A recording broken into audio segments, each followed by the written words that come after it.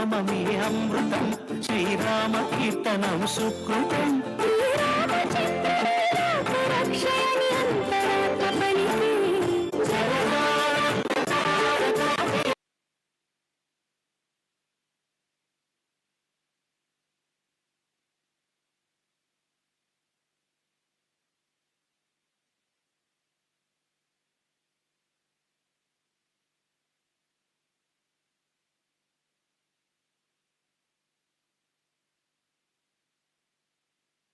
नमो नमो नमो जननी आंध्र प्रदेश नमः, जयतु जयतु धरणि कोट अमरावति नमः.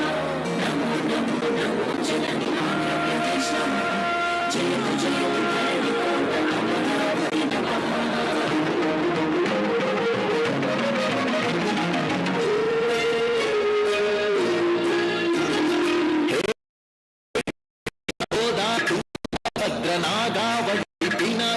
స్వర్ణముఖి జల చేలాండల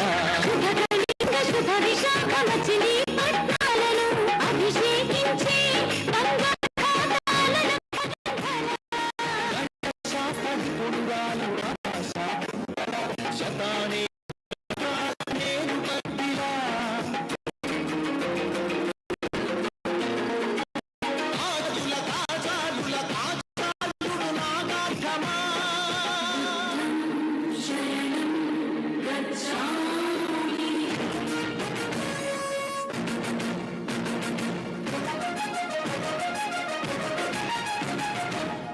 భట్టు శాస్త్రమా భరద్వాజ సూత్రమా శ్రీహరికోటంతరిక్ష తేజోమయ నేత్రమా లింగకీల పర్వత శ్రీ కనక దుర్గమా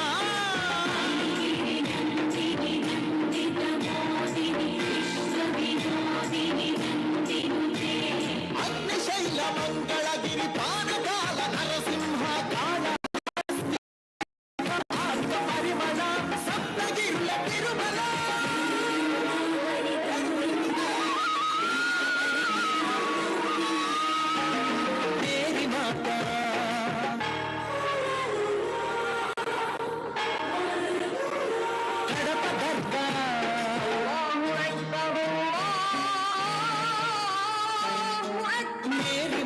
కడప దర్గ సమ్మత హిత సుగుణశీల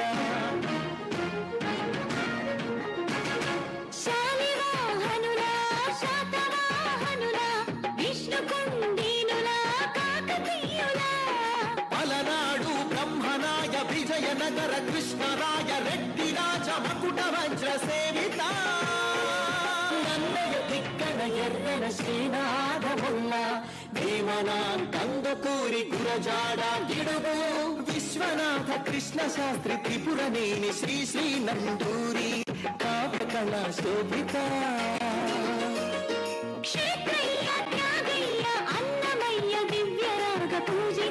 పద్యపు ఊరేగింపుగ తిరుపతి వెంకట కవులు ఏపాక్షి కొండపల్లి కలంకారి హస్తకళ కేంద్రమా కుందూరు ధర్మవరం వెంకటగిరి మంగళగిరి చేనేత వస్త్రమా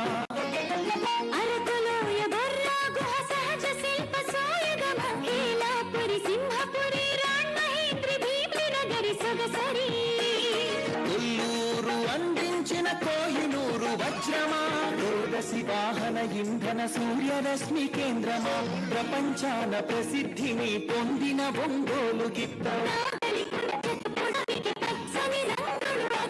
రైతు వృక్ష శాస్త్రజ్ఞులను అందించిన ధాన్య కటకమా ఆకలి డొక్కలు నింపిన డొక్కా విశ్వానికి అన్నమెట్టే అన్నపూర్ణ సత్రమా నవధాన్యాగారమా నాగార్జున శ్రీశైలం ధవళేశ్వర పులిచింతల వంశధార పోలవరం ప్రాజెక్టుల శ్వేతాంజలి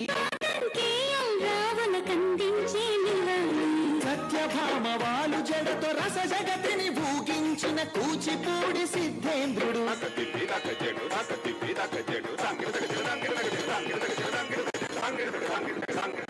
తెల్లదాటి నెదురించిన Alluri బండం నిప్పుకొండ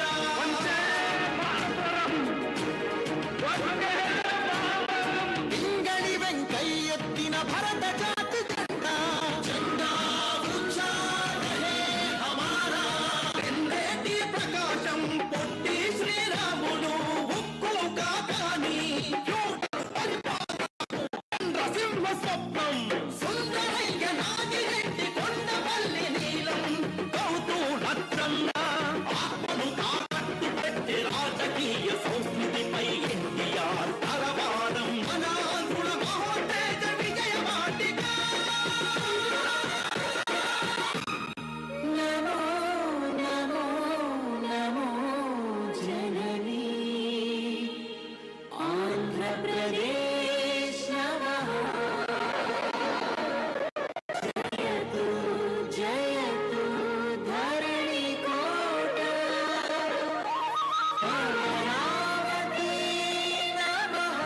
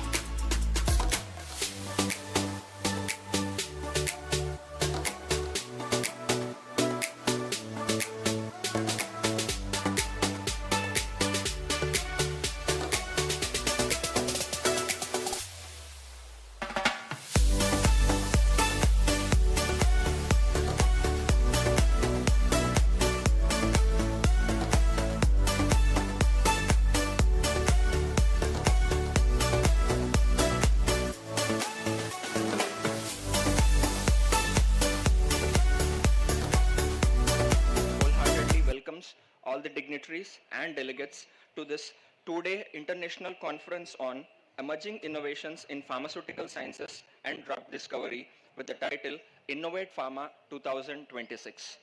The Institute feels this as a privilege to conduct this conference by inviting the speakers from a different part of the globe so that they can come here and share their research experience with all of us. Because we strongly believe that research that is being done in different parts of the world has to be transmitted to all parts of the country. At some part of the world, a small virus breaks out and it spreads all throughout the country without giving us the time to recover.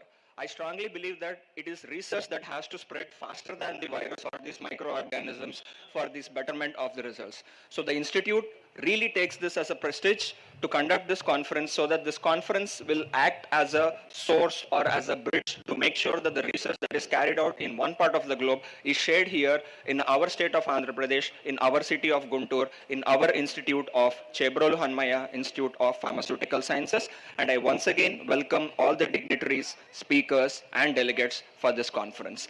A warm welcome to you all, and I hope that this conference will definitely enlighten you. Now, without any delay, I would like to welcome all the dignitaries on the dais so that we can start this inauguration. At the outset, I would like to invite on stage Dr. Rayapati Srinivas, the President of Nagarjuna Education Society. I would like to invite our President, Dr. Rayapati Srinivas, who is the President of Nagarjuna Education Society and also Chebrolu Hanumaiah Institute of Pharmaceutical Sciences, onto the dais.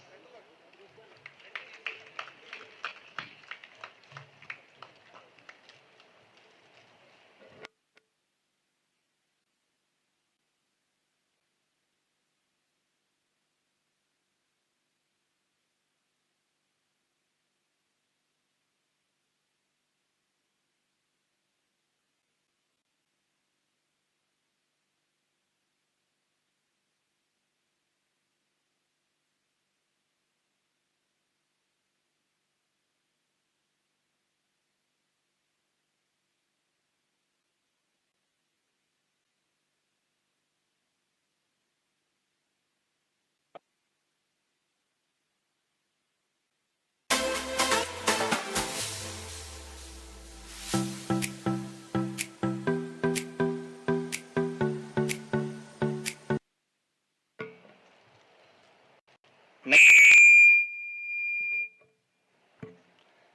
I would like to invite on stage our beloved principal, Dr. S. Vidyadhara, onto the dais.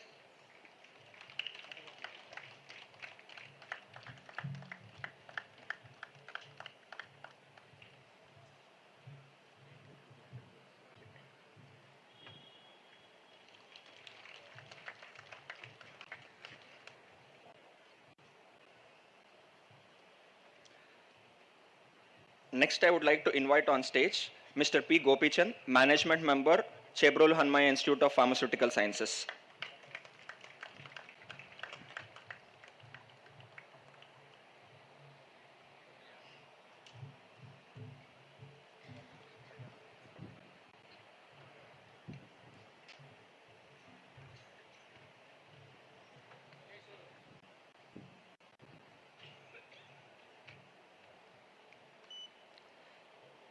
Next, I would like to invite on stage our distinguished guest for this inauguration, Dr. K. Gangadhar Rao, the Vice Chancellor of Acharya Nagarjuna University.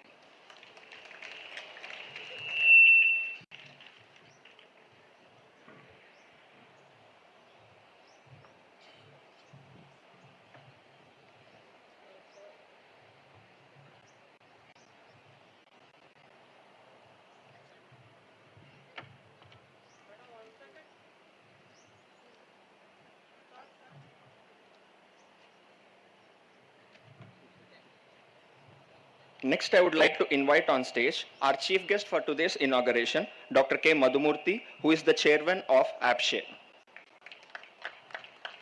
Andhra Pradesh State Council for Higher Education. He is the chairman of APSHE.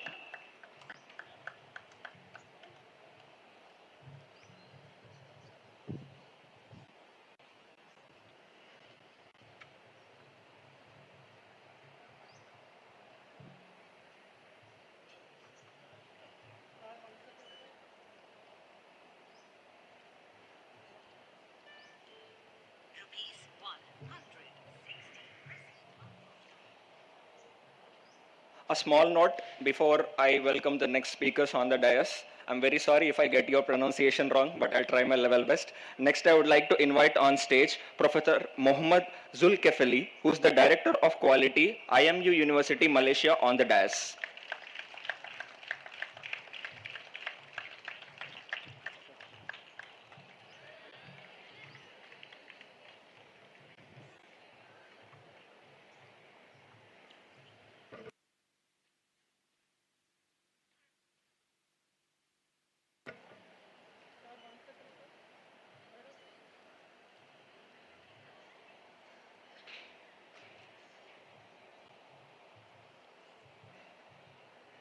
Next, I would like to invite on stage Dr. Chin Swee Yi, who is the Program Director of IM University, Malaysia.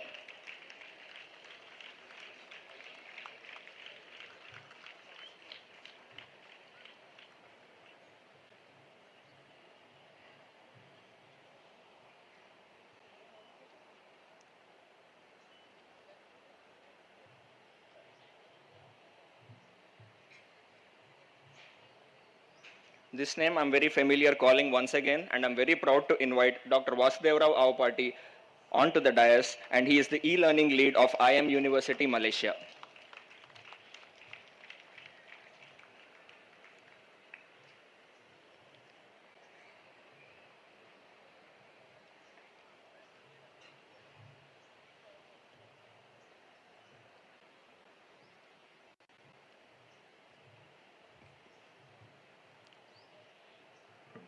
And last but not the least, and without whom the stage would definitely be incomplete, is Dr. V. Venkatrao, who is the convener of this conference, onto the dais.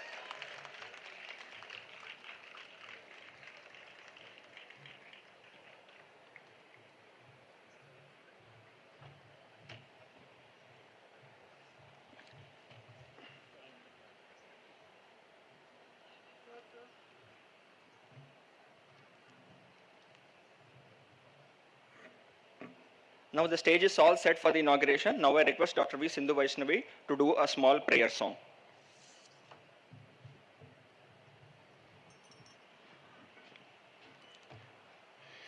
Vinayaka ನೀನು ವಿನಾಯಕ బ్రోచుటకు వినాయకా నిన్ను వినా బ్రోచుటకు వేరెవరురా విఘ్నరాజా వేరెవరురా విఘ్నరాజా వినాయకా అనాథ రక్షక అనాథ రక్షక అనాథ రక్షక నీవే కాదా ఆదరించి మము బ్రోవగరాదా అనాథ రక్షక నీవే కాదా ఆదరించి మము బ్రోవగరాదా వినాయకా నిన్ను వినా బ్రోచుటకు వేరెవరురా విఘ్నరాజా Vinayaka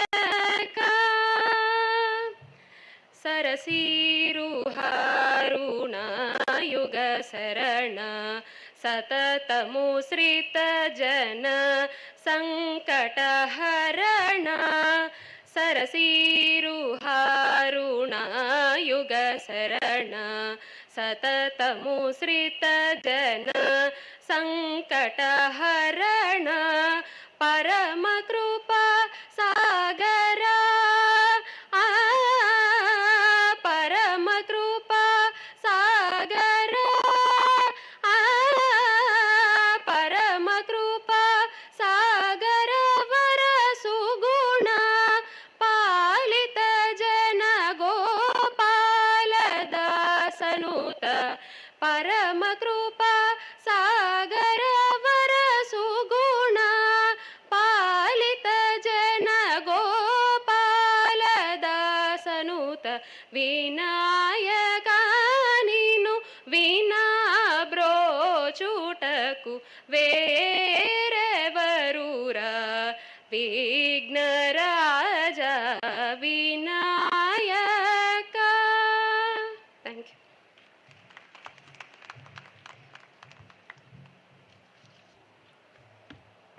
Thank you. Now, I request our beloved President, Dr. R. Srinivas, to please give his welcome address.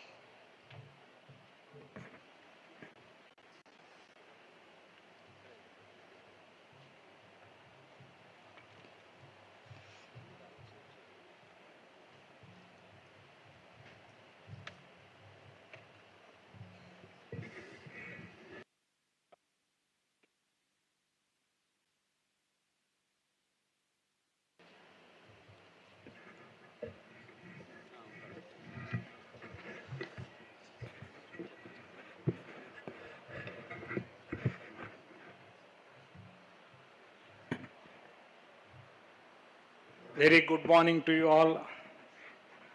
On behalf of Chebrolu Hanumaiah Institute of Pharmaceutical Sciences, I cordially invite all the distinguished guests, speakers and delegates to this two-day international conference on innovative pharma emerging innovations in pharmaceutical sciences and drug discovery, being organized by CHIPS in collaboration with Indian Pharmaceutical Association. Chebrolu Hanumaiah Institute of Pharmaceutical Sciences, the seventh institution established and run under Nagarjuna Education Society, is one of the premier institutes providing exceptional pharmacy education in the state of Andhra Pradesh. Discipline, quality, teaching and eminent administration are the traditional strengths of NES, and I can confidently say that CHIPS Institute inherited the legacy as it continues to grow in every possible direction pertaining to the field of pharmaceutical sciences. The institute is approved by Pharmacy Council of India and permanently affiliated to Acharya Nagarjuna University.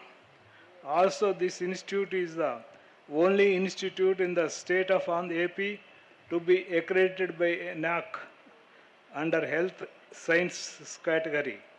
The institution also got autonomous status from the academic year 2024-25. It gives me immense pleasure to see the institute organize prestigious and lucrative conferences on the current trends of pharmaceutical sciences, thereby making all the researchers, research scholars, and students well informed and updated in these aspects. I congratulate the institute and can assure that it will constantly involve in activities for the upliftment of pharmaceutical sciences. Thank you very much.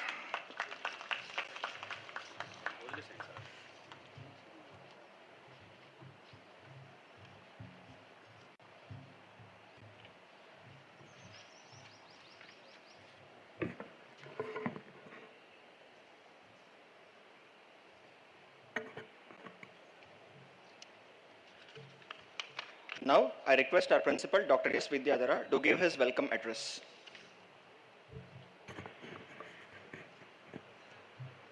Very good morning to all.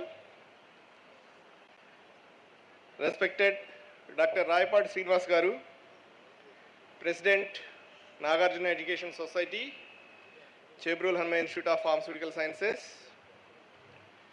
Today's guest, respected K. Madhumurthy Garu,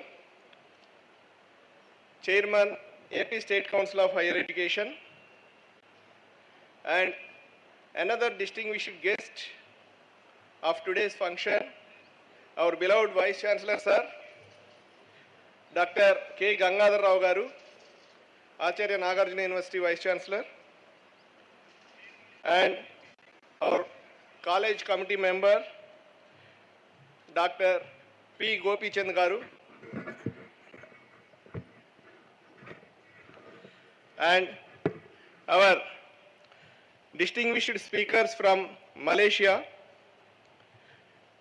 from International Medical University,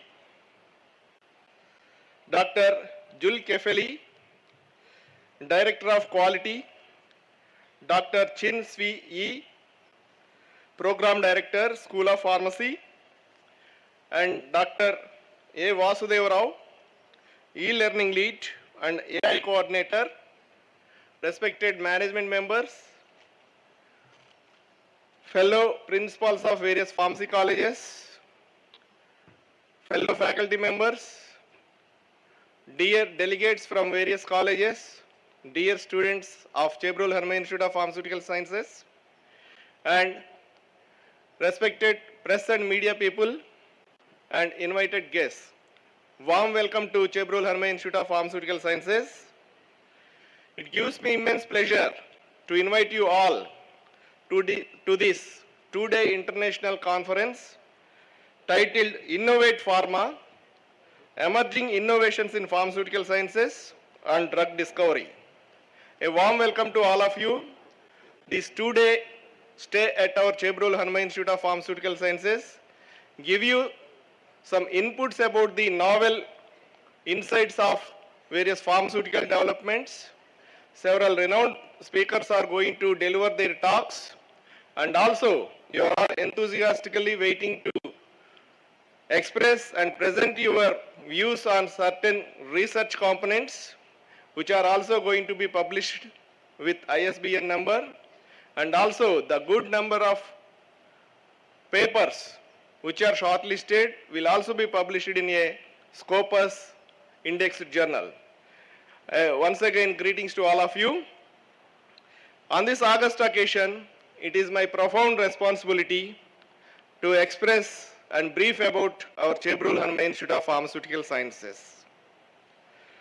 I still could remember Chebrolu Hanumaiah Institute of Pharmaceutical Sciences was established in the year 2005 by name Nagarjuna Education Society Institute of Pharmaceutical Sciences. And initially it was started at our parent organization called JKC College. Later in the year 2006, we have moved into our permanent building into this campus with the blessings of the present today's chief guest, Dr. K. Madhumurthy Garu. I still could remember, sir, you have visited our college to grant permission for name change as Chebrolu Institute of Pharmaceutical Sciences and relocation of NES IPS into CHIPS at this present building during 2006 when you are serving as advisor All India Council for Technical Education. Thank you, sir. It is a most valuable moment for us during that time, and we are very happy that you are now with us to bless all of us.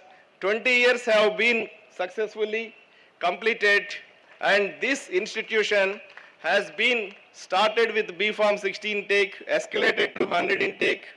Then we have started 2 M.Pharmacy courses, and then PharmD course also we have started, and total intake of our college as on today is about 650 students, sir. And we are very much privileged to say that our college, all courses are permanently affiliated by Acharya Nagarjuna University. Thanks to our Acharya Nagarjuna University administration. Thank you, Gangadhar sir. And also, this institution has got NAC accreditation, particularly in the health sciences category. I think this is the only institution in the state of Andhra Pradesh went for accreditation under health sciences category during the year 2019. Now we got the accreditation status extended up to 2029 December 31st. And since last year, our institution has also got autonomous status by UGC Grants Commission. And this institution is also privileged to have a research center under Acharya Nagarjuna University. And I am very happy to note that our research center is the biggest research center in the state of Andhra Pradesh with 12 recognized research guides under Acharya Nagarjuna University, and as at present 47 research scholars are doing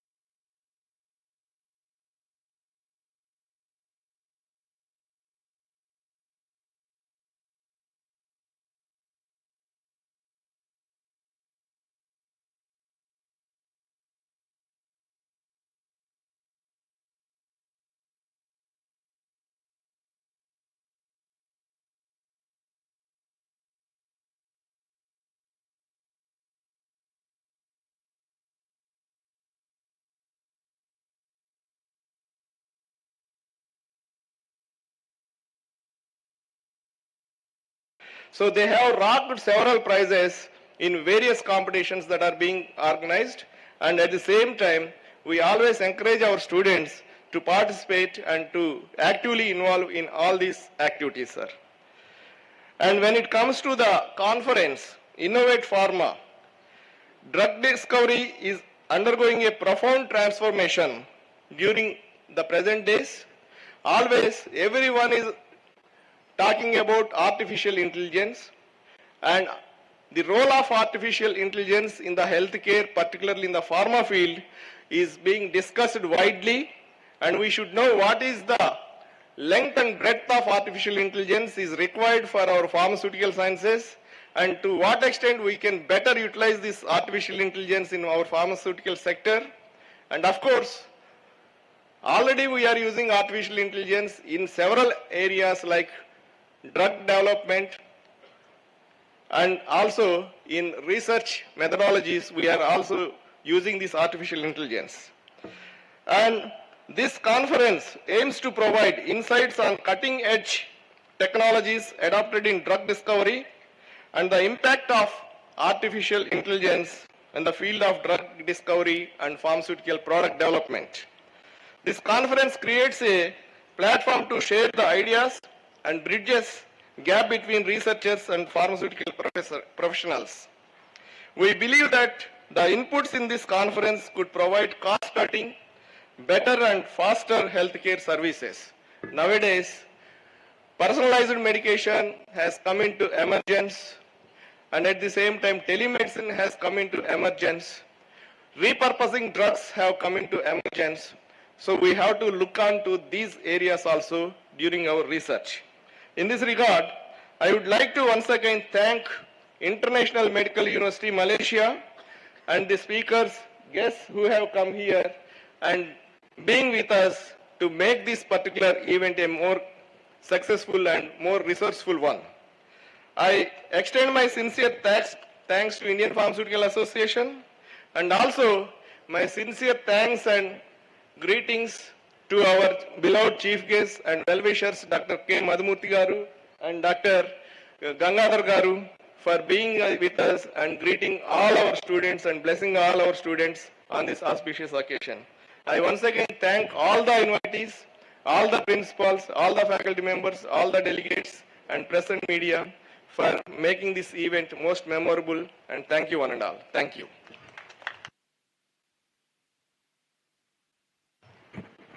Thank you, sir. Now, I would request Professor Zulkifli to please come forward and share his experience on being here with us today.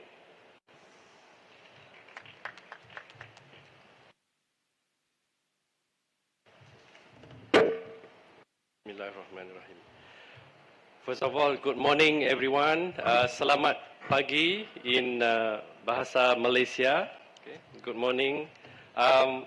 First of all, my greatest gratitude to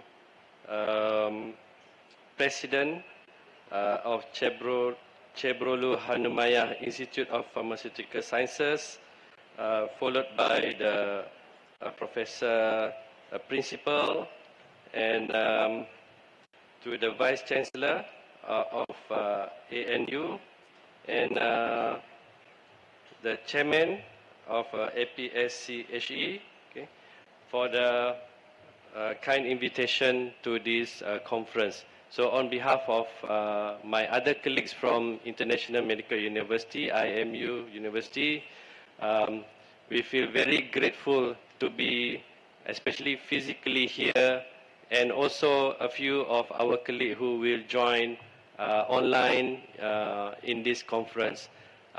Especially for me, this is my first time, okay, in my life I'm touching down in this wonderful country, India.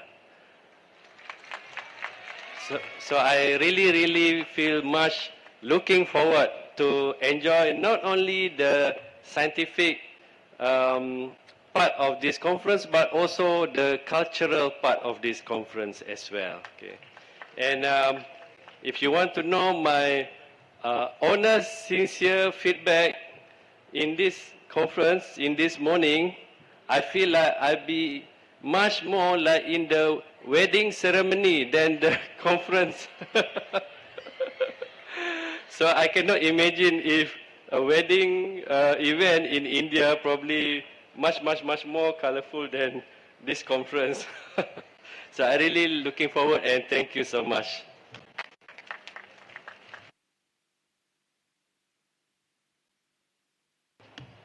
Thank you, sir. And we're also eagerly waiting to listen more from you during your sessions. Now, I would request Dr. D. Sandeep to please come forward and introduce our distinguished guest.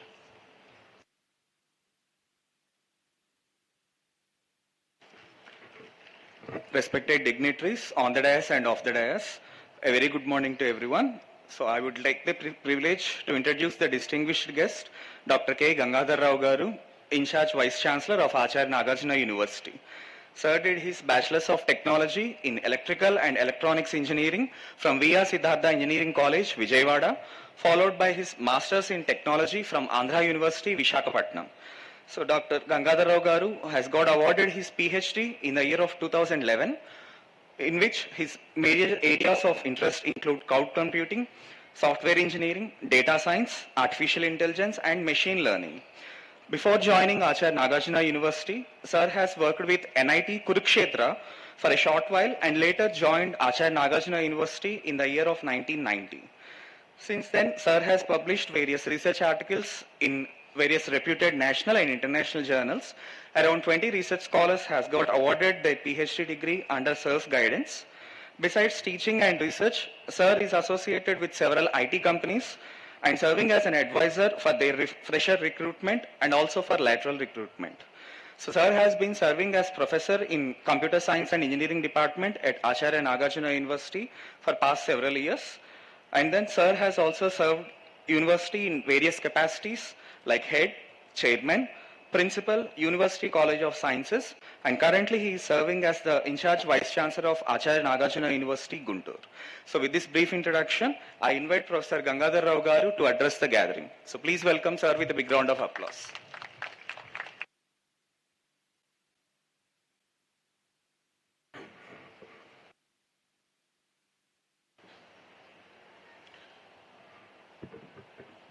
Dr. Srinivas Garu, President, NES and CHIPS, Professor Madhumurthy Garu, Chairman, State Council of Higher Education, and Dr. Mohammad Julfikili, Director Quality, IMU University, Malaysia, Chin Sui and Dr. Vasudeva Garu, both of them working for IMU University, and P. Gopichand Garu, who is the committee representative for Chebrolu Hanumaiah Institute of Pharmaceutical Sciences, and Dr. Venkatrao Garu, organizer for this conference. So first of all, let me congratulate the college, right, being the 7th institution promoted by NES.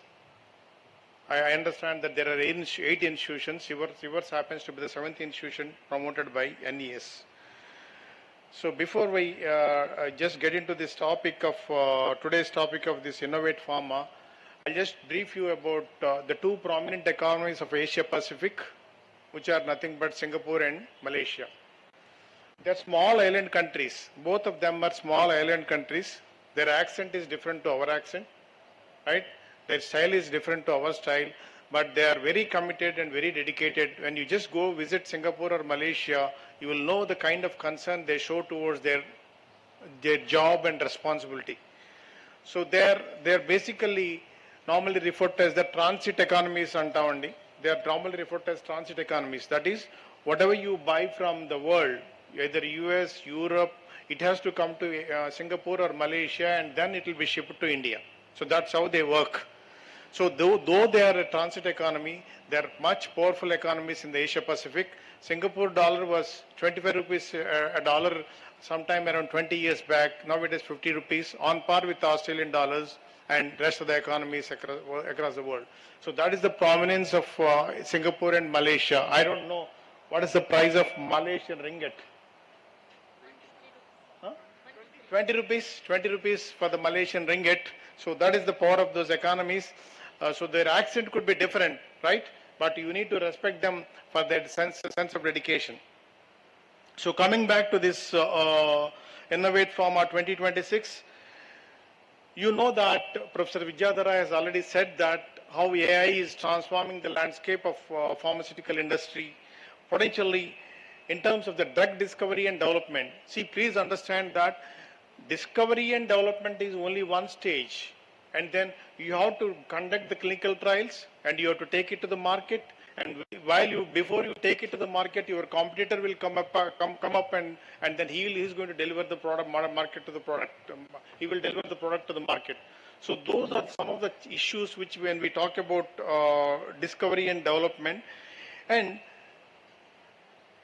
there is one more area that is coming up is biologics.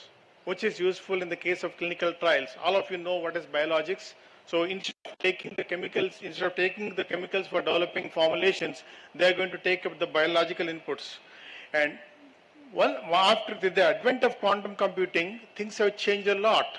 How quantum computing is going to revolutionize the way how the pharmaceutical research can be conducted in terms of understanding the multivariate properties of the drug molecules.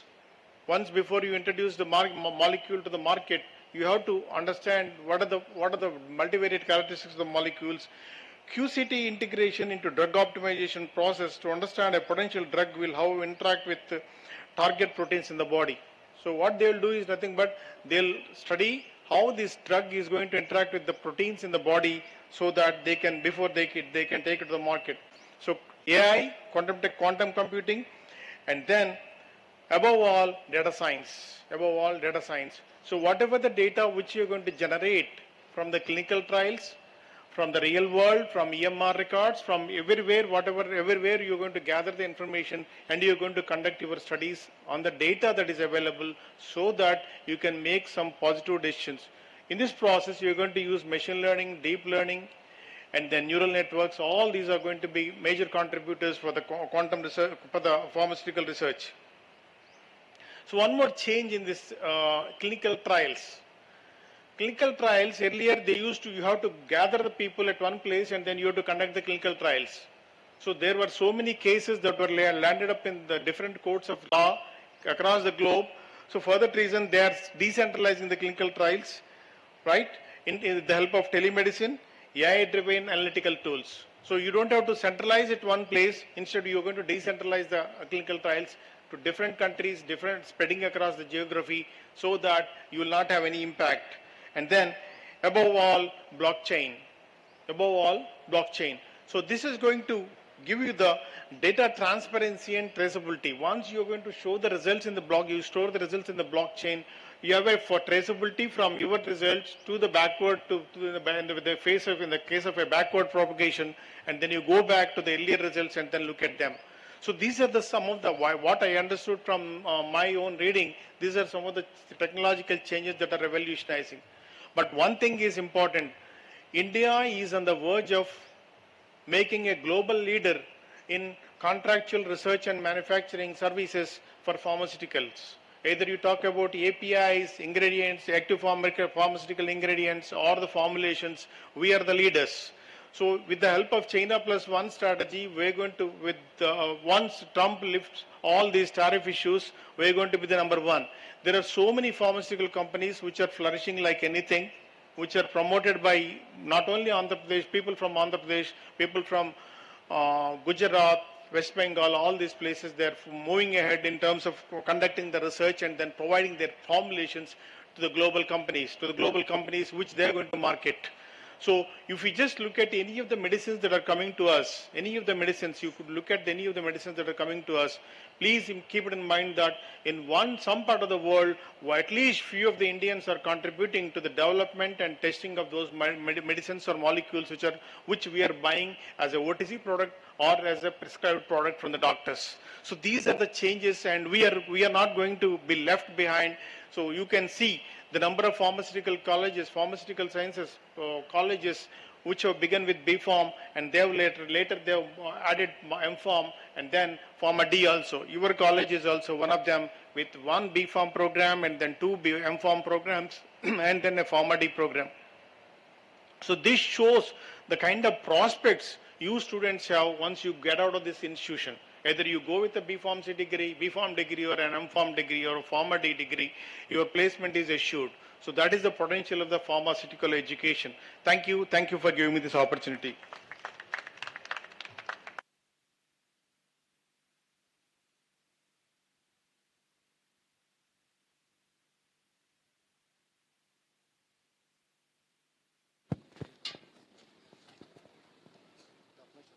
Thank you, sir.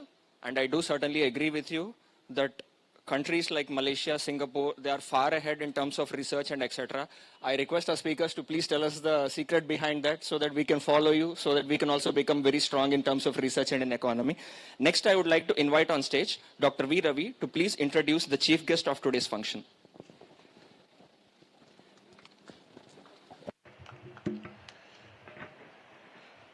morning, everyone. It is my proud privilege to introduce today's chief guest, who is an eminent academician, distinguished administrator, and a visionary leader in higher education. He is Professor K. Madhumurthy Garu, who is the chairman of Andhra Pradesh State Council of Higher Education.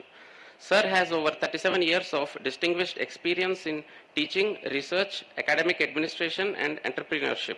He holds a PhD in mechanical engineering from National Institute of Technology, Warangal, and has served in several key leadership roles, including head of the department, registrar, and dean at premier national institutions such as NIT Warangal and NIT New Delhi.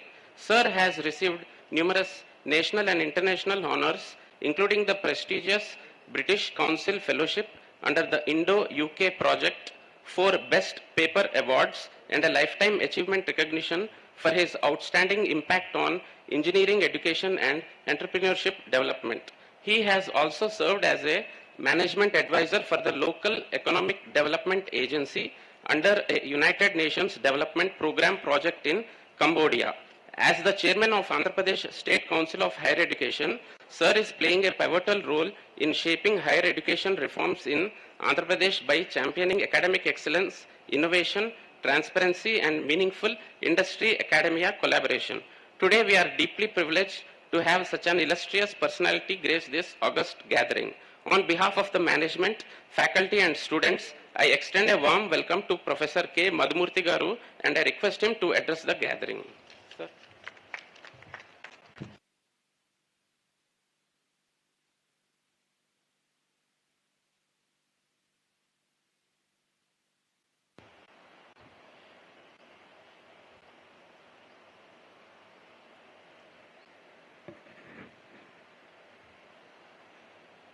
Esteemed Dr. Srinivas Garu, the President of the Nagarjuna Educational Society and CHIPS, Honorable Professor Gangadhar Rao Garu, the Vice Chancellor of Acharya Nagarjuna University, Principal Vidyadhar Garu, Member of the Management Committee Gopi Chand Garu, Distinguished Professor Mohammad Zulkifli from the IMU University, Malaysia, Dr. Chin Si Lee of IMU, Dr. Vasudev Rao Garu, Venkat Rao Garu, convener, distinguished faculty members, participants, dear students. It gives me great privilege and pleasure to be a part of this inaugural ceremony and a most appropriate topic, Innovate Pharma 2026, two-day international conference on emerging innovations in pharmaceutical sciences and drug theory. Let me take you through a thought that I have about a story, how we consider what medicine is all about. I think every medicine has a story, and it starts off with trying to find a possible way of reducing the pain and probably saving a life. In this particular context, it had been a very laborious process earlier, which was not only time consuming, but also based on a trial and error sort of techniques. It was almost like finding a needle in a haystack, always mixing, testing, waiting, failing, and then retesting. That was the sort of a situation where scientists were working with notebooks and test tubes. But gone are those days, and here we are. Probably that's the reason we have a national conference here on emerging innovations in pharmaceutical sciences and drug discovery. It's all changing today. Earlier days, we could memorize as a story, but today, the story is very different and it's changing very fast, particularly in the context of the technologies that are available, the artificial intelligence, the computer tools that are accessible, and the data systems that we can probably depend upon, which help us to get into understanding what we are trying to formulate before it is gone into the laboratory. Saving time, saving expenditure probably is also a sustainable process of development that we are all thinking about. It's not just trying to be so, it is also one that is helping us to make the medication not one for all, but making it so personalized, customized. I believe medicines are being made today which are very specific to an individual based on the body, gene, and the type of issue that one faces, which also not only treats a particular individual for his ailment, but also reduces the side effects that it is likely to bring in. Added to this, we also have the benefit of the chemical systems that we are making use of, which probably gives us the aspect of biotechnology, which we are trying to make use of in developing vaccines, cancer therapies, and also the life-saving treatments that we have been formulating. In this, though we are saving the humanity, it is also making use of living systems that has helped us to come up with early developments and faster developments of these medications. And the recent COVID-19 has helped us see how fast we could probably come up with vaccines, not only for the country, but also saving several other nations with such sort of economic in production of such medication. Having said this, I am also wonder that this medication has become so specific that today, without making, we can probably make the medicine reach the ailment space in the right quantity at the right time to make the patient treated much earlier. This is not just about health that we are talking about when we speak about pharmacy. Today, the government of AP has been coming up with several projects. Many of them are likely to be grounded. And the plan here is to come up with a sectorial development of the state, where several districts, based on its own advantages and the resources that are available, have been identified for development of various industry. In this particular sense, we already have MedTech in Vizag, similarly our pharma parks all spread over, starting from Achutapuram to the Tirupati area. In this particular context, when I say it's not just about health that we are bothered, it is also about the jobs that it is likely to bring in, the startups that it is likely to generate, and the research that it would mean. And finally, it is the economic development of the state that we are more looking forward to. At this particular stage, when the state is being reconstructed with limited resources, we are facing a resource crunch in the development process, but the prospects and the promises, along with the positive and dynamic governance that we have here, have been really helping the state to grow in much faster manner. In this particular aspect, let me also tell you that the state has been promising such sort of future for all of us based on a commitment called Swarnandhra, where education, entrepreneurship, and inclusive development is going to be the slogan with which we are going to work, and the commitment with which the government is going to promote the activities. Dear students, I see large in number, and it's no different that in any of the campuses that we visit, the proportion of girl students seems to be massive, growing, encouraging. And I see that here the gathering is almost about 80%, 70% of the girl students. And the story of innovation not only starts with the curiosity, but it also means a bit of hard work, and it should lead to success when we meet with resilience and courage. And having said this, we also have our teachers and faculty researchers who have been trying with various ideas. And first of all, let me also bring in something about the education system that we are trying to do. Very recently, we had a Vice Chancellor's conference, and we were pondering among the thoughts of how best can we improvise our own education system.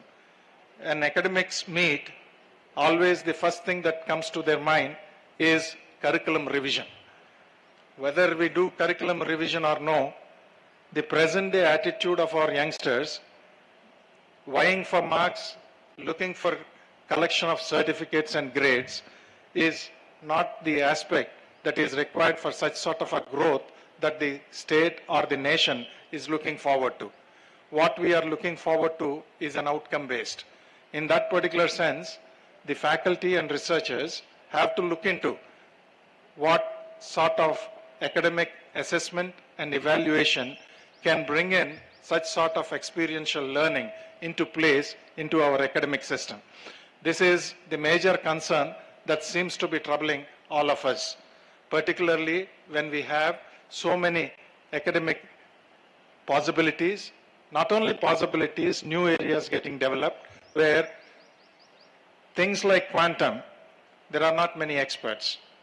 But there seem to be several prospects where quantum seems to be entering into every field of activity where we have been earlier controlled and limited by our own resources, by our own knowledge. But today, we are making efforts to develop our own people in terms of skilling them in aspects of quantum. And very recently on 19th, through NPTEL, we have come up with an introductory program on basics of quantum technologies. And this is a 4 weeks program which is being given a credit of one credit and being treated as part of your internship. We expect that such sort of participation in programs and possibilities of gaining knowledge in such sort of new areas would help us get into much better research activities as well, and making Andhra Pradesh Quantum Valley, Amaravati Quantum Valley, the hub of activity here. And we expect to develop the computers, not only making use of the quantum computers, but quantum computers are also going to be developed here. And we are looking forward to people from all domains of knowledge to participate in this. To our understanding and to our amaze, there are about 20,000 students who have participated in the quantum hackathon. And there are about 700 faculty members from all walks of life participating in the faculty development program on quantum technologies. The road is getting laid for making inroads into such new technologies, and times are awaiting your contribution. So more than your degrees that you collect, we are looking forward to what you have gained from this stay at the campus and what you could contribute after being graduates of this. And in this 2 days international conference on Innovate 2026, I think you should all be gaining knowledge through various experts delivering their own research activities and the contributions that we could make and make you much stronger in this area. I wish the conference a great success and would make Andhra Pradesh more proud and bring in new inputs that we could further carry it forward economically as well. I wish them all the best and congratulate the organizers for having thought of such an important topic for the conference. Thank you. Thank you all.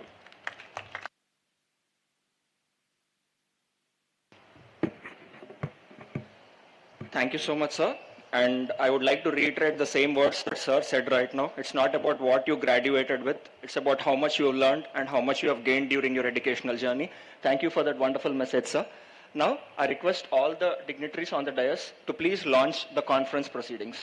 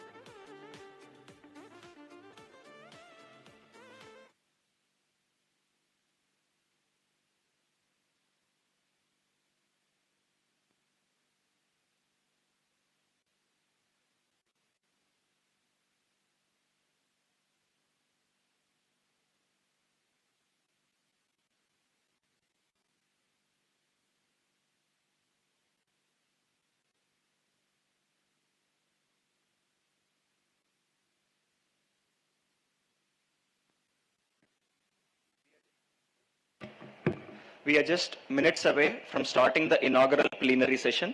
And before we start the plenary session, it becomes our respect and responsibility to honor the chief guest and also the distinguished guest who, in spite of their very busy schedule, because as you know, one person is serving as the Vice Chancellor of Acharya Nagarjuna University and other person is heading the APSHE.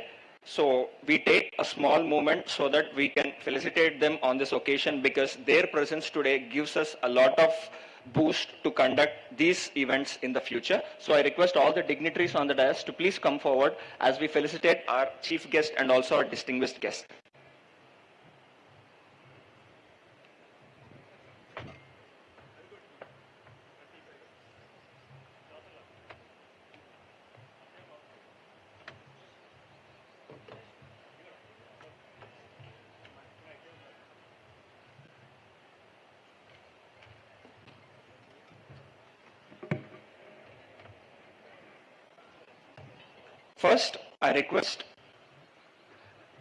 First, I request Dr. Gangadhar Garu to please come forward and accept the felicitation.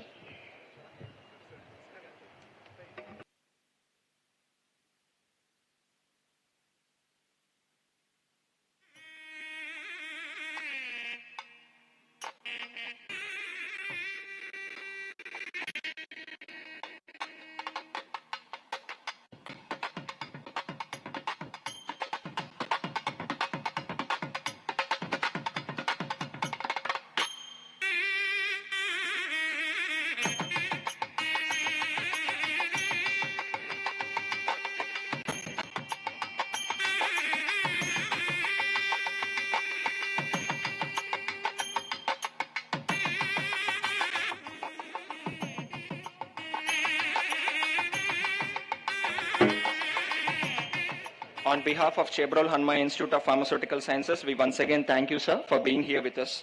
Next, I request Dr. K. Madhumurthy to please come forward and accept the felicitation.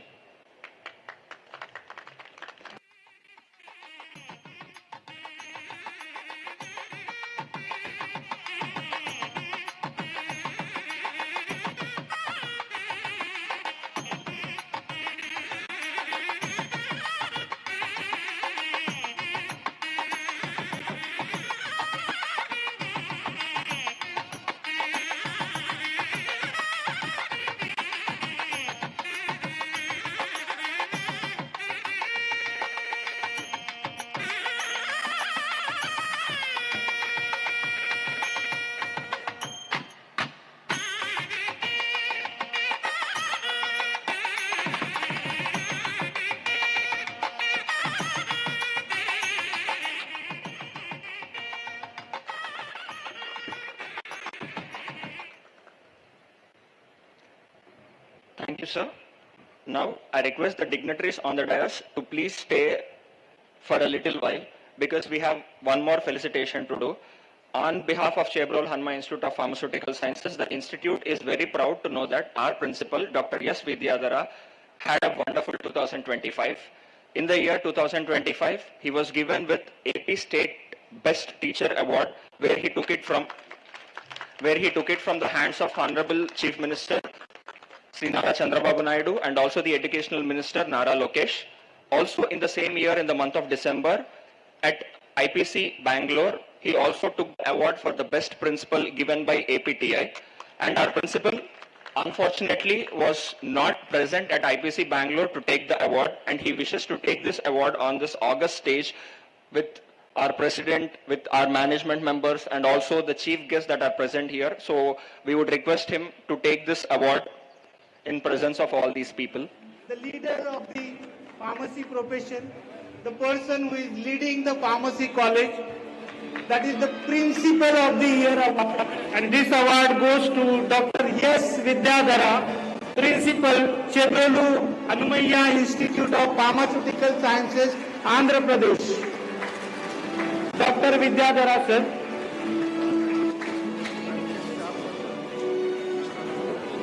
Okay. Doctor, on behalf of Dr. Vidyadhara, his faculty is receiving award due to some emergency, is not present for this award. So Dr. Vidyadhara, professor and principal at Chebrolu Hanumaiah Institute of Pharmaceutical Sciences, Andhra Pradesh. On behalf of his faculty member is receiving this award. मैं सबसे एक दरख्वास्त करता हूं कि तालियां नहीं रुकनी चाहिए क्योंकि ये अवार्ड फंक्शन है.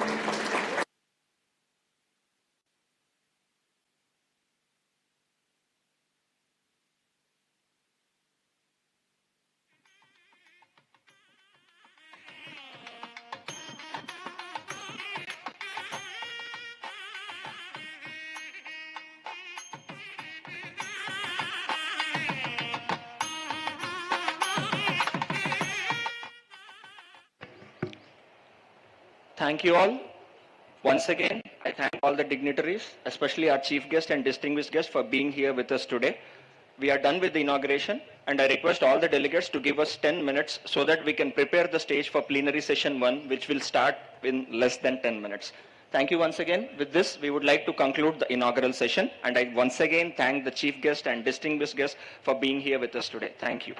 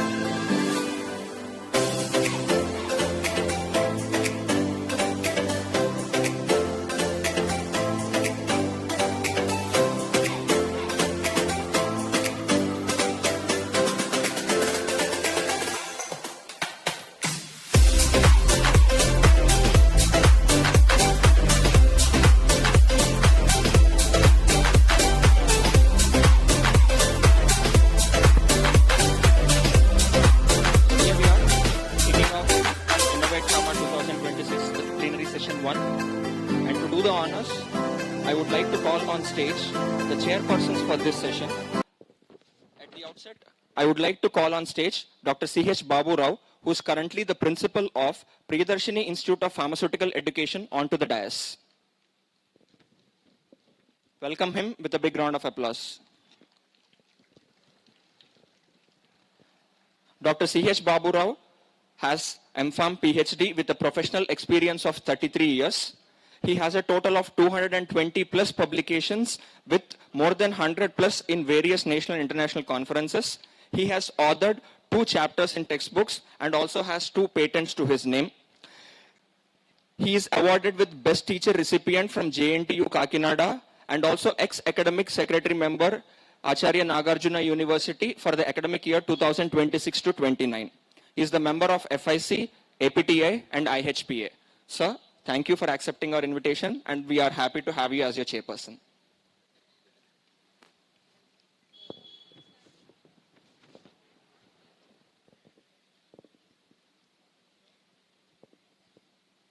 Next, I would like to invite on stage our second chairperson for this session, and I invite Dr. G. Adinarayana, who is currently working as professor, onto the dais.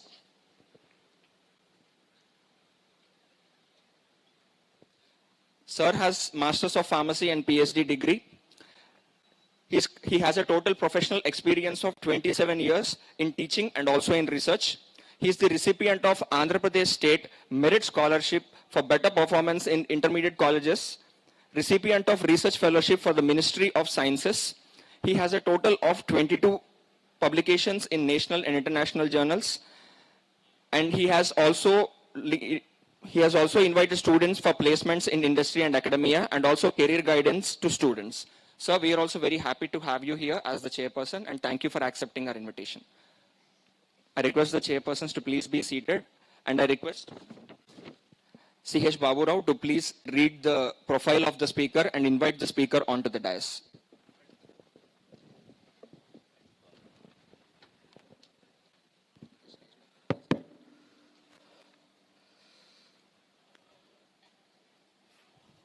First of all, it gives me great honor to introduce the speaker of this session, Professor Dr. Mohammad Zulkifli.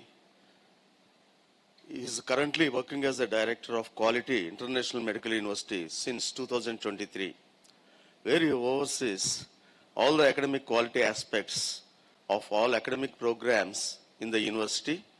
Before this portfolio, he was a Dean of the School of Pharmacy in International Medical University since 2016, where during his term, the university was first ranked as the top 300 for QS World University ranking by subjects, pharmacy and pharmacology, and latest is top 200 in the world for 2025. Give him a big hand for this great achievement. He holds a PhD in supramolecular chemistry from Hiroshima University, Japan. His research area in the supramolecular self-assembly medicinal chemistry and pharmaceutical science education.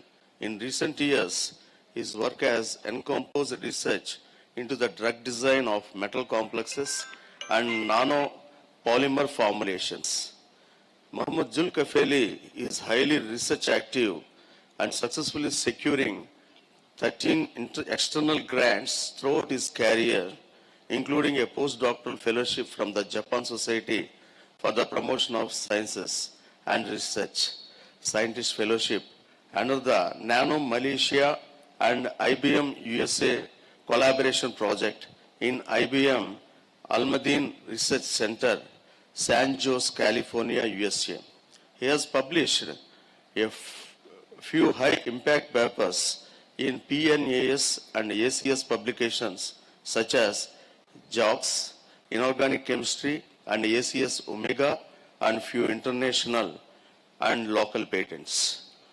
Mohammad Zulkifli excellence in research has been recognized by several prestigious awards, includes the Makna Cancer Research Award, Vice Chancellor Award, conferred by University Technology, MARA, as well as Innovation Awards with the iTex and Biotechnology Asia Innovation Exhibition.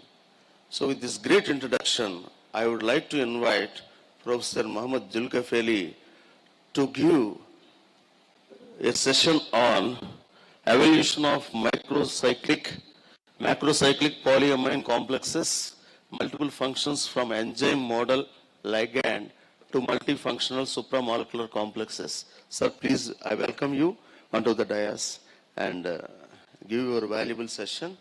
And before starting this session, I would like to express, sir, please come, my sincere thanks to our beloved principal, Dr. S. Vijayadhar Garu, for giving me this wonderful opportunity and making me part of this prestigious event. Thank you very much, Dr. Vijayadhar Garu, and management and organizers of this international conference. Thank you. Sir, please welcome. Thank you so much. Thank you so much to Mr. Chairperson. I will use this one. Thank you so much to Mr. Chairperson and to the... I would like to felicitate, welcome the speaker of this session with flower bouquet. Thank you. Thank you, sir. Please proceed. Thank you so much to Mr. Chairperson and also Mr. Second Chairperson, and also I would like to convey my gratitude to the organizer of this conference, especially to Professor Venkata for the nice hospitality that I received since I arrived in India, as I mentioned, for the first time in my life yesterday. Okay. So as an introducer, my title for this plenary is Evolution of Macrocyclic Polyamines Complex on multiple functions from enzyme model ligands to multifunctional supramolecular complex. So I would like to further introduce a little bit about my educational and career background. So as introduced, I actually did my B.Pharm program in Hiroshima University way back in 1994, graduated in 1998. And then because of my interest in research, I continue my education as a research fellow in the same university, continue with my M.Pharm science and also to my PhD, and graduated in 2005.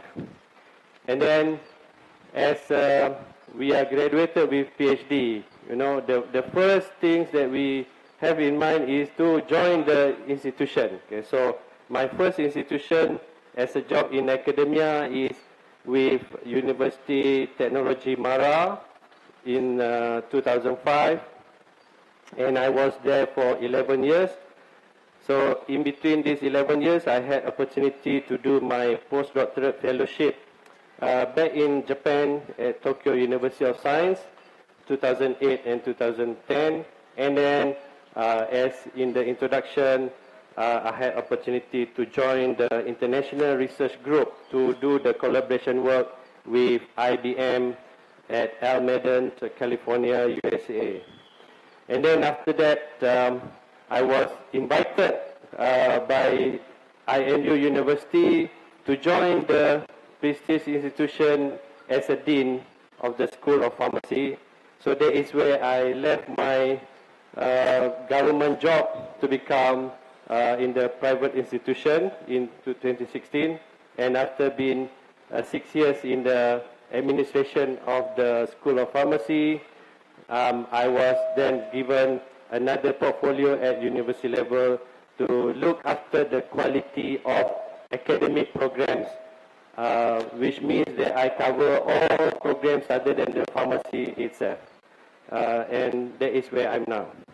So, with regard to my topics today, I would like to start by sharing a part of the presentation that made by the late Professor Emeritus Dr. Eiichi Kimura from Hiroshima University, who was my great Sifu.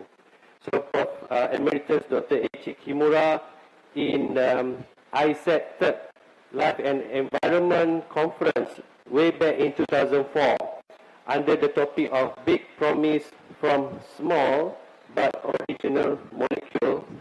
He presented, before that, this is my photo with my great Sifu, the late of Emeritus Prof. H.E. Kimura on my graduation day during my bachelor program. So I am more or less around your age now. Okay? This is on my graduation day from the bachelor program. I still had more hair growth during that time compared to now. So Professor H.E. Kimura, in his presentation, he inspired from the 18 Crown 6 that discovered by Professor Pearson in 1967 that received the Nobel Award in 1987. So Prof. H.E. Kimura inspired from this crown ether to explore more on the naturally exist and also synthetic functional polyamines molecule and its basic structure. So Prof. H.E. Kimura explored most of these polyamine molecules such as porphyrin, spermine, peptide, and also the 12 members of N-nitrogen 3, and then 12 members of N4, and also 14 members of N4, and also 18 members of N6. Particularly the microcyclic 12 members of N4, which is we call cyclone. That will come much more in my talk later. So, during performing the electrophoretic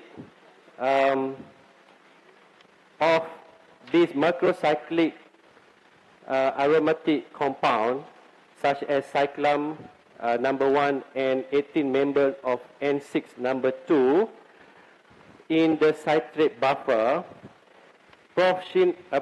H.E. Kimura discovered a strange electrophoretic movement, particularly on the compound number 2. So despite of the cation property of this compound number 2, it did not move to the negative side, okay, of the electrophoretic, but it moved to the positive charge, okay, of the electrophoretic. So by right, positive should go to the negative, not to the positive. So he wondered what was the reason, and this electrophoretic movement was performed in the presence of citrate buffer.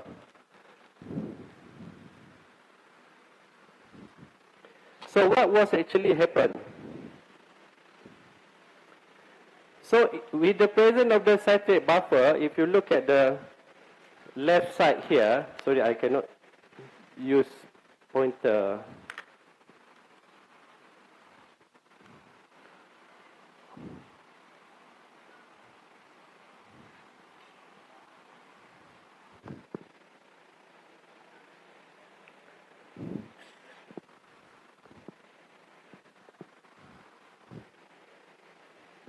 I'm not sure if you can see arrow.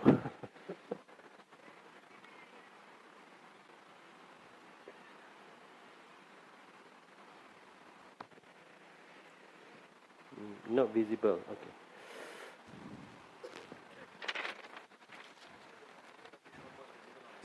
Oh, it's visible. Huh? Okay. Yeah.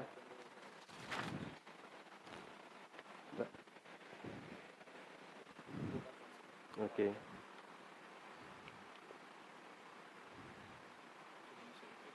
Okay. Okay, I hope you can see the red mark that I'm using here.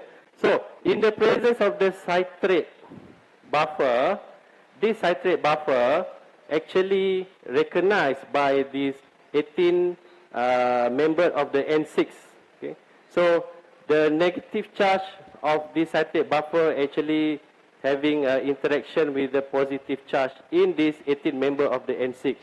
However, there was an extra negative charge left here. So that is the reason why the complex of these two molecules actually attracted to the plus the positive side, okay, of the experiment just now. So that is the what we describe as the beginning of the anion complex chemistry, and this property was further applied, okay, to the other anions that available in our life system. So, for example, the ATP molecule here. So the ATP molecule here, which having the anions charge, also interacting with the positive charge, okay, of this 18N and 6 molecule. And this work was published in the JACS, respectively in 1981 and 1982. So further from that, it was known that this macrocyclic polyamine, if you can see the arrow here, now is the 12th membered ring of N3. It's also having a very stable complexation with the zinc cation here. And when the zinc having a complexation with this 12th membered ring of N3, in the aqueous environment, it was discovered that there is a water molecule coordinated on this zinc. And the pKa of the deprotonation of this water molecule was determined as 7.3. And surprisingly,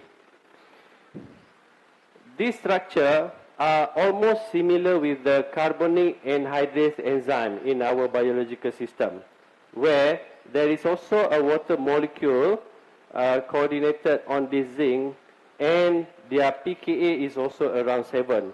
So this system, okay, at the center here, could also be applied as a zinc enzyme model, such as example given as the carbonic anhydrase enzyme here.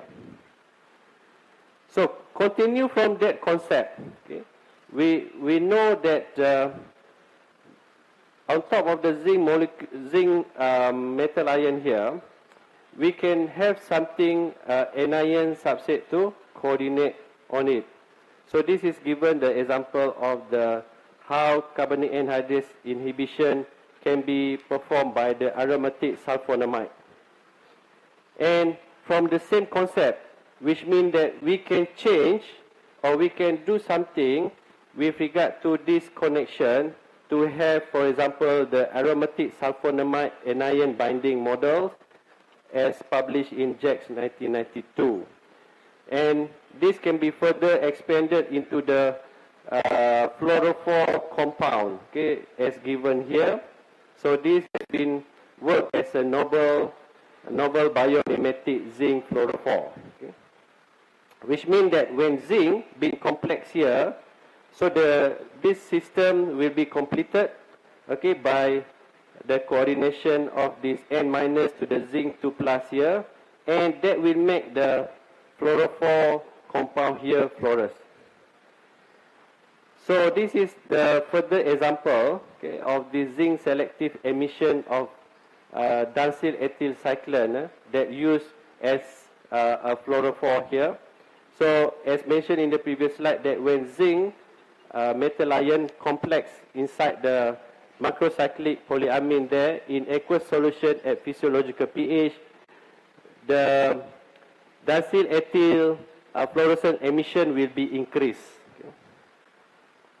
And this is a further study to show the selectivity of the metal ion is limited to zinc and cadmium, whereby copper doesn't make the stable complex compared to the zinc and cadmium. And we can use this as a sensor for our biological system to detect any movement of the zinc inside our biological system, because we know that in our body we don't have cadmium. Okay? We have zinc but not cadmium. So that is one example of the selectivity of this complex of dansyl ethyl cyclone with zinc.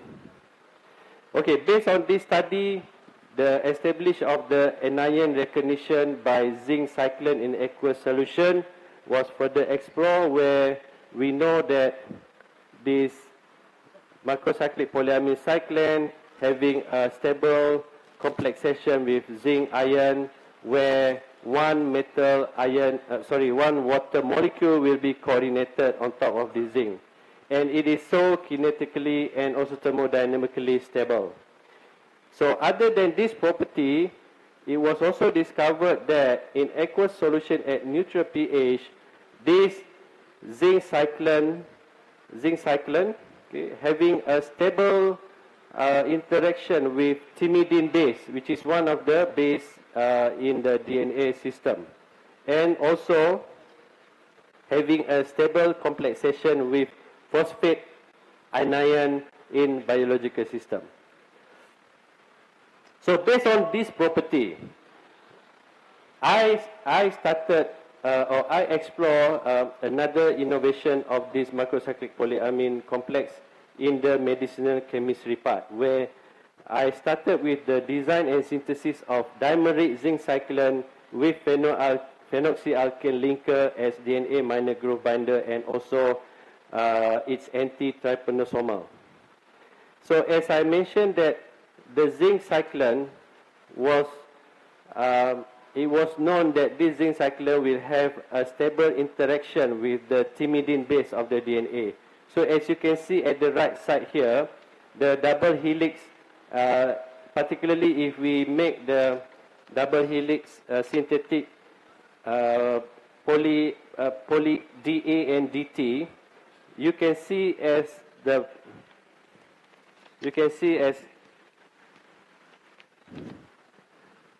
at the right here, okay, where this zinc cyclone that recognize the thymidine base, it will disrupt the hydrogen bonding in between T and A here. So therefore, it actually destabilize the double-stranded oligonucleotide of the poly-DA-DT. Okay, on the other hand, under the DNA minor groove binder, one well-known compound which is called pentamidine. It was reported that pentamidine bind with double-stranded DNA at the minor groove site, as proved by this X-ray crystallography structure here. So the binding property determined as the hydrogen bonding with these two sides of the diaminidinium here and here, with respective bases of the DNA in this minor groove, and also the linker here. I'm losing my pointer again. So the linker here is interaction with the van der Waals interaction with the nucleobases. So the concept here is that to design a novel minor groove binder by using this pentamidine analog. Okay. So we have a pentamidine, as you can see at the both sides there is a diaminidinium. So we replace the diaminidinium side with this macrocyclic polyamine. Okay. So you can see that the design of the novel groove binder there. So the concept is when this novel groove binder associated with the polyamine, the linker part, okay, will use the van der Waals binding for the minor groove interaction, where the polyamine side will having interaction as hydrogen bonding donor to the phosphate binding of the DNA, while the zinc complex there will remain the spacer interacting with the DNA with van der Waals binding, and the zinc complex there will bind with the thymidine, okay, as the recognition that I explained earlier. So with this concept, I actually designed and synthesized all these six compound and complex. So the compound 1, 3, 5 are the ligand, okay, where they don't have the zinc complex, while the 2, 4, 6 is with the zinc metal ion complex in respective ligand. So we wanted to see the interaction with the DNA. So the first thing we do is by using the spectroscopy analysis to see the interaction of this ligand and complex with the DNA. We know that the double-stranded DNA, the basis of the DNA will absorb the 260 nanometer wavelength. And when it is been destabilized to the single-stranded, the absorption will be increased. So by using the concept, we do the comparison of melting temperature of this DNA. So we started with the natural DNA, which was calf thymus, where you can see that calf thymus DNA or natural DNA in a condition where no additive present, the melting temperature to break down this hydrogen bonding of double helix required 70 degree temperature or 70 degree heat. And in the presence of the pentamidine, because pentamidine is stabilized the minor growth of this DNA, it required more heat or temperature to destabilize it. So the result with the presence of the pentamidine was 77 degree. So when come to the ligand and complex which we design and synthesize, you can see that the ligand here is also increased the temperature, the melting temperature to 80, okay? While the zinc one has 72, which can be neglected a bit, okay, with the 70 degree here. So same goes to the further longer linker here, where the ligand shows more stable, 82 degree, and the zinc is 72. And when we do a comparison of melting temperature by using the synthetic poly DA and DT, we can see the further clear result where in the no additive, this synthetic poly DA DT double-stranded required 48 degrees Celsius to destabilize. And in the presence of the pentamidine, as we know that pentamidine interact with both stranded, so it stabilized to 65 degrees Celsius. And we can see significantly in this poly DA DT with regard to the ligand and the zinc complex, which was designed and synthesized, where the ligand showing the same result as pentamidine, stabilizing to 64 degree and 61 degree, while the zinc complex, as we expected, okay, will destabilize the double-stranded DADT. Therefore, you see the melting temperature went down to much lower to 39 degree. So 39 degree and 42 degree. So this further confirmed that the ligands of the newly designed minor groove binder will stabilize the double helix DNA, double-stranded DNA, and the zinc complex will destabilize. And we interested to see whether this newly designed ligand and complex also having the antimicrobial activity or not. So we tested it with the gram negative and also gram positive. So as a result, you can see that while the ligand doesn't show any activity, but the zinc complex shows activity that almost closer to the activity of the pentamidine, particularly on the gram positive. Okay. And we also learned that pentamidine was actually still used as a drug for the anti-trypanosomal treatment. So as we explore further that trypanosomal having one unique mitochondrial DNA, which is called kinetoplast. And in this kinetoplast, mitochondrial, there is DNA network, okay, as you can see. And this DNA network, as shown in A, is the isolated network, and the one down there as the network in the in vivo. When we look at the sequence, there are also multiple continuous sequence that having the thymidine base in this universal minicircle sequence. So there is the possibility of our newly designed polyamine zinc complex that having a special interaction with the thymidine may also work with this.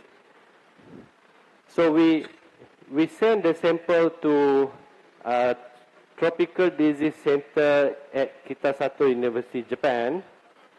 And surprisingly, you can see that the design zinc complex compound A showing the activity of anti-trypanosomal activity at 0.76 of its IC50.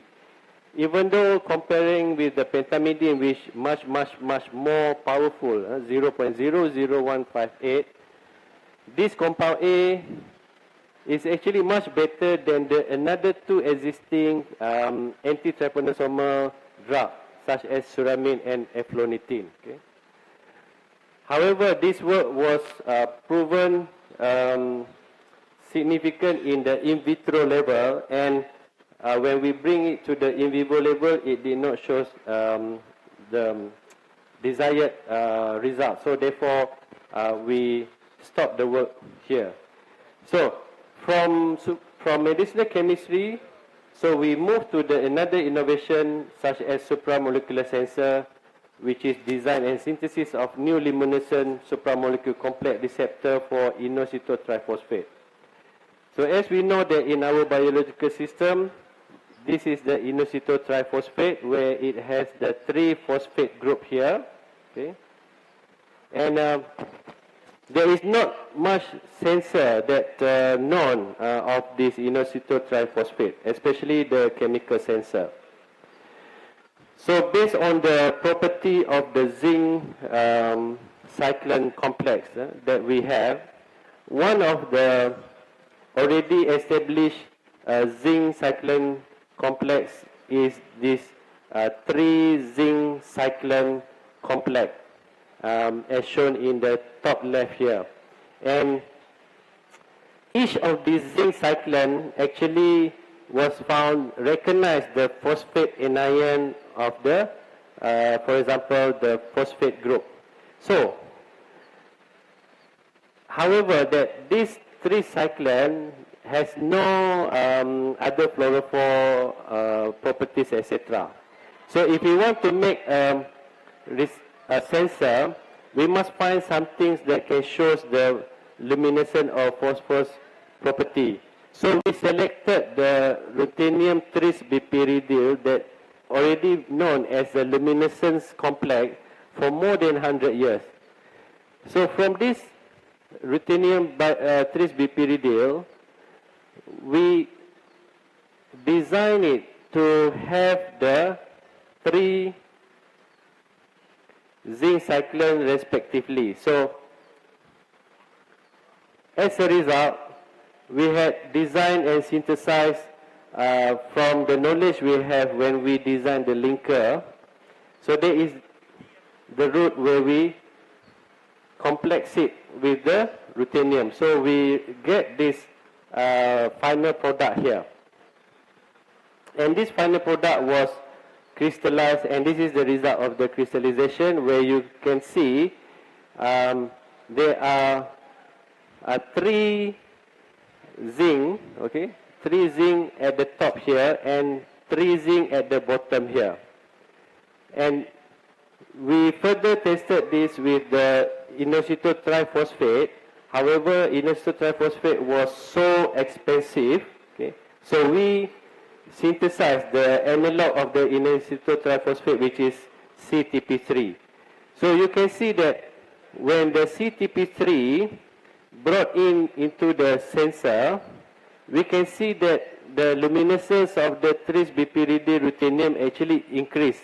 And the increase of this intensity, emission intensity, stopped exactly at 2 equivalents of the CTP3, which means that the analog of inositol triphosphate, 2 of these analog of inositol triphosphate, which is CTP3, bind nicely with the ruthenium zinc complex sensor.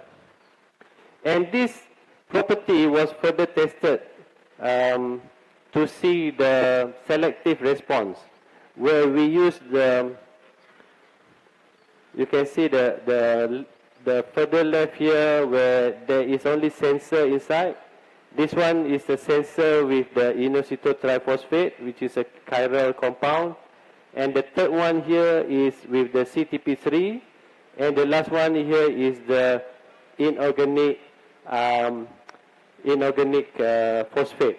So when it been exposed with the UV 365 nanometer, you will see that a significant increase of the fluorescence happen at the sample with presence of inositol triphosphate and also the analog CTP3, while the monophosphate has shown no increase, okay, of the luminescence. So this further proven that our inositol triphosphate sensor, or known as the first chemical sensor to detect inositol triphosphate, working very well. And this was published in JACS 2005.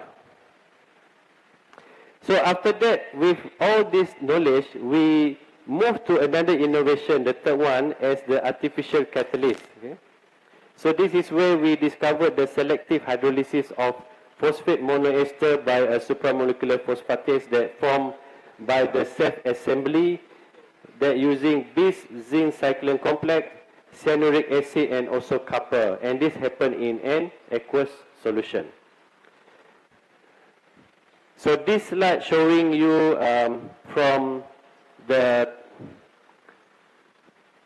dimeric complex here, based on the second metal ion used. For example, just now when we use ruthenium, it made this complexation and it can be used as a luminescent inositol triphosphate sensor. If we complex it with the platinum, it can work as selective modification of specific DNA sequence. Okay? And when we use the property of the anion complex, such as cyanuric acid here, we discovered that this dimeric can form a 2,2 complex in between zinc dimeric bipyridyl and also cyanuric acid anion. And this can be further developed to 4,4,4 complex when we mix it with the copper metal ion, such as you can see at the bottom right there.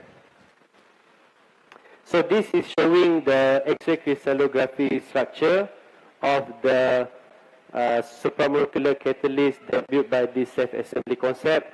And based on the structure, mu copper structure that we discovered here, where there is a water molecule coordinated on top of the copper, we discovered the property where this supramolecular can work as the artificial catalyst to hydrolyze the monophosphate bond.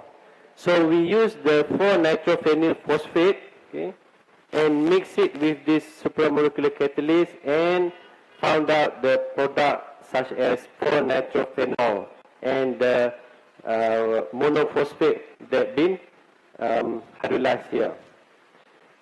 So this is the X-ray crystal structure that we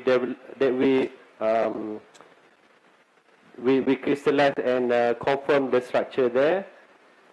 And this showing you the equilibrium formation of this zinc linker with cyanuric acid and also with the copper. And this is the UV spectral change to further confirm the self-assembly of the complex. And in this slide is the comparison of the supramolecular that we developed with the active center of two proteins that we know exist in our biological system, which is leucine aminopeptidase as well as alkaline phosphatase here. So this further confirm, okay, the monophosphate hydrolysis of monophosphate of 4-nitrophenyl phosphate into the what we have at the right here, okay, the nitrophenyl, and this showing the activity, the UV absorptions that increase with the hydrolysis of this 4-nitrophenyl phosphate. Okay. And this is the further confirm the monophosphate hydrolysis by using HPLC. Based on the retention time, we can see that the release of the 4-nitrophenol here by using HPLC. And this slide shows the substrate selectivity where it only hydrolyzes the monophosphate but not the neutral as well as the dianion phosphate and also the other nitrophenyl molecules that we know. So this supramolecular catalyst was specifically worked on the hydrolysis of the monophosphate. And this showing the effect when we do the mixing sequence of the building block on hydrolytic activity. So only when this supramolecule self-assemble completely, then the activity of the monophosphate hydrolysis will be happen. But if it is in the incomplete self-assembly, you will see that nothing will happen. Okay? So same goes when we exclude the couple, there is no activity, okay, hydrolysis activity. And this concept of work was published first in inorganic chemistry back in 2010, and this concept was continued by the other students in my group back in Japan, such as this student, and this work was published in 2014, and further study on this supramolecular complex catalyst by junior members of the lab was published in 2016. This one was published in 2019. This one was published in 2021, okay, recently.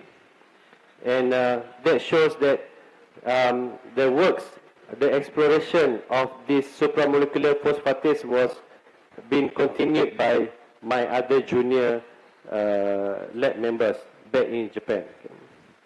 And this work actually led by my former supervisor, Professor Dr. Shin Aoki, who was also a student of the late Professor Emeritus Eiichi Kimura. And with regard to this cyclone, the latest, as we know that MOF, Metal Organic Framework, scientists received the Nobel laureate last year. This cyclone-based metal complex also been used in the study of the Metal Organic Framework as in this published work in 2023. So, as a summary and message that I would like to give here is, in terms of the innovation, the macrocyclic polyamine, okay, started by anion complex chemistry, okay, as explored by Professor Eiichi Kimura, the late of Professor Eiichi Kimura, and then further innovate into the medicinal chemistry, and later innovate to multifunctional supramolecular chemistry such as luminescence sensor, artificial catalyst, as well as MOF. So the message here is that whatever that you learn with your supervisor now, under whatever topic, try to find the innovation point that you can bring to the future generation. So like the works that I discovered of this polyamine macrocyclic with regard to the self-assembly supramolecular chemistry now been continued by my other junior members, okay, in my former supervisor lab back in Japan, even until now, okay. So this macrocyclic polyamine work not only scientifically but also work with regard to connecting people, creating collaboration, and also expanding the possibility. So I hope that for young students here, being inspired to explore more of the research that you are doing with your supervisor now. Okay? So these are persons and institutions that contribute to most of my work. So with that, I thank you, arigato gozaimasu, and terima kasih.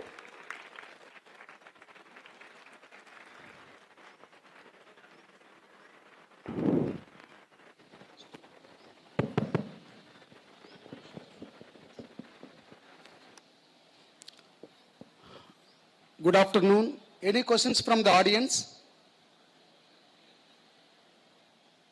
Any questions from the audience? The mic will come to your place. If anyone have the queries, because this is a very interesting and advanced topic. If anyone chemistry background people, I think. If you don't have, I can ask the questions.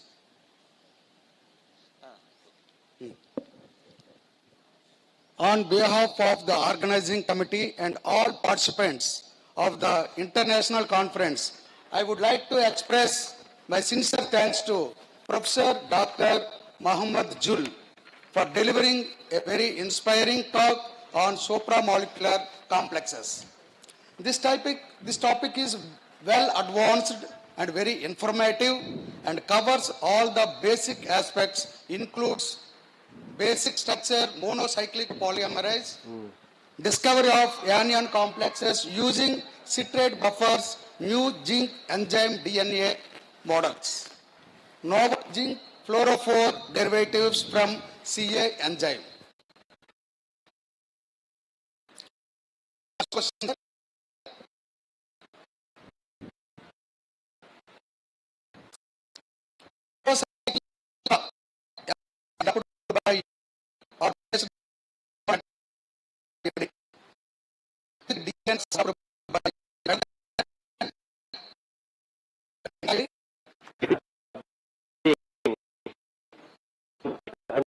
The type of the binding.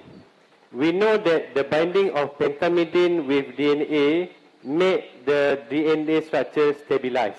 And because of this binding, the mechanism is that the protein binding DNA could not bind with the DNA stranded because of the presence of the pentamidine. While the complex, the zinc cyclone complex that we designed actually destabilize the structure of the double-stranded DNA. So from the normal double-stranded, it's been destabilized to the single-stranded. Therefore, the mechanisms are different. Yeah. Okay. Sir, another small one. Yes. Is the activity only against trypanosoma or other parasites? Okay. We only done of in vitro and in vivo level to this and we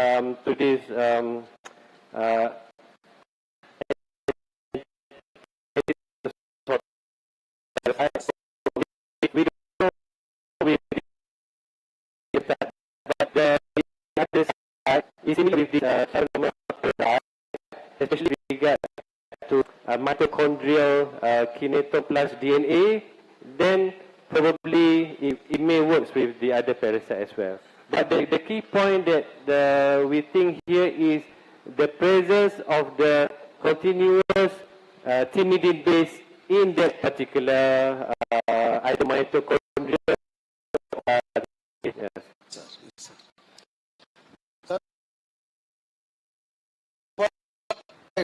History is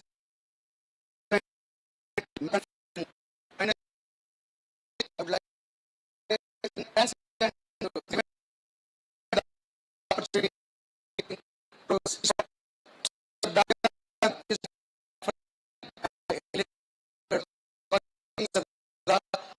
are very close friends, and given this opportunity as a chairperson for this today, the first plenary section. Thank you. Thank you once again.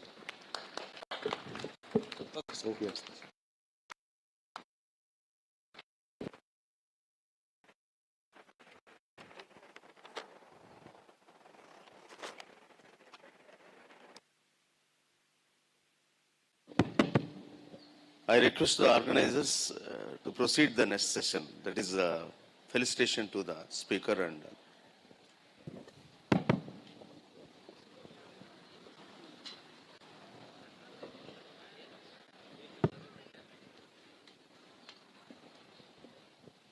That was plenary session 1. Now, I would like to request our principal, Dr. S. Vidyadhara, and the conference convener, Dr. V. Venkatrao, to please come on to the dais and felicitate the chairpersons and also the speaker.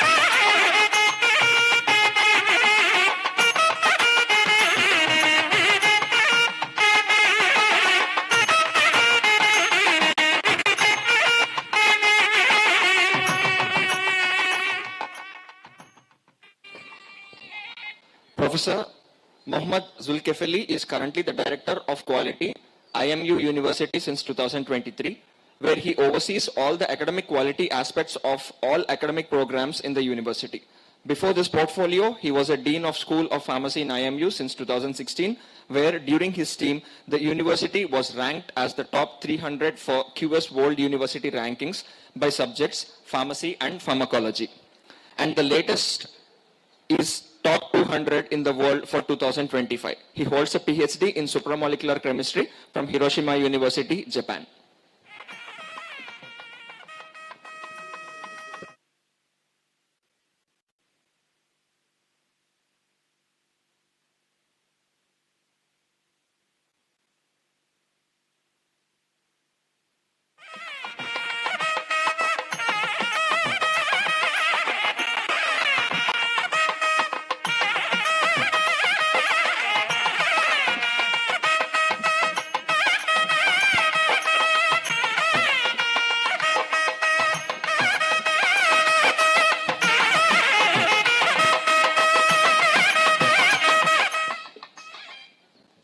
Now I request our speaker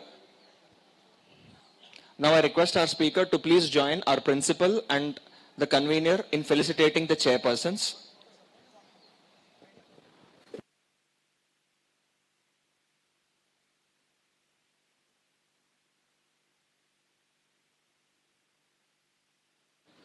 Now I request Dr. Baburao to please come forward and accept the felicitation.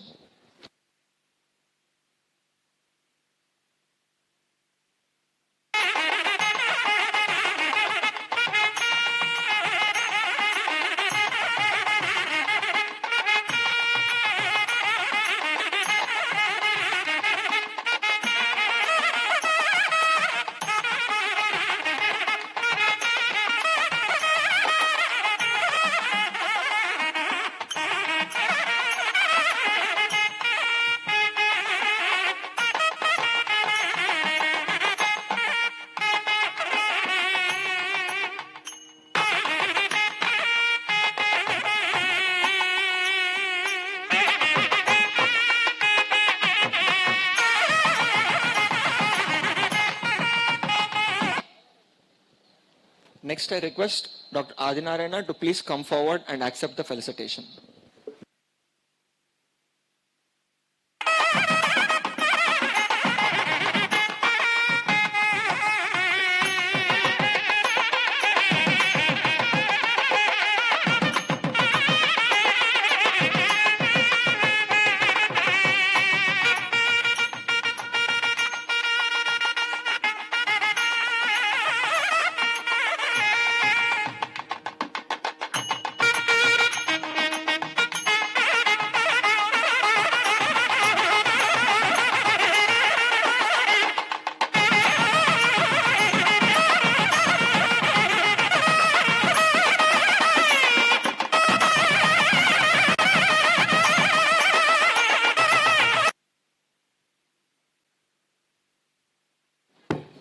So with this, we end plenary session 1 and we all break for lunch. And plenary session 2 will start in the same dais by 2 p.m. So I request all the delegates to proceed for lunch and we will start plenary session 2 on the same dais. We wish to see you back at plenary session 2 at 2 p.m.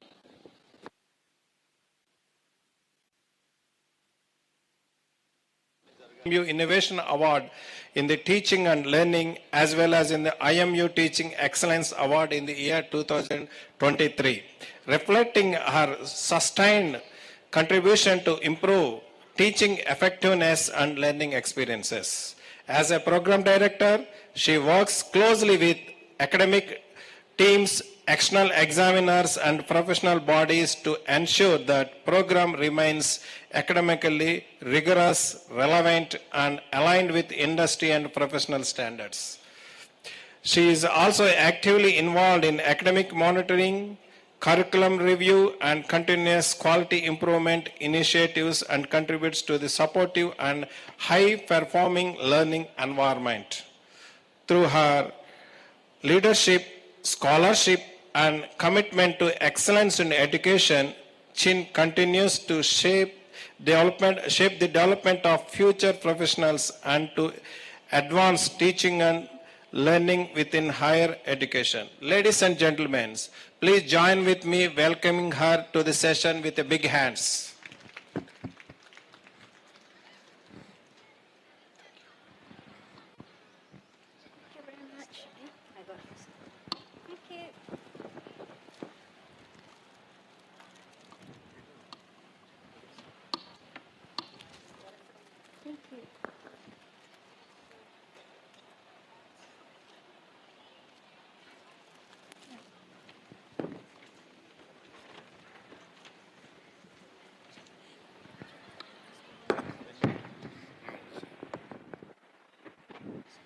Okay, good afternoon to everyone.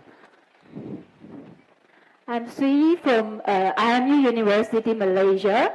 All right, so today I would like to share a little bit about surface active agents that has been used in the pharma industry. All right, so before I start my talk today, I would like to ask about, do you know which two liquids here that you think are the hardest to mix?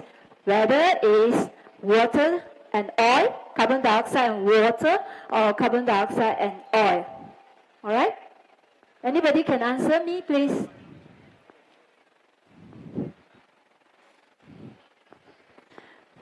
So which one is the most difficult to mix?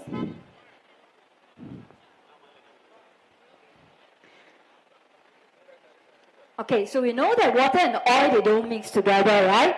So it has difficulty to mix. But that is well understood. Many conventional students can also emulsify this system, all right? So it is not as difficult as the other one. Now what about carbon dioxide and oil?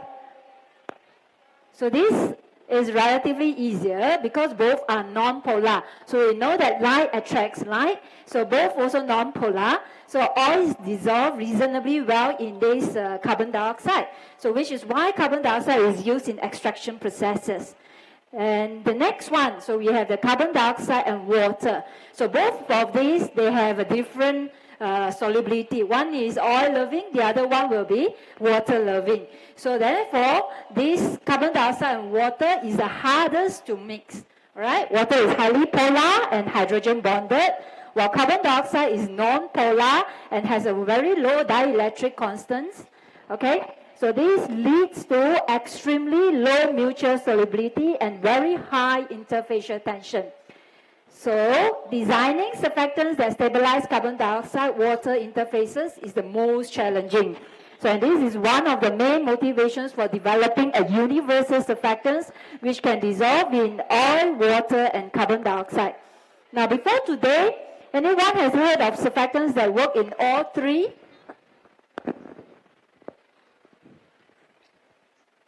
Any one of you that heard surface active agent that work in water, oil, and carbon dioxide?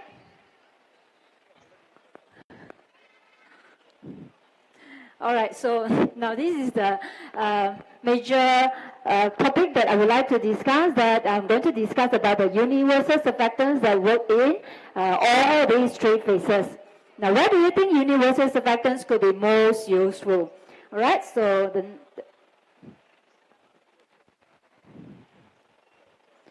the next one would be, the title of today's talk would be on the structure property relationship of universal surfactants for water, oil, and carbon dioxide. Now, because of an environmental drive to cut emissions, developing approaches for the utilization of carbon dioxide in a commercial applications is a key challenge for all researchers. Now, there are already a number of industrial applications of liquid carbon dioxide, especially in extraction.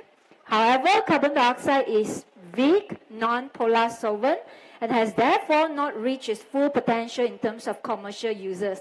Now, one way to overcome this problem would be to use carbon dioxide phthalic surfactants to stabilize reverse micelles and microemulsion phases, whereby the pools of water would enhance the solubility of solids that are otherwise insoluble in carbon dioxide. Now, just now, the third question that I asked you, why surfactants matter and where do you think surfactants can work in? So the surfactants are the workhorses in formulation science. But what if one surfactant that could work in all the three phases, water, oils, and even carbon dioxide? So that is what we achieve with the surfactants that we have synthesized, which is known as the tri-chain TC14, right? So the most critical, it has been used in drug delivery systems, cosmetics, detergents, oil recovery, as well as environmental cleanup. Now, we know that the liquid carbon dioxide offers a green alternative to organic solvents, the CO2, yeah? But its poor solvating power limits their use. Okay, surfactants can help in this case, in which they are very compatible with this carbon dioxide, which is our TC14. Now, before we go in about what is all about these TC14 universal surfactants that we have actually used for our study, so we will talk a little bit about this surface or interfacial tension. Now, I think some of you might not aware what is all this surface tension about. Okay, so this surface tension is something that you need to imagine. Let's say if you have a beaker of water, so you have the water molecules at the surface and also water molecules inside the bulk phase. So the bulk phase refers to this one.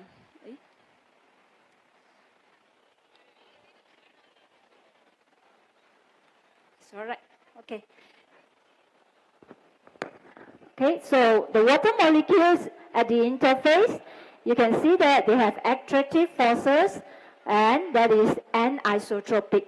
While the water molecules inside the bulk phase, they have isotropic forces, which means iso means all same. So all the directions of the forces are all same. So it is more favorable than situation at the interfaces because it is isotropic, while the other one at the interface is anisotropic. Now, because of these imbalanced forces of the water molecules at the surface and also water molecules inside the bulk phase, there's always a net migration of water molecules from the surface into the bulk phase. Now, when water molecules move from the surface into the bulk phase, then you will have these holes that left on the interface. Now, when all these holes that on the interface happens, the molecules, the neighboring water molecules will try to pull and tug each other, and it creates a tension. Okay, that tension is actually known as the surface tension or interfacial tension. So the molecules moving away from the interface into the bulk phase and the surface contracts, right? So this is the molecular interpretation of what the surface tension is. Now, when we talk about surface tension, we will always measure by using a tensiometer. So this tensiometer will give us the magnitude of the surface tension of each of these pure liquid. For example, so all these different types of pure liquids, they have all different types of forces. So the weak van der Waals forces will give you a low surface tension, while those higher strong bonds like water bonds, okay, H2O hydrogen bonding, then it will give you a higher interfacial tension. So it depends on the intermolecular forces of the molecules, and we will measure by using a tensiometer. So with this, the surfactant compounds, it's used to lower the interfacial tension on the surface and modify the surface properties of the dispersed phase, and it could be used in a wide range of uses in formulations, right? Now, so this one is the molecular structure of the surfactants, in which it will usually contains a long alkyl chain length and also a hydrophilic head group. So it looks like a lollipop. Now, do you like to eat lollipops? I think Indian friends, they really like to eat sweet stuff, right? So a lollipop is those candies. So you will have a head, it's a hydrophilic head, and then the stick is just like a hydrocarbon tails. So this is a surfactant's molecular structure. That is a very basic molecular structure. Some of those, it has two hydrocarbon chain length, and some of them have a tri-chain length. So the one that I'm going to talk about is the TC14, which is a tri-chain length. Now when all this surfactant is being added to the water, then you will absorb at the surface. Now just now, if you still remember when we talked that the surface, the water molecules at the surface and the water molecules inside the bulk phase, because of the imbalance forces, there's always a net migration of water molecules from the surface into the bulk phase. So then your surface will have a lot of holes. So these surfactants, it's very special. It will absorb on the surface to fill up those holes that left by the water molecules, and then it will help to reduce the interfacial tension. So that is our surfactant molecules. Now the molecules which exhibit this behavior, we always known as surfactants, or sometimes surface active agents, or amphipathic or amphiphilic agent. So they are all referring the same thing, and they are all surface active, right? So the absorption of surfactants at an interface leads to lower interfacial tension or surface tension. Now the challenge of this universality is most surfactants are specialized for one or two phases only, which is oil phase or water phase. Okay, so the target of this study is to create a triple action surfactants that will be stabilized in the aqueous phase, in the oil phase, and also in the liquid carbon dioxide. So the goal is to maximize the interfacial activity while minimizing the energy gap between carbon dioxide and hydrocarbon tails. Right? So the role of universal surfactants in multi-phase system. So universal surfactants represent a paradigm shift in interfacial engineering because they are not confined to a single binary system. They can adapt to all the three different phases by tailoring head group chemistry and tail architecture. A single molecule can efficiently negotiate the vastly different polarities of water, oil, and supercritical carbon dioxide. Now, this talk will guide you from the molecular level where the chemistry resides through the thermodynamic principles governing absorption and micellization into the experimental realm where we quantify the performance, and finally to the computational models that enable rational design. And the ultimate goal is to arm you with a holistic view of how structure dictates property across the entire spectrum of fluid combinations encountered in modern energy and separation technologies.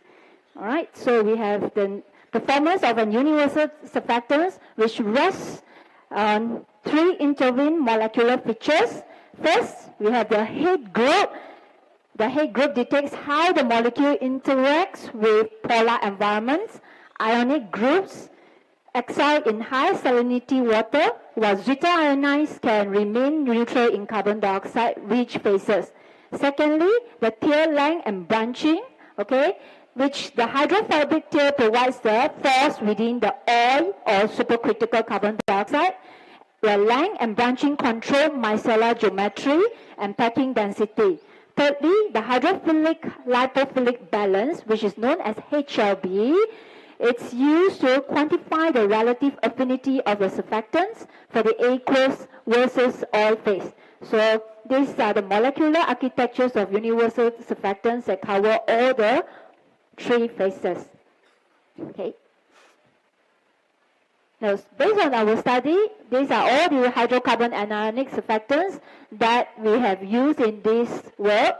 By adding a third branch chain So you can see that started from SC4, which is just a single alkyl chain length, then slowly developed into a 2 alkyl chain length. But the AOT actually we purchase directly from the supplier, and the AOT4 is also a double chain, and the TC14 is the one which has a tri-chain length. Okay, so this is by adding a third branch chain, it dramatically improves the packing and lower surface energy, tipping the balance toward carbon dioxide compatibility. So the surfactant change branching carbon dioxide compatibility, and SC4 provides a low solubility, while AOT slightly increase the solubility in carbon dioxide. So TC14 would be the one that works best in carbon dioxide.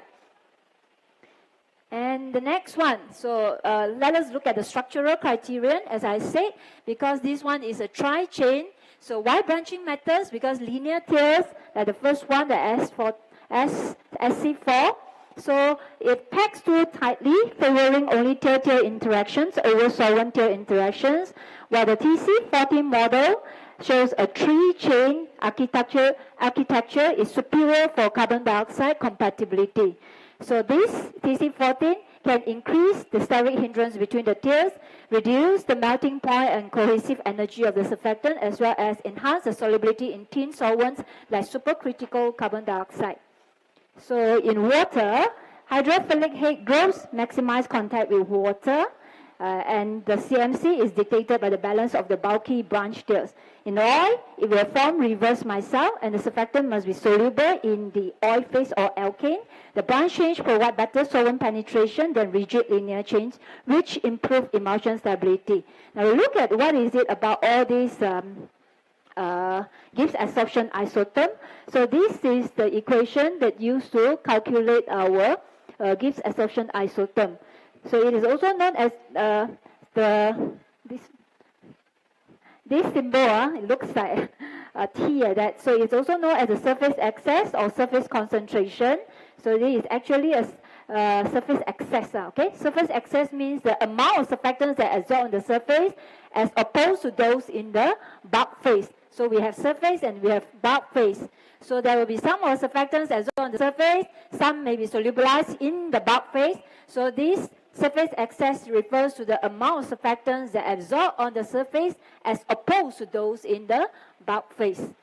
All right, so then we have this equation that shows that an increased surface active solute will depress the surface tension more effectively. So we look at this graph in which is the surface tension versus concentration. So I think some of you might be familiar with this graph. So when we are in the first position, when we add in a low concentration of surfactants, surfactants will absorb on the interface, all right? So you can see surfactants absorb at the interface, but the surface is not fully occupied by the surfactants.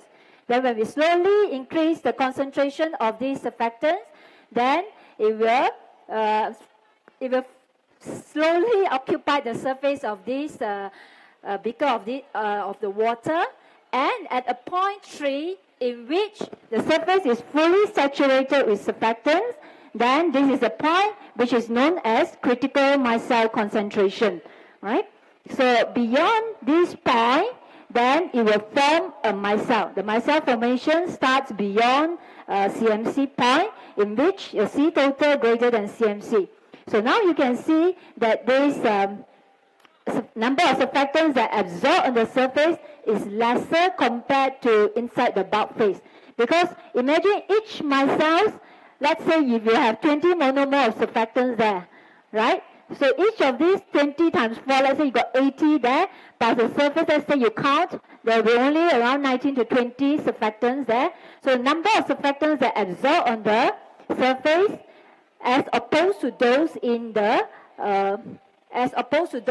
bulk phase is lower. Okay, so that's why you can see that when you have high concentration, surface tension reduced, but your surface excess is also reduced. But when concentration of surfactant is low, then your surface tension reduced, your surface excess will increase. So this is how we plot our surface tension measurement.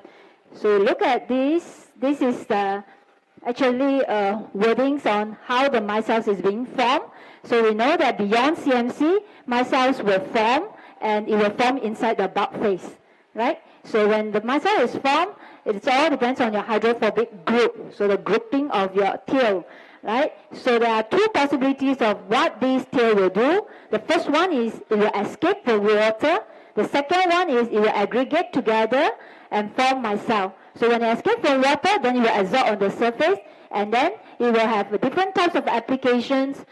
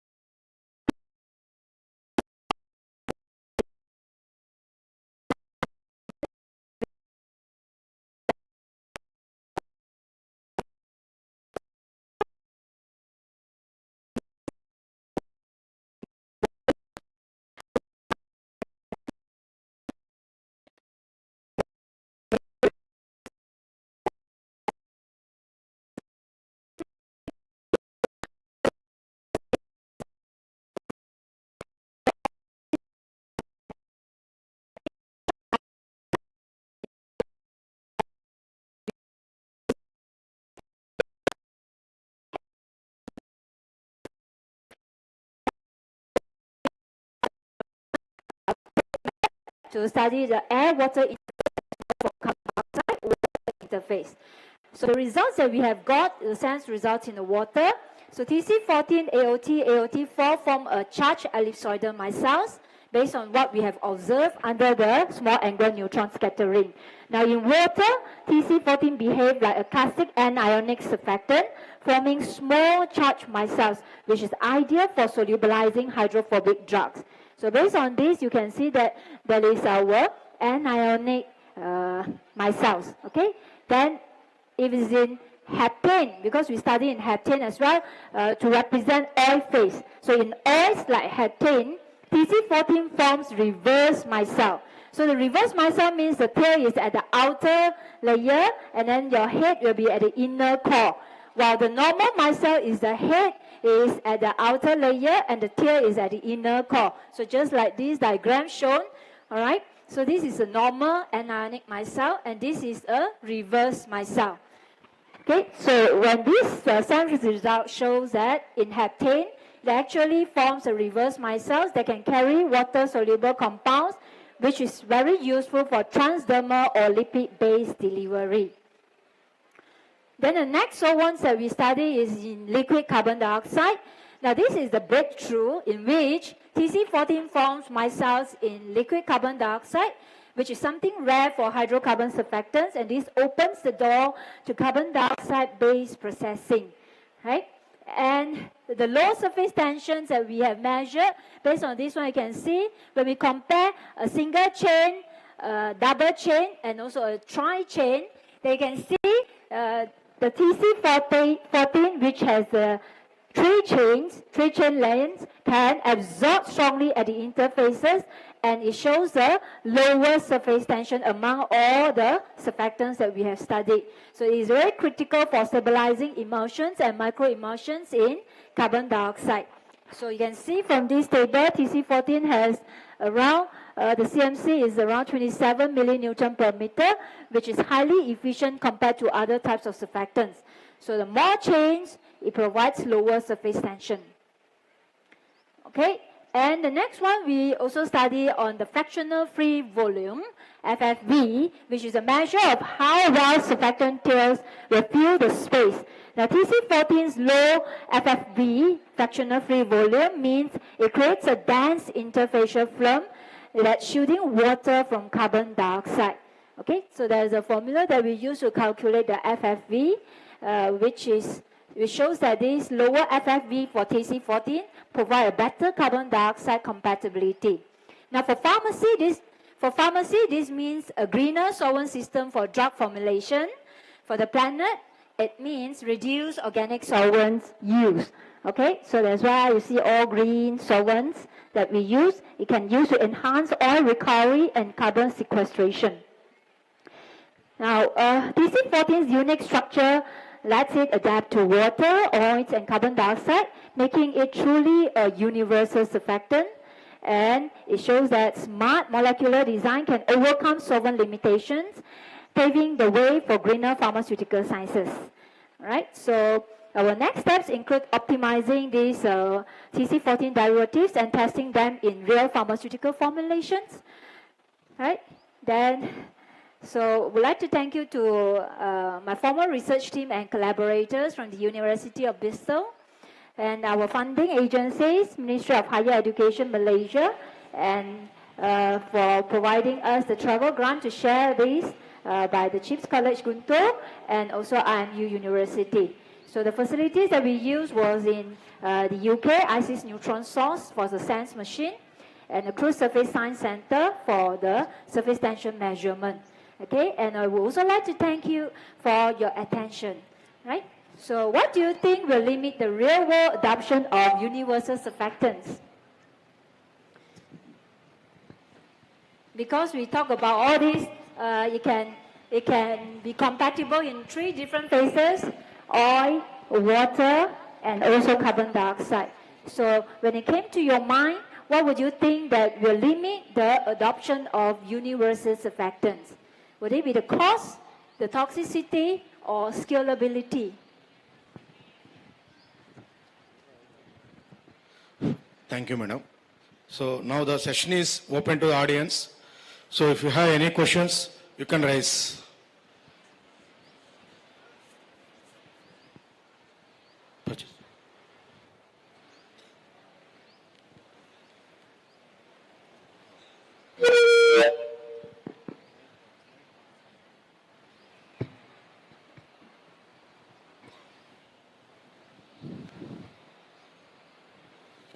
Good afternoon, ma'am. Good afternoon. Good afternoon. Thank you for your valuable information about carbon dioxide and oil and water mixing surfactants. I had a doubt if how much time the compatibility leads by mixing of water, oil and carbon dioxide. Yeah, actually we had a problem in this. That's why I said now the challenge is the stability. Actually the emulsions that we form when we add in this TC14 into this binary system, we have the problem of the stability, so it doesn't really last longer. So that is a challenge that we face. So it could be possible for the future research that we can work out on this. Thank you, ma'am. So any other questions from the audience? Now in reality, adoption is often limited not only by science, so it's also by economics and regulation, right? And even if a surfactant works beautifully in carbon dioxide, water, and oil, sometimes cost is also another factor, or safety concerns can stop industrial users. So, like the stability is also one of the major challenges that they are still facing. So, madam has covered the structural property relationship of the universal surfactants of water, oil, and carbon dioxide. So, ma'am has covered about the new goals in the universal surfactants. So, first of all, what is meant by the surfactant? What is the purpose of adding of surfactants in the pharmaceutical dosage forms? So, how the surfactant will lower the interfacial tension and surface tension of the dosage forms, and how to minimize the energy gap and molecular architecture of the surfactants, and how the micelle will be formed, how to measure the surfactants.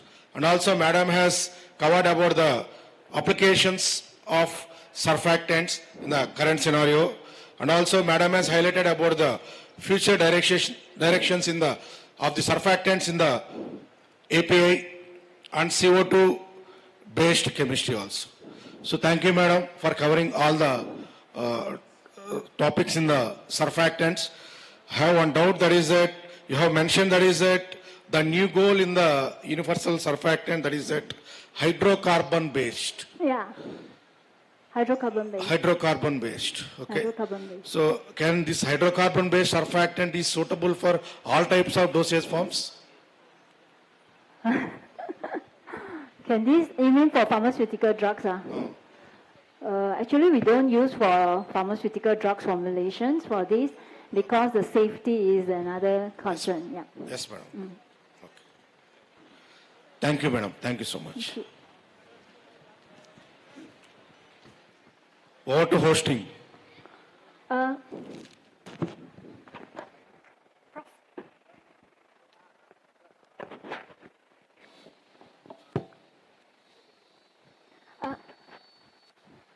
I still want to share another one. The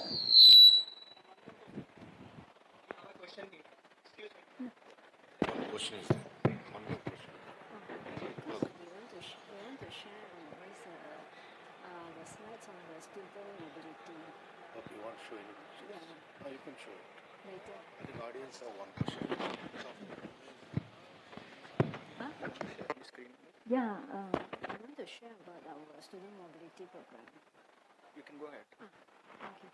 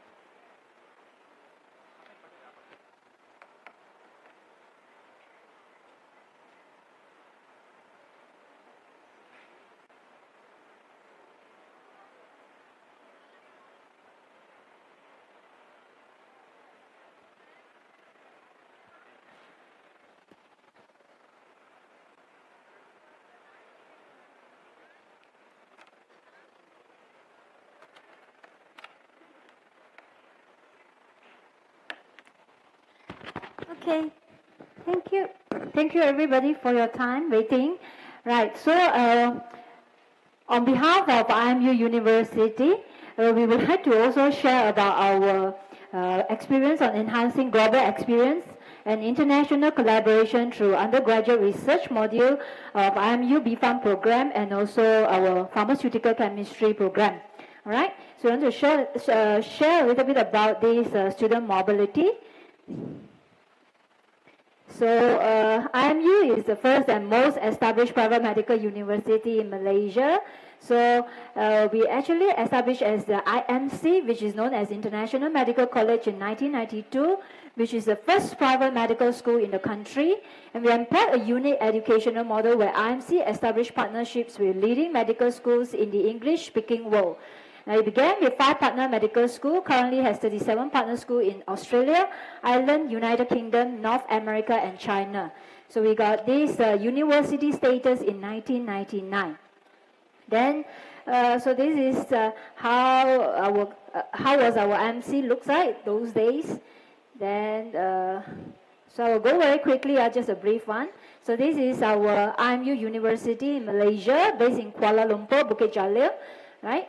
So our partner schools covers Australia, Britain and Ireland, and North America, as well as China, because we do have other programs that also, such as traditional Chinese medicine, and you can see that University of Sydney, okay, RMIT, Glasgow, University of Aberdeen.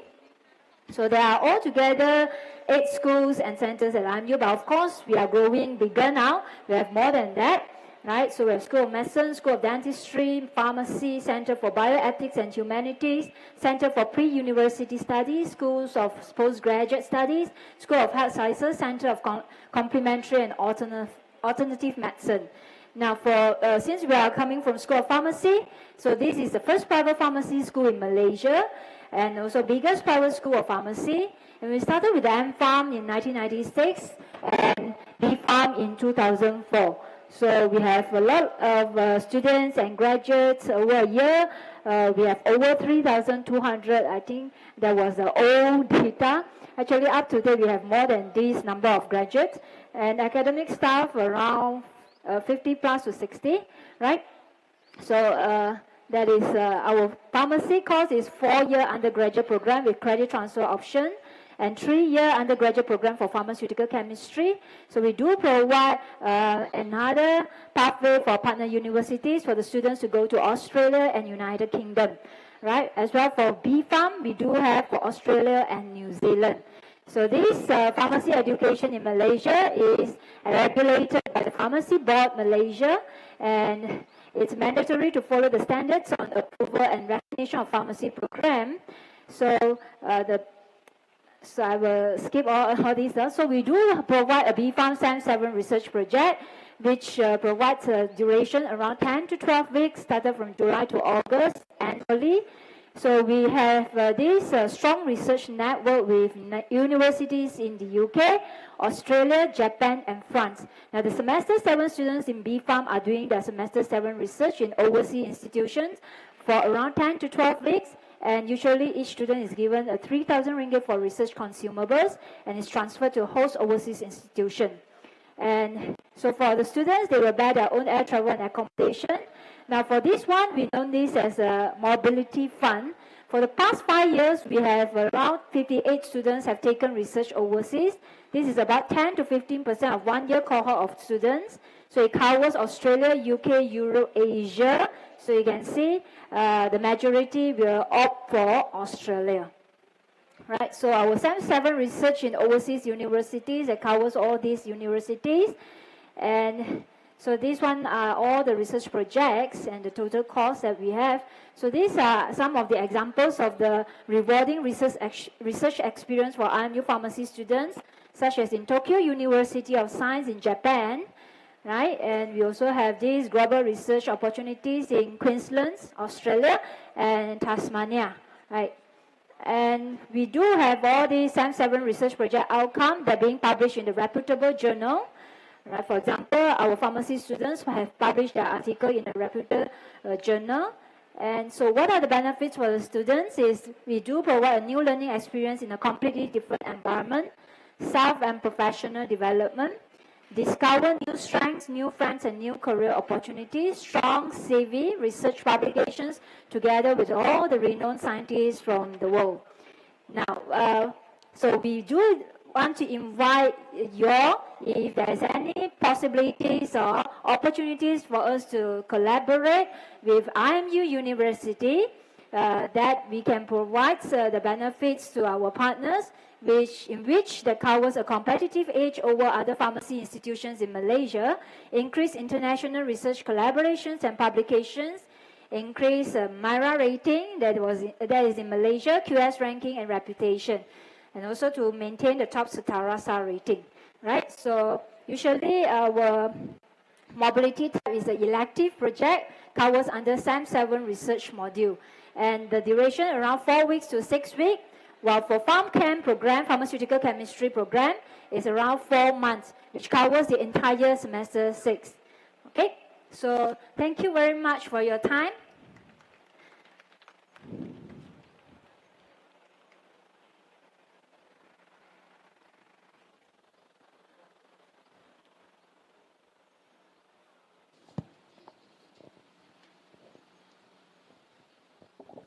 Thank you so much, ma'am.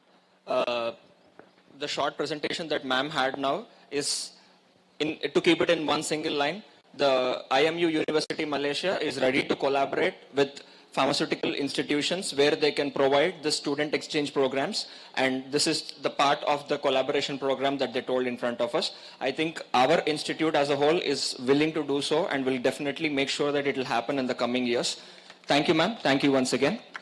Now I request our principal, Dr. S. Vidyadhara, and the organizing secretary, Venkat Rao, to please come on to the dais to felicitate the speaker.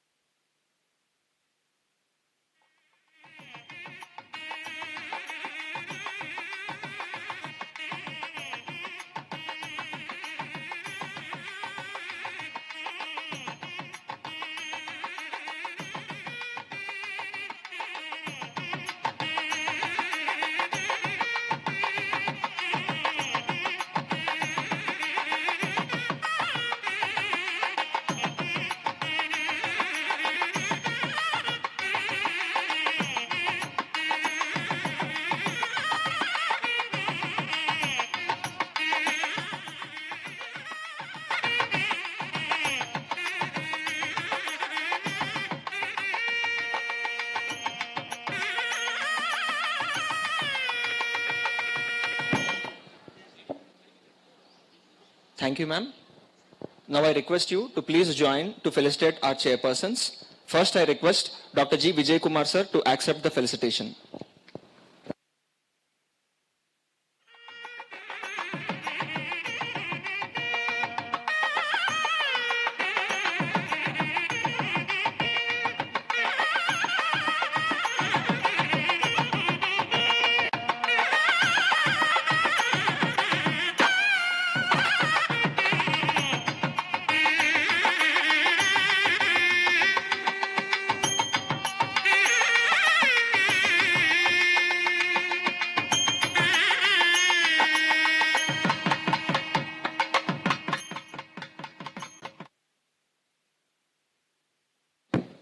Now I request Pamul Reddy sir to please come forward and accept the felicitation.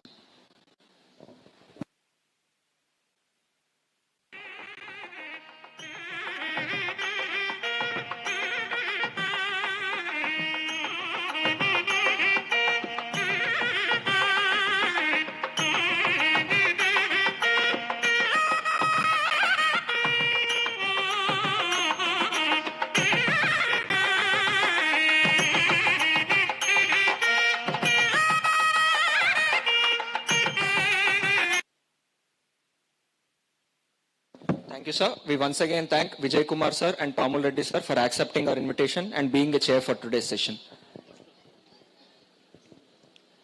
With this, we ended the plenary session 2, and within short time, we will be progressing to plenary session 3. Please give us 2 minutes of time as we make the preparations.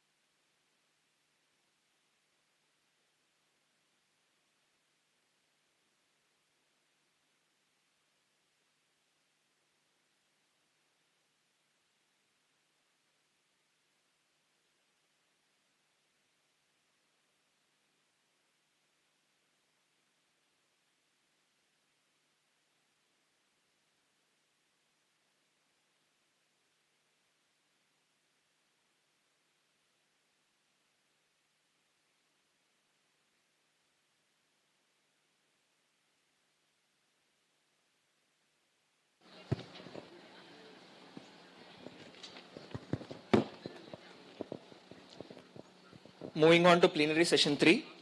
To chair this session, at the outset, I would like to call the first chairperson, Dr. T. Gopalakrishnamurthy, Principal, Bapatla College of Pharmacy, onto the dais.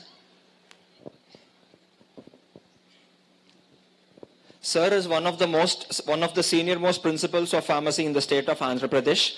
Sir has an MPharm and PhD degree with a professional experience greater than 30 years. He has 275 research publications and 45 paper publications to his name. He authored 6 textbooks and textbook chapters and published 12 grants under his name. Sir, we thank you very much for accepting our invitation and being the chairperson for this today. Please be seated. Next, I would like to call another chairperson, Dr. J. Venkata Suresh, onto the dais. Sir is currently the pro-principal of Jagan Institute of Pharmaceutical Sciences. He has a professional experience of 30 years and has more than 150 publications in both national and international journals. He authored 10 textbooks and textbook chapters and has 10 patents granted to his name. He has best paper presentations at KU University Warangal, best convener for organizing NEC 2025 at 73rd IPC Bengaluru.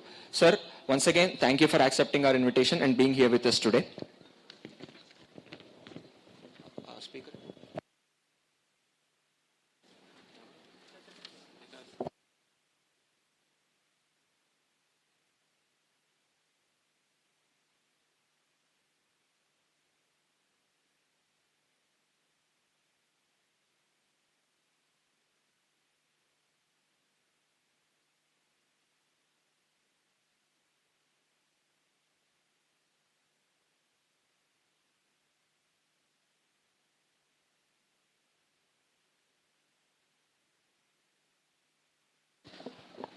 Now I request Gopal Krishnamurthy sir to introduce the speaker to the audience.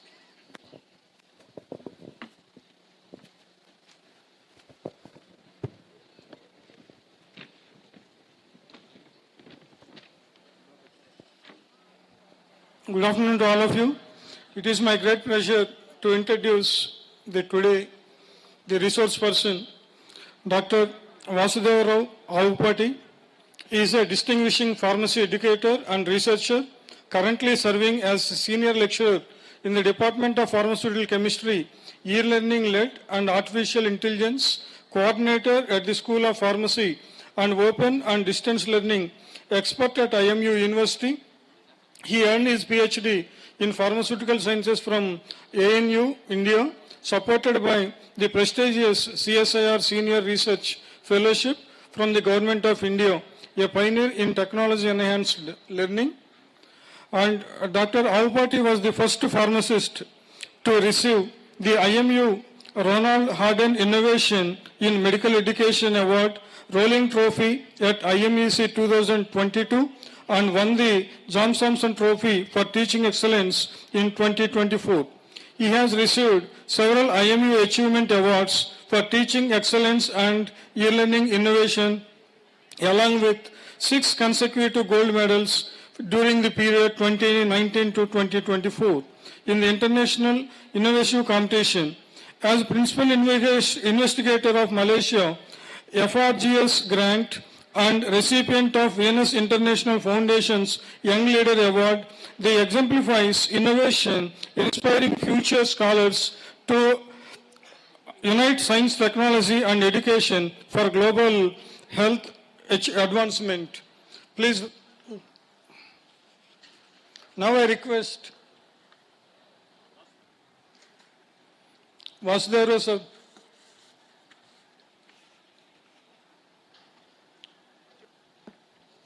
Hello. So please address the audience, sir. Thank you so much.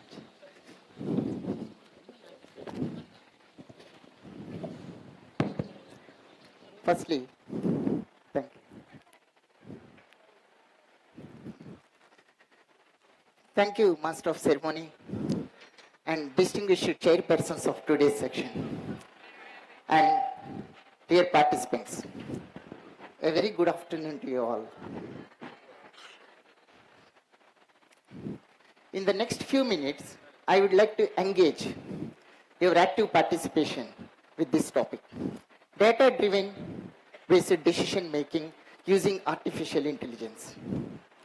If you closely look into it, how to improve the success rate in drug discovery? As we all very well understood, how many diseases currently identified at the moment? More than 7,000 characteristic diseases identified. However, do you think every disease has medicine? Not exactly. So what could be the possible reasons? So let us look into the root cause of this problem. So before that, I just would like to introduce to you all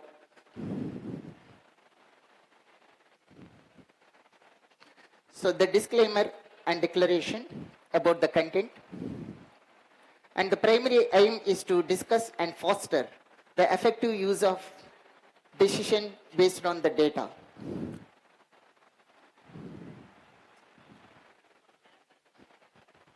So participants will be able to apply the concept of data-driven decision making to interpret and evaluate AI-driven decisions in drug discovery. So this is the part of my complete presentation, starting with aim, learning outcomes, drug discovery process, and some problem solving approach and so on. It will be very interesting at next few minutes. So let us look into the drug discovery process.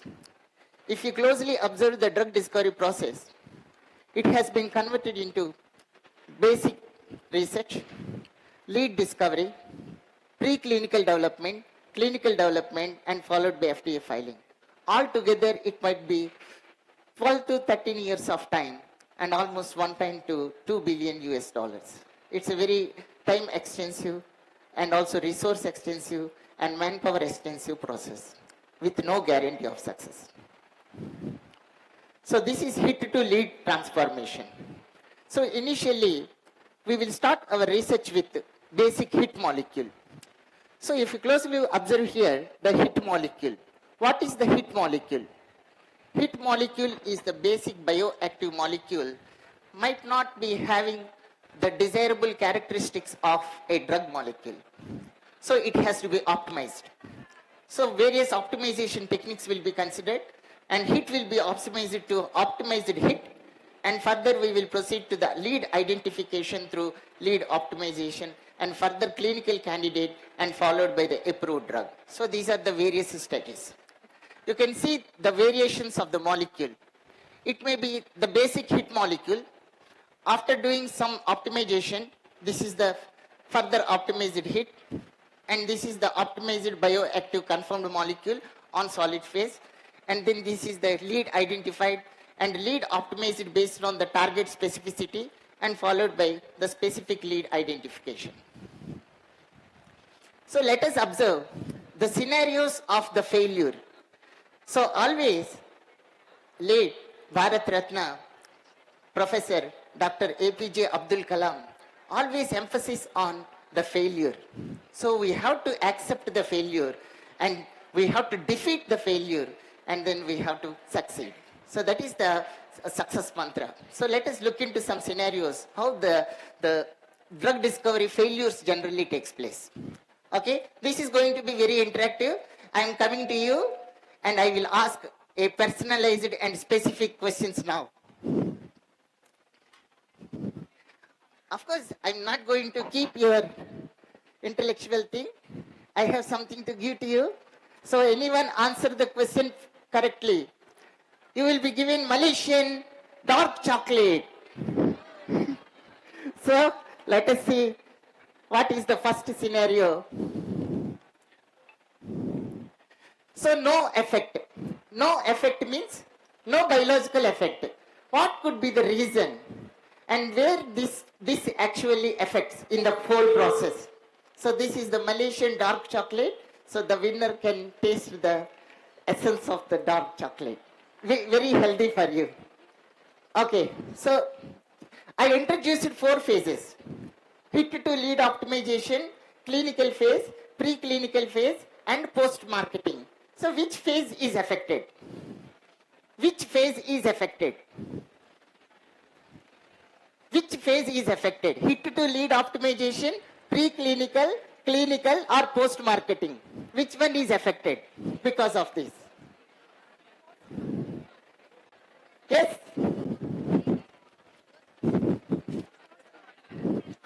Post-marketing. Congratulations, your answer is correct. Please take Malaysian dark chocolate. So she is the winner.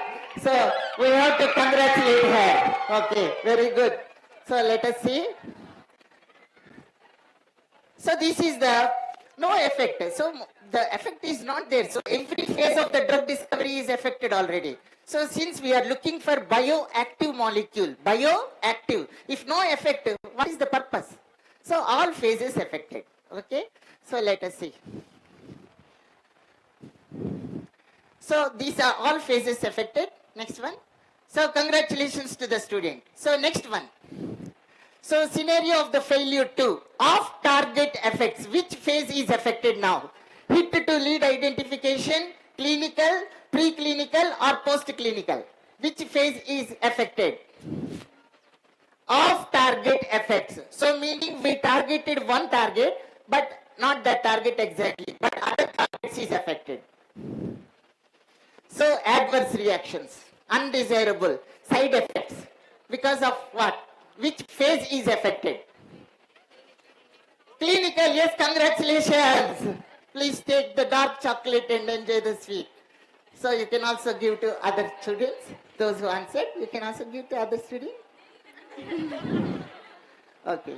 So clinical phase, yes. So when we are looking for the therapeutic target effects, so this is not the actual one we are expected. So automatically the clinical phase is highly affected. Next one. Congratulations, student. So next scenario, toxicity, effectivity. So meaning highly toxic, when this must be very carefully you need to discuss. Toxicity.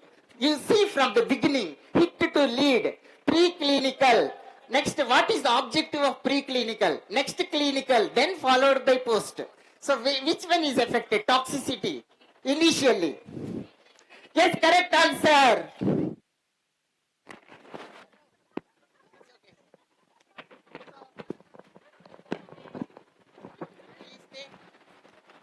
won the Malaysian dark chocolate, very healthy for you.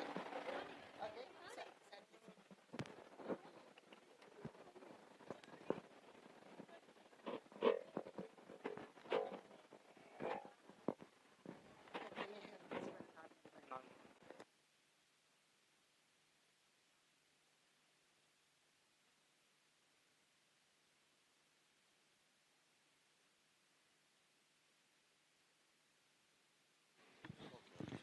Okay, let's continue our game. Okay, what is the next one? So let's see, the toxicity is effective. So preclinical, acute toxicity studies. Correct answer. Once again, congratulations. So proceed to the next one. Okay, congratulations. Go to the next scenario. So the next scenario, not effective. Not effective. Actually biologically efficient, but not effective. Not toxicity point of view good, but not effective. Yes, correct answer. So she won the Malaysian dark chocolate once again. So congratulations, sir. Very healthy, almond, good for your heart. Okay. So let's move forward. Sir, next one, please. Okay, next, congratulations to the winner. So move to the next one, sir. Next question. Okay, next one, poor bioavailability is another failure. Several failures are because of poor bioavailability. Which stage affected? Clinical, preclinical, or post-marketing? Which phase? This one must be very carefully observed. So, effective, no toxic, but poor bioavailability. Which one? Clinical. Yes, correct. So, correct answer. Please take your seat. Okay. So, congratulations. Please take the Malaysian dark chocolate for you. Okay. So, go to the next question, sir. So, pharmacokinetics failure. Pharmacokinetics failure. Kinetics. Pharmacokinetics. Effectivity, toxicity, everything good. Kinetics failed. Kinetics failed. Which one? Oh, sorry. Yes, correct answer. Please come. Congratulations. Please come. Yes, our students successfully secured. So Malaysian dark chocolate. Okay. So next, moving forward to the next one. So clinical trials failure. Clinical trials failure must be very strict one. Yes, correct answer. Very good. Post-marketing surveillance. Please pass this one. Very good. Because clinical trials failed. Clinical trials conducted, everything completed, but failed. So after approval, marketed drug is withdrawn from the market. Okay, students, very nice. Okay, congratulations once again. Next, moving forward. So toxicity issue. Toxicity issue. Then,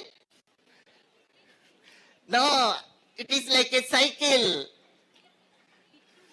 Hit to lead optimization once again. Who is the one? Yes. So congratulations. She managed to secure. Okay. Okay. Okay, next one please. So now let us talk about more details. So if you closely look into the more details of this one, the expectation is we want a successful drug. But in reality, the success is not guaranteed. So expectation after going through all the years of phases, definitely we will succeed with one drug, but it is not real. You may end up with nothing. So this is the major challenge. Okay, let us see. Move forward. So what is the gap? Let's analyze the gap. So what I mentioned, this is very conventional, very conventional. Almost everyone talk about this. So wherever you go, everyone talks about it.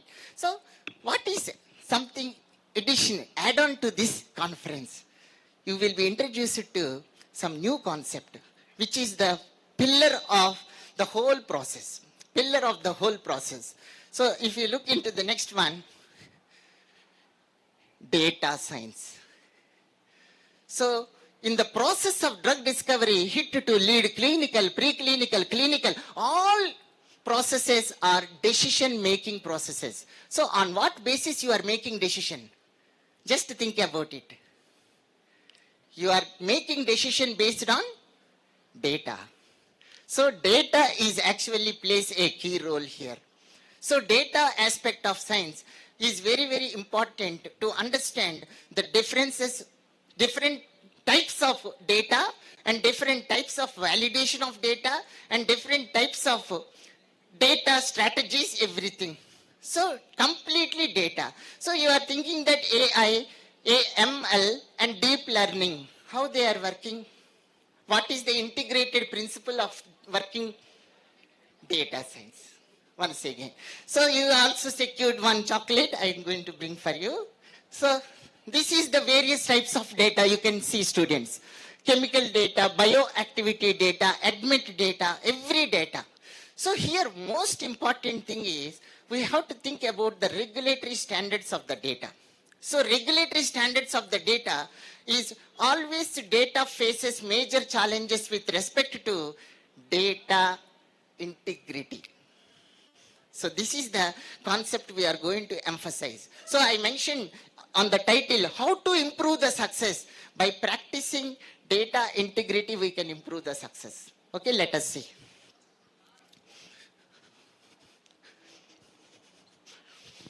So next one, please.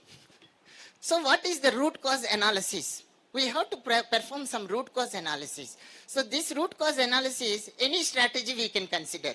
So for now, I considered one strategy, which is problem solving strategy, 5W1H strategy. You can look into it. Next one, please. So what, why, when, where, who, and how. This is critical problem solving approach. If you put any problem into this framework, this is a framework, 5W1H framework. Any problem, if you put into this framework, you can clearly analyze the problem. Thereby, chances of identifying the solution is high.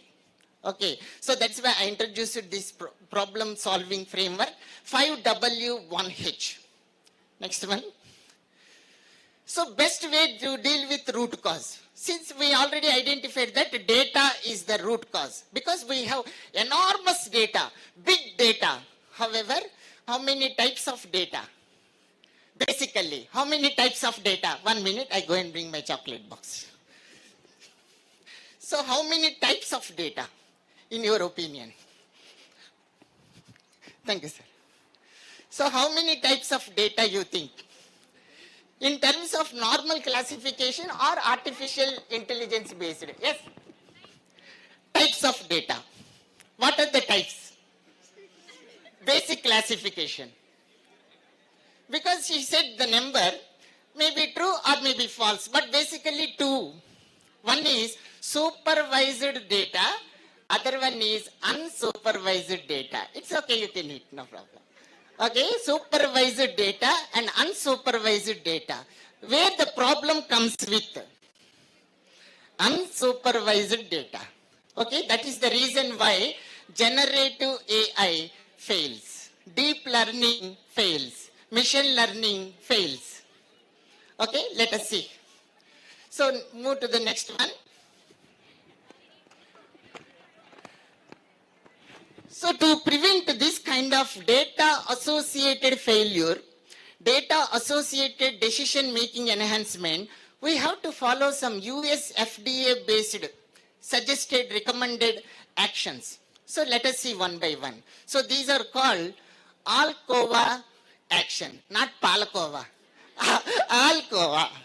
Okay. So Alcova actions. So let us see what are Alcova actions one by one. Attribute. The very first one is attribute. Please, sir. Attribute. Who recorded the data and when they recorded the data. So this is called attribute in case of Alcova type of framework. Next one. Legible. So data is readable and understandable. So that is legible. So no ambiguity. So clear understanding is presented. Next one, sir. Contemporaneous, recorded and when it is the recorded activity is happened. So the time is very important. So next one, original. When the first one is captured, whether it can be verifiable or not verifiable. So this is another one. So next one, please. Accurate. The most important is accuracy of the data. Accuracy of the data means not positive data. Data may be false outcome or positive outcome, doesn't matter. But the recordings must be accurate. That is accuracy. Okay. So next one, complete data. So meaning none of the data must have discontinuous or missing records. So if any such missing records or missing data, the interpretation is not possible. So the interpretation may be possible, but end up with wrong interpretation. Okay. Next one. So data follows correct sequence format units. So this is called consistency. So experimental conditions, that is called, also comes under mechanistic interpretation, following a logical sequence or protocol. So that is consistent data. Next one. Enduring. Data securely stored, preserved for access later. So this is called enduring. Data is successfully stored and readily provided for access and for the verification purpose. Next one is available. So data is readily available for authorized use. For example, we have protein data bank, we have chemical databases, we have biological databases. What for all these databases? To extensively enhance the acceleration of the research. So you can make use of the data and you can derive some meaningful hypotheses and generate into proof of the concept studies in the drug discovery pipeline. Next one, please. Traceable. Last but not least, this is the most important. So data parameters must be completely traceable. So all the data points, so from where, when, complete A to Z records must be traceable. It should not be an ambiguous one. So that traceable is the last parameter. It is the extended Alcova parameter. Initially Alcova started with 5. Now current one is 10. Next one, please. So overall you could notice that data science is the pillar. Data science is the foundational stone. So without data accuracy or alcover parameters fulfilled, AI, ML, DP, whichever the type you use, the IPO model will work. So meaning, you know students, IPO model? IPO model means input, process, output. So it doesn't matter. You may give cooked data as input, it will still process, it will produce the outcome. You will give accurate data, it will still process and produce outcome. So the outcome point of view, there is no bias. So it is all about input. So if the input data standard is maintained, your output interpretation also will be having very good, so logical standard. So that is very, very important. Okay, next one if you see. So why the reason is data produces knowledge. Knowledge produces further information derived based on decision. So that's why the decision is totally based on accuracy of the data. So further we look into the landscape of data, how many strategies developed. So artificial intelligence landscape, if you see, data is the foundation. Let's move forward. So this is the evolution of artificial intelligence. So here the artificial intelligence, what is the most important term you need to use? Artificial intelligence is for automation. So meaning there is no compromise on data standards. So data standards still has to be maintained. Artificial intelligence is only for automation only. Okay, if there is any misconception, please kindly clarify on spot. Artificial intelligence is for automation. So the intelligent systems developed based on different types of algorithms I will show shortly. So these algorithms will be adjusted and produces the desirable outcome. But data science quality must be maintained. So data points must be standardized. Okay, so let us move forward. So these are the three different types of artificial narrow intelligence, general intelligence and super intelligence. So at the moment we are using the first two. The last one is not yet established. Next one. Machine learning. So here two types of artificial intelligence we should discuss. First one is generative AI. Second one is predictive AI. So just now we discussed about the two data sets. What are those two? Just now we discussed two. What are those two data sets? Just now I discussed. Yes, supervised and unsupervised data.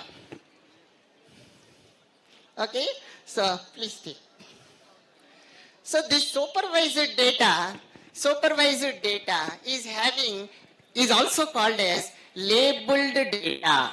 Labeled data means the future in terms, in computational terms, it is called future. The future analysis is based on the parameter and its associated response. So linking these two, it is called future engineering. Future engineering. So that is actually supervised learning. So supervised learning is meant for what? Machine learning. So machine learning works based on supervised data. Okay, so that is the most important one. Next, unsupervised one. What is the unsupervised difference? What is the difference? Is it labeled or unlabeled data? Yes, correct answer. Once again she secured the almond black chocolate from Malaysia, Alfredo. Very good. So unlabeled data, correct answer. So this unlabeled data responsible for big data.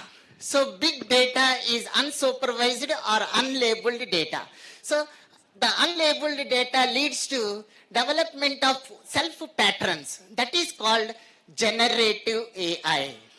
So the development of patterns may be accurate, may be inaccurate, not totally dependable. So that is the reason.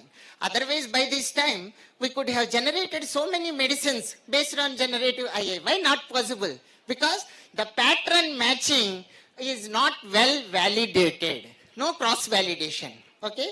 So let us see. Next one. So deep learning is the extension of the machine learning further. This is the narrow domain where the generative AI develops. Further, so these are some of the, next one. So what is the main reason? There is some additional slide. After deep learning,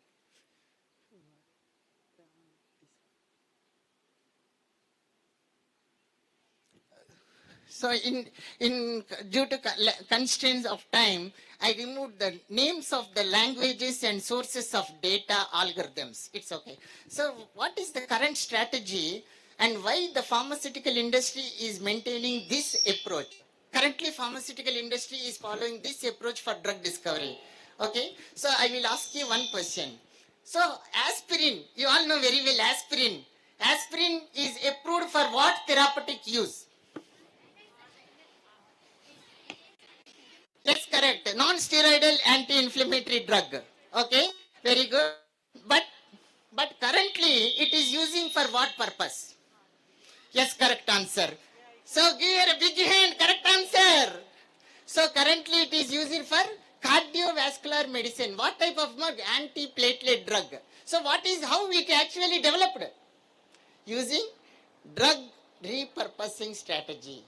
Okay, so the drug repurposing strategy, how it works, what is the background of drug repurposing? Have you ever discussed about this concept?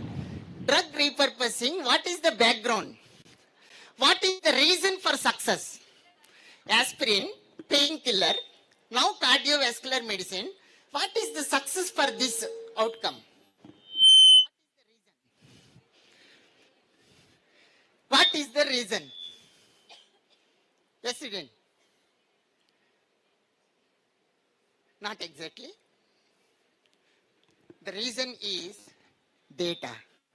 So the data associated with clinical, preclinical, everything associated with aspirin is clearly identified and clearly showcased that, oh, there is no clinical toxicity. At this particular dose, the compound is fully metabolized. The renal clearance is good. Hepatic clearance is good. So they nicely transformed this molecule into other therapeutic use. Because there is no necessity of doing preclinical again. There is no necessity of doing clinical one again. So how much time we saved? So this is called finding new uses for existing drugs. Current strategy, pharmaceutical industrial strategy. Drug repurposing. Drug repurposing. Okay, students, you can see the illustration there. How we can bypass the clinical phases. How we can bypass the clinical phases. We can directly enter into clinical stage 1. So, however, so just now I mentioned the clinical phase, the data associated with the clinical. So, who will decide which molecule to enter into drug repurposing? How to decide? How to decide? Yes, should I? How to decide? It must be accurate answer. How to decide which molecule to enter into the clinical trials using drug repurposing? Yes, correct. Do you know having any tool is specific for that? But regulatory affairs is correct. So for that, you one. So, okay. Okay. So regulatory affairs. What is that regulatory affairs tool? The tool is called, the next slide please. DREL. Drug repurposing evidence level. Drug repurposing evidence level. So meaning, drug repurposing evidence level means how much evidence data is available. If the data is not available, only limited to the hit molecule, the score is 0. 0 is not suitable for drug repurposing. If the data is having only in vitro data, the score is 1. 1 also not applicable. So the score must be minimum 4. Score must be minimum 4 to enter into drug repurposing. So this is how we will evaluate drug repurposing evaluation score, so that the repurposing process can be initiated. So this is one of the tools pharmaceutical industry they generally consider preliminary evaluation based on existing data. Okay, so once again, our focus is on data. So next one, please. So what is the key takeaway? This is exploratory. Exploratory means completely we will search for new things. There is no conclusive. So the key takeaway, what is the key takeaway? Effective practice of data integrative methods, strategies, you can achieve the most accurate data. So with most accurate data, we can confidently make a decision. So that is data-driven decision making, the concept. This is not only pharmacy. This is an industrial strategy for every field. So this data-driven decision making is totally based on the accuracy, the transferability, everything associated with the data. That's why US FDA in 1990 developed these Alcoa rules. Okay, once again, Alcoa edition rules, Alcoa plus, and another one more edition transferability, and the double plus. So total 10 properties identified so far. Okay, so this is the key takeaway.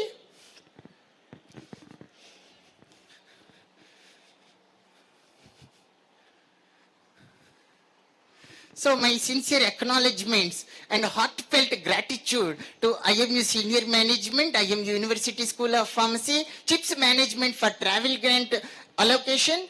So we are here, our lodging, boarding, airfare, everything paid by CHIPS. Chebrolu, Hanumaiah Institute of Pharmaceutical Sciences. Give them big hand, round of applause.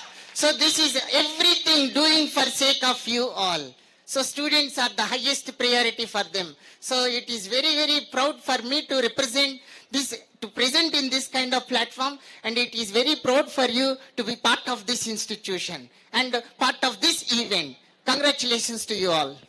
Of course, Professor Vidyadhara, dynamic principal, and also one of my mentors, and Indian Pharmaceutical Association, and the Innovate Pharma Organizing Committee, Professor Dr. Venkata, who is the organizing secretary, and all the team members, not even everyone, including all the organizing team members, operators, everyone, associated members, press and media. Thank you all once again. Thank you so much.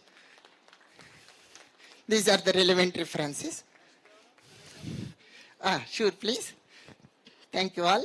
So now our farmer, one of the colleagues, Dr. Professor Adi Narayana would like to talk to me few things.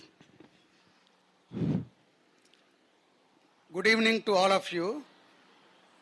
How you are feeling this presentation, Vasudeva Rao, Dr. Vasudeva Rao. Lively presentation and not standing one place, moving here and there and asking the questions and explain very clear presentation. Are you like it?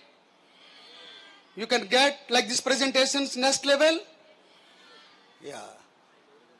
I worked earlier in same Malaysia, IMU. By that time, I moved back to India. Vasudeva Rao joined. By that only 3 months knows each other. But now he's grow like anything, and all the grants and AI and e-learning is the director. I think so many positions in taken, developed very research background is very strong rather than the teaching. Because wherever you go, the research background is, they can consider it. Impact factor journals, ISA indexed journals, the Google Scholar, everything is having in his hand. That's why he have the guts to talk anything in the research related. But of course, teaching also very good, and presentation skills, everything is having. Okay, where he did PhD? In India, Andhra University. Then immediately joined in Malaysia. Now he is the big shot in the IMU, only Indian community. Give a claps to him once again, and congratulations to his achievements, and it can going on forever at the end. Thank you. Thank you so much, Professor Adi Narayan Garu. It's really no words to explain. It's kind of blessing. I feel very honored to once again thank you all for your patience, and Wish you all success in your future career. Thank you. Thank you so much, Prof. Thank you so much, Doctor, for chairing the sections. Thank you all. Thank you, sir. Thank you very much. So before going to request my students, I promised them you will get a good informative sessions when you approach CHIPS College. So I think my students are very much happy with these kind of sessions. Thank you, sir. Thank you, Vijayadhara, sir, for giving such a kind of vast knowledge sessions. And moreover, Vasudeva Rao Garu, the session was not only informative but also transformative. The speaker clarity of thought, practical examples, and futuristic vision of artificial intelligence. Really, sir, you grabbed all the student attention. Thank you very much. The most remarkable aspects of capturing the curiosity of our students and motivated them to think clearly about the artificial intelligence and its application. Thank you so much. So you have gone through artificial concepts into emerging trends, the role of data foundation. The most important thing which I have been impressed is so many lectures we used to take in the regular classes. But when I am asking questions, when we ask questions, no one will answer. But now, Sir has introduced a new methodology of grabbing the answers from you. So I think I will implement this kind of things in my college. Thank you for innovative questionnaire. Next one is, one more thing. If you give right data, you will give right answers. That is the most important aspect. So that is where the key point. What I mean to say is what we are giving is not in the right direction. If you give the right direction, then we can grab the answer like our great speaker today. So we'll try to input correctly and get the right answers from all the student community. Thank you very much for the informative session. Now the session is open for questionnaire. So audience.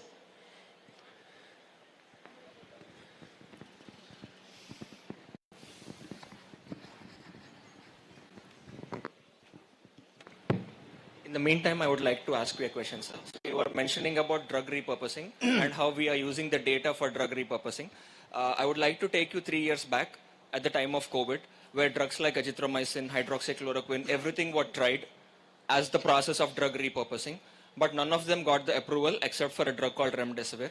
So if I can ask you, all the drugs that were used at that particular time, without having that repurposing thing, and we were discussing all throughout your questioning session where it failed. You gave us a scenario and asked where it failed. So can I ask you, all the drugs that were used in COVID, which were not repurposed, where do you think they failed? Clinical.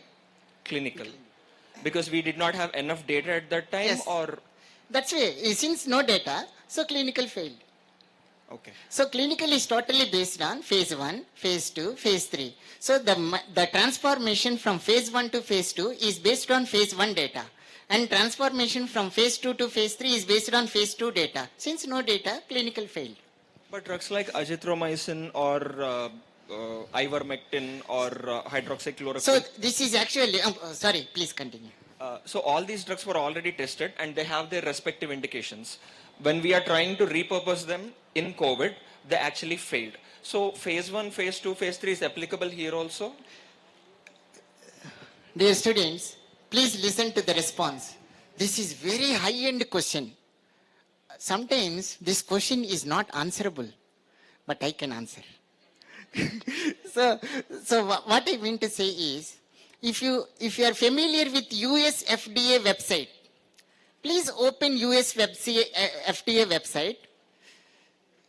You just put EUA medicines. EUA medicines. What is that guideline? What is all about the implementation of EUA? emergency use authorization. Emergency use authorization does not need any kind of evidence. They can make any decisions due to emergency and crisis. So there is one option there. Have you seen anyone? Please type this one and on spot you tell me you will get the chocolate. So EUA medicines in US FDA website. Emergency use authorization. So meaning they have the right to authorize any approved clinically used medicines for the new indication treatment. So that is one of the powers to US FDA. So they actually make use of it because of there is no option. Because there is no time to control. So there is no time to do further research. So they will make decisions based on some preliminary or based on some rational assessments. So the rational assessments, they will take it as granted that this medicine can be used for the treatment of COVID. Even Ramdesivir, that time, even once ampule, 50,000, 60,000, they sold on black. Ramdesivir. Later on, they noticed that Ramdesivir is highly toxic, not at all suitable. So you look into EUA medicine, emergency use authorization medicine. Okay? Thank you. Thank you, sir, for question. Thank you so much.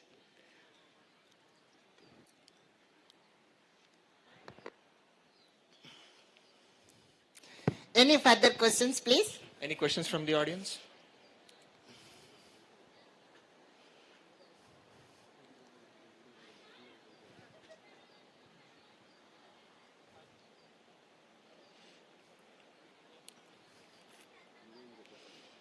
Okay.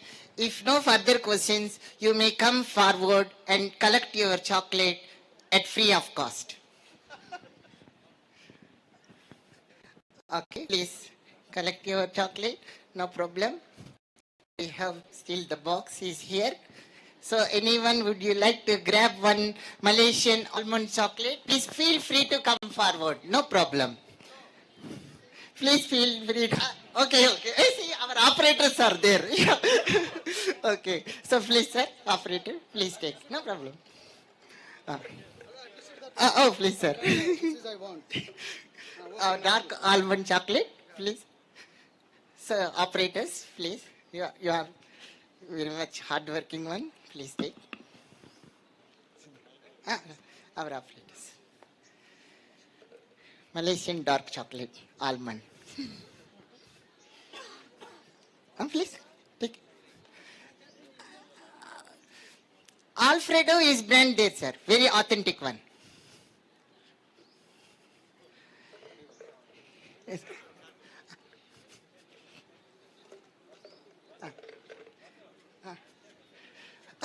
Sorry. Two distinguished chairpersons, please, sir. Sir, please, sir.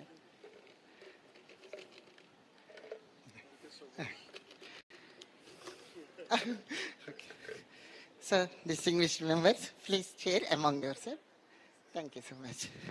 So it was a very heartful and a very extensive emotional content is also there at the end. Thank you so much once again for all the support. Thank you. See you all again.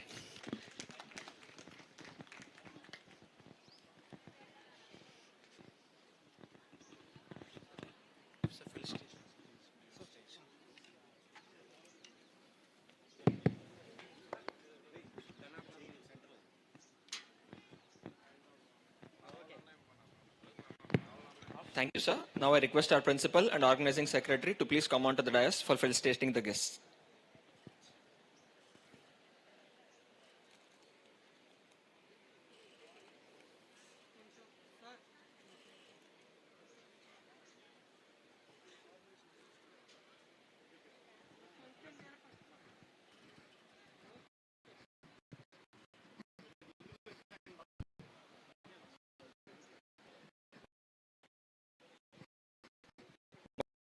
Speaker to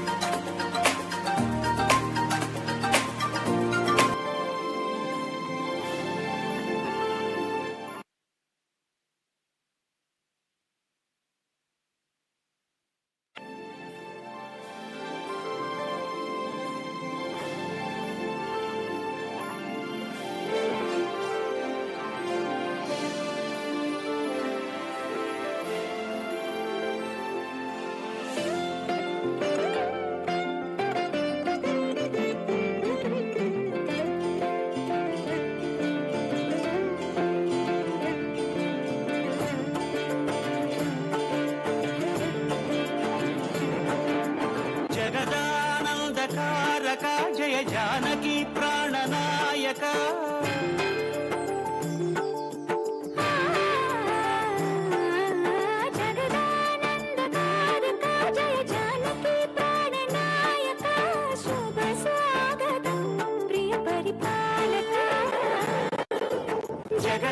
జగదానందకారక జయ జానకి ప్రాణనాయక శుభ స్వాగతం ప్రియ పరిపాలక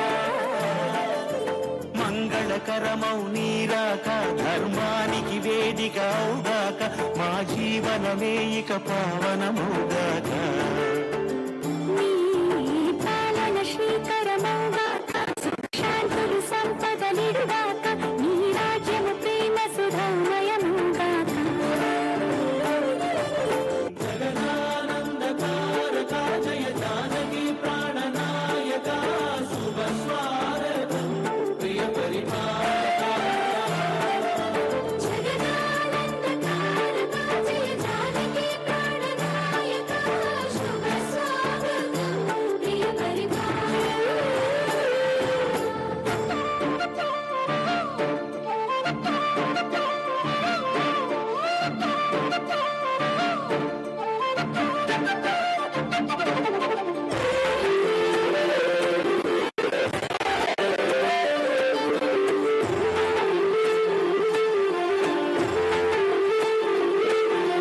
రామపాలనము కామధేను అని వ్యోమసీమ చాటే రామశాసన తిరుగులేని అని జలధి బోధ చేసి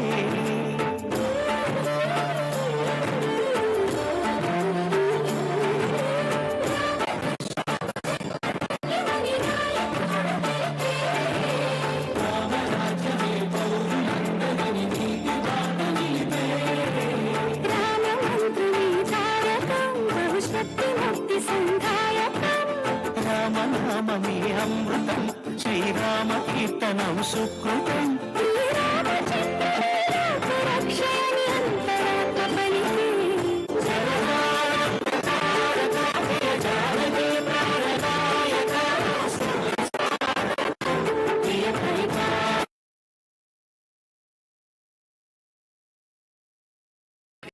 over 93, you just set me free. VIP walking easily with some cash on me. No PG, Dr. Miller Lee, that's a guarantee. Talk to me, numbers never lie. Add it up, that's me.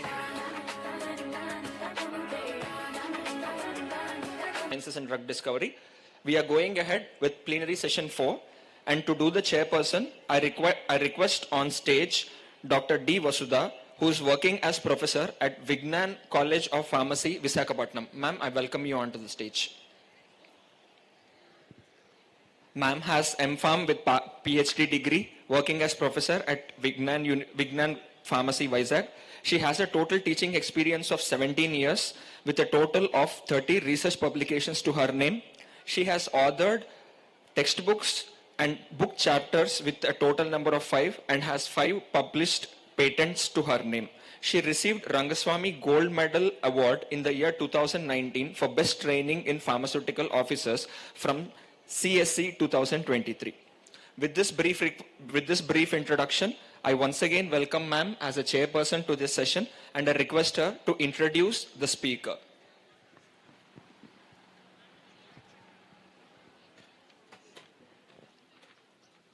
Good afternoon, one and all. It's my privilege to introduce today's speaker profile, Dr. Wong PC, Dean, School of Pharmacy, IMU University, Malaysia. Professor Dr. Wong PEC currently serves as the Dean of the School of Pharmacy at IMU University, Malaysia. She holds a PhD in Pharmaceutical Sciences and also completed post-graduation qualifications at master's level in areas related to clinical pharmacy and clinical education. Her research and publication work spans pharmacy practice and health professions education with a focus on pharmaceutical care. The expanding roles of pharmacists, medication adherence, medicines optimization, and innovations in student learning. Feedback and assessment, including digital and online examination approaches. With this brief introduction, I hand over the session to Professor Dr. Wong PC.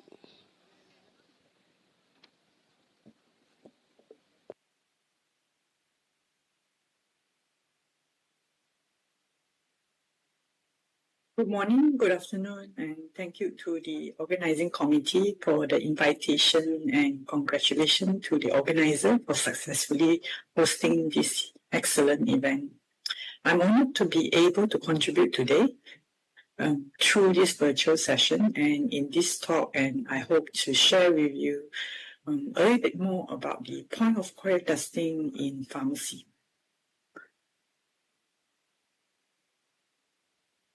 I'd like to start by perhaps sharing a very familiar scenarios that perhaps some of you may have experienced yourself, or perhaps have actually visited pharmacy, hence you probably would be familiar with it. A patient walks into pharmacy, feeling dizzy, tired, and he felt something are just not right. So he hoped for quick answers, and he asked, "Can you test me now?" So the pharmacist performed a quick finger prick glucose test, and the reading come back 16. Take a minute to think about it.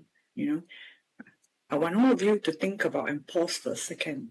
What comes into your mind, and if you are actually facing this sort of situation? Perhaps some of you will be asking in your mind, what does 16 actually means? Or perhaps some of you will be questioning, is this patient diabetes? Or is this an emergency case? Or do we need to assure the patient? Or do we need to refer immediately? Or do we need to repeat the test? Or do I need to actually check the symptoms? And perhaps this is the key message today's talk, in the context that what we are looking at, glucometer as a point of care testing give us result quick. But if you reflect carefully, what's going to happen to the patient, whether the patient's going to be safe, depends very much on what are you going to do next with the result that you are seeing here. To bring us to better understanding of a point of care testing properly, I would like us basically to look into the evolution in the healthcare. So traditionally, testing always belongs to laboratory. So patients take blood in the clinic, hospital, sample then sent to the lab, and later come back. But healthcare has actually evolved very much from the idea that everything must be done in hospital. So we are now seeing more testing near to the patient. That could be whether in the ward itself or in the clinic or sometimes in pharmacies or even at patient's home. So point of care testing is not a random trend. It is a response to a bigger healthcare shift that we are looking at, particularly decentralized care. We shorten the diagnosis pathway to clinical decision. So the biggest change that we're looking at the moment in the point of care testing is speed. So in laboratory testing, turnaround time usually can be hours. So you take maybe hours or days sometimes to come back with the test. So diagnosis delayed, patient may not receive the best care at the right time. So in that case, point of care testing has reversed or changed the situation in which turnover time become minutes now. So this changed everything from the moment that we get the result. We can immediately take action. We can immediately, within even the same visits the patient is making, counsel them, adjust therapy, refer, or even choose to monitor the progress that we are seeing at that point in time. So patients usually find this convenient, and of course healthcare facilities would have less patients queuing up at the same time waiting for laboratory tests to be done. So in that way, decentralized care outside the hospital are possible. This, of course, brings another revolution into primary care providers, especially community pharmacists who are best in position because they are accessible to public, they are trustable figures, they are also recognized as the healthcare providers, and more importantly, screening and counseling has always been the community pharmacy job. Point of care testing happens in different settings, and each of these settings may have different purposes. So sometimes when we are looking at in a hospital, point of care setting could support urgent care. For example, you're looking at the emergency department, ward, or ICU. Or in primary care, sometimes we look at the same visit, diagnosis, and management done in the clinic. And in pharmacy, point-of-care testing can support accessibility, early detection, and even monitoring and counseling. So now increasingly, it also happen at home.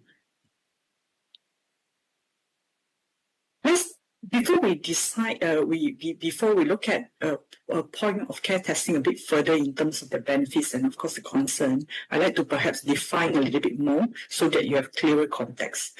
So point-of-care testing means testing performed near to the patient. So we're looking at, tools or basically equipment that's able to test the patient near to the patient. Okay, with that result rapidly be given to us at the same time immediately and enables us to make the decision and action. So when all of us think of point of care testing, I suppose most of it will first think about glucometer, because glucose testing is probably one of the most common point of care testing. But of course, we have wide ranges that comes from even, different tests that we can done, whether in terms of chronic disease monitoring, for example, H1B1C or lipid profile, or even infectious disease testing, COVID, influenza, or even strep A, streptococcus. And other than that, we have some that actually deal with medication safety monitoring that's coming up.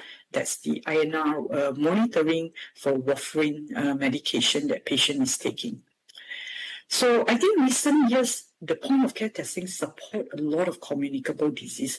Part of the reason driving it, of course, is to decentralize the service to make sure public has better access to some of this testing to address some of the communicable disease, such as COVID-19 in that sense. But and of course, for some of you probably have seen the point of care testing, you will realize some are more visual, some are probably providing some numbers as well. And the other things that are gaining more attention within the point of care testing is what we call the test to treat model. And I'll highlight a little bit more about it. So this test to treat model are probably becoming more common in the more developed countries. So the principle usually goes by the patient get tests at the same time, at one point, and the patient receive the results immediately. And if they're eligible, they receive the treatment immediately in the same setting and the same visit.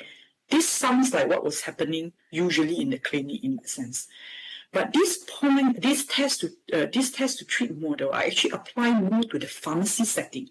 So the workflow actually happen within the pharmacy where symptoms are assessed and eligible screenings are performed. At the same time, the point of care testing is performed and result interpreted. And the pharmacist actually can decide immediate action, whether to treat the patient or refer or even escalate the different therapy the patient is getting. But at the same time, of course, documentation and patient education must happen.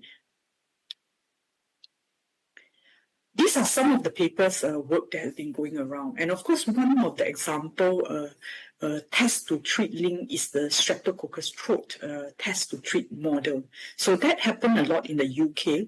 So in UK, pharmacy services has moved increasingly to more structured minor illness management. So one of the example basically is this pharmacy sore throat test to treat service, where patients get their sore throat assessed, particularly on their symptoms, and they are tested using toolkits, and then they were related to the agreed protocol that was developed.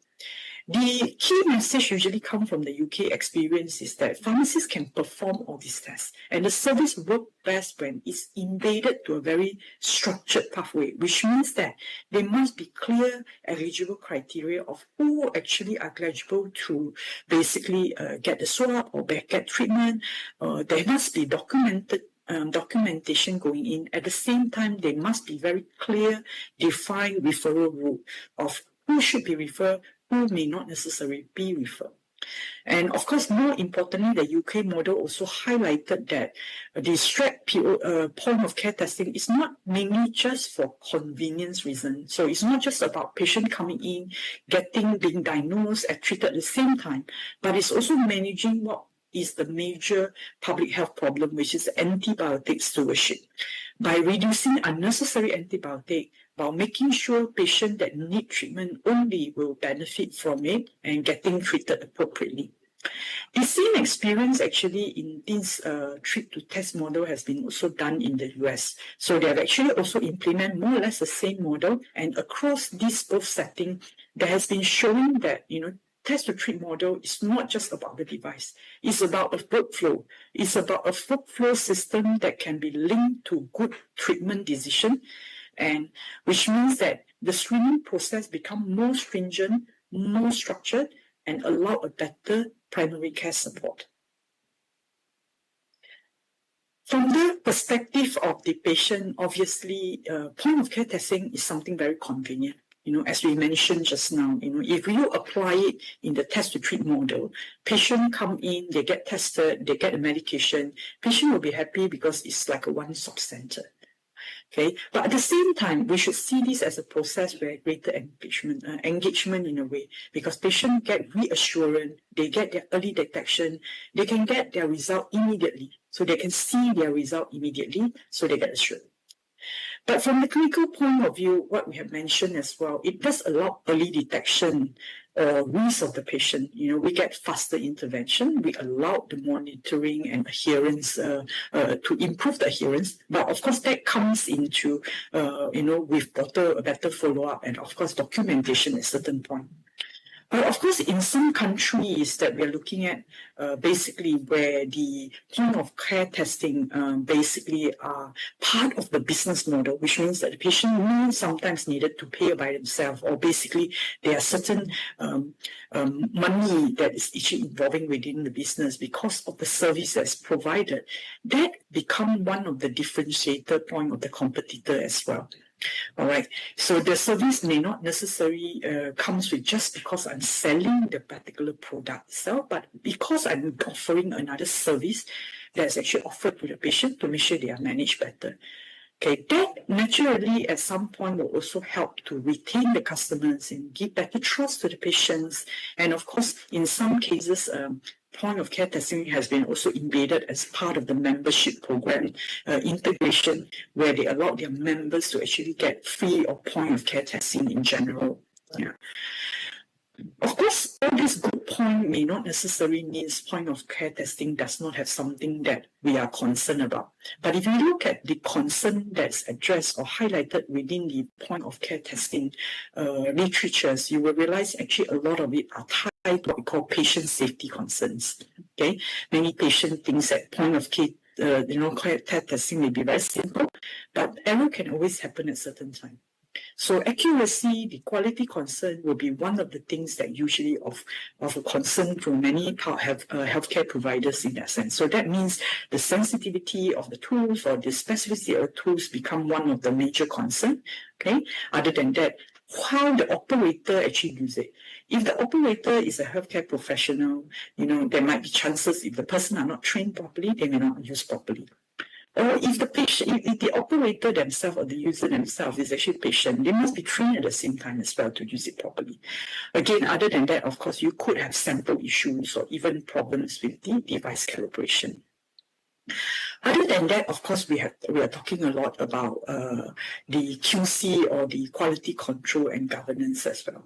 Here, what we are talking about, not just necessarily about the basically whether the QC of the product or the equipment itself, but we're talking about the quality process of how we are monitoring the patient, how we are ensuring the patient are making the best decision based on the result that they're getting. Just bearing in mind, this is not just about numbers that you obtain from a glucometer. It's about the decision that the patient going to take or you're going to ask the patient to do with that numbers that they're getting. So that comes with a lot of quality controls and governance system that ensure that people are competent enough to interpret the result, to contextualize the result. And of course, that comes with training as well. Other than that, of course, there may arise some communication and ethical risks that we may be looking at in long run as well. What if the results give you something that is of error? Would that actually cause false alarm? Would that make patient even more worried? Okay. How about anxiety that created because someone are not giving proper counseling, or maybe the numbers itself has created anxiety itself, or in some cases whether we are actually over testing and making certain tests unnecessary, and patient will have to overdo it again and again. From the medication optimization point of view, of course, some of this point of care testing has a direct link to how medication are used. For example, the case that we see just now, okay, a patient came in with a 16 millimole per liter of glucose. So if the patient is on medication, how are we going to adjust it? But the benefit of point of care testing is that we are now able to identify that the patient are not controlled. They have a high glucose. We are able to provide a support and monitoring follow-up. Okay, we are able to detect if the patient has a problem with it. Are the patient compliant? Are the patient under treatment? Okay, we can actually also adjust and actually making sure that the therapeutic that the patient is taking or therapy is patient is actually promptly actually reviewed and making necessary referral or even escalation if necessary. Of course, the personalized counseling can be tailored to basically the numbers that we're getting, because we are now based on the numbers, 16 or 20 or whatever results that you're getting, and we are able to tailor it accordingly to the patient. While we see there are many benefits of point of care testing, and we have looked at some of the model that US and UK are moving into at the moment, nevertheless, if you look at the overall literatures in the, you will realize that adoption and readiness widely varied. Okay, between country and country, low income country, high income country, you will find that there will be differences on how much pharmacists are able to actually perform well or adopt well different types of services to cater clinical decision that they could make on the point of care testing.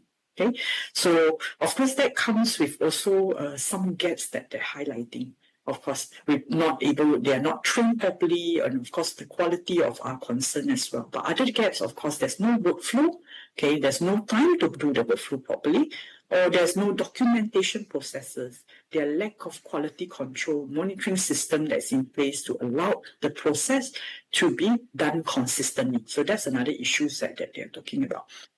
Another important point of view is that the involvement of other, for example, pharmacists within the point of care testing in a lot of countries that shows that acceptability does not just be driven by the patient demand. A lot of cases, doctor confidence is important and of course becoming a key factor. All right, when doctor trusts pharmacists, point of care testing, then the service can success, because the doctor will if they don't trust the result that comes back from the pharmacy, the service becomes isolated. So which means you're managing the basically patient yourself without the doctors, and that doesn't work very well in that sense usually in most of the cases.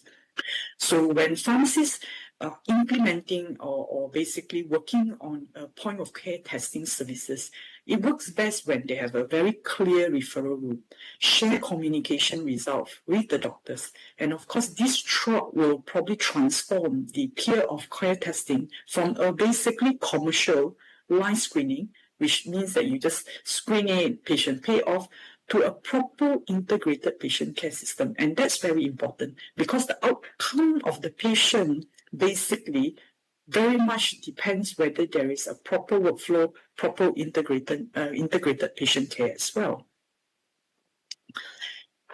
This slide perhaps I would consider as the heart of the talk basically that I'm sharing here.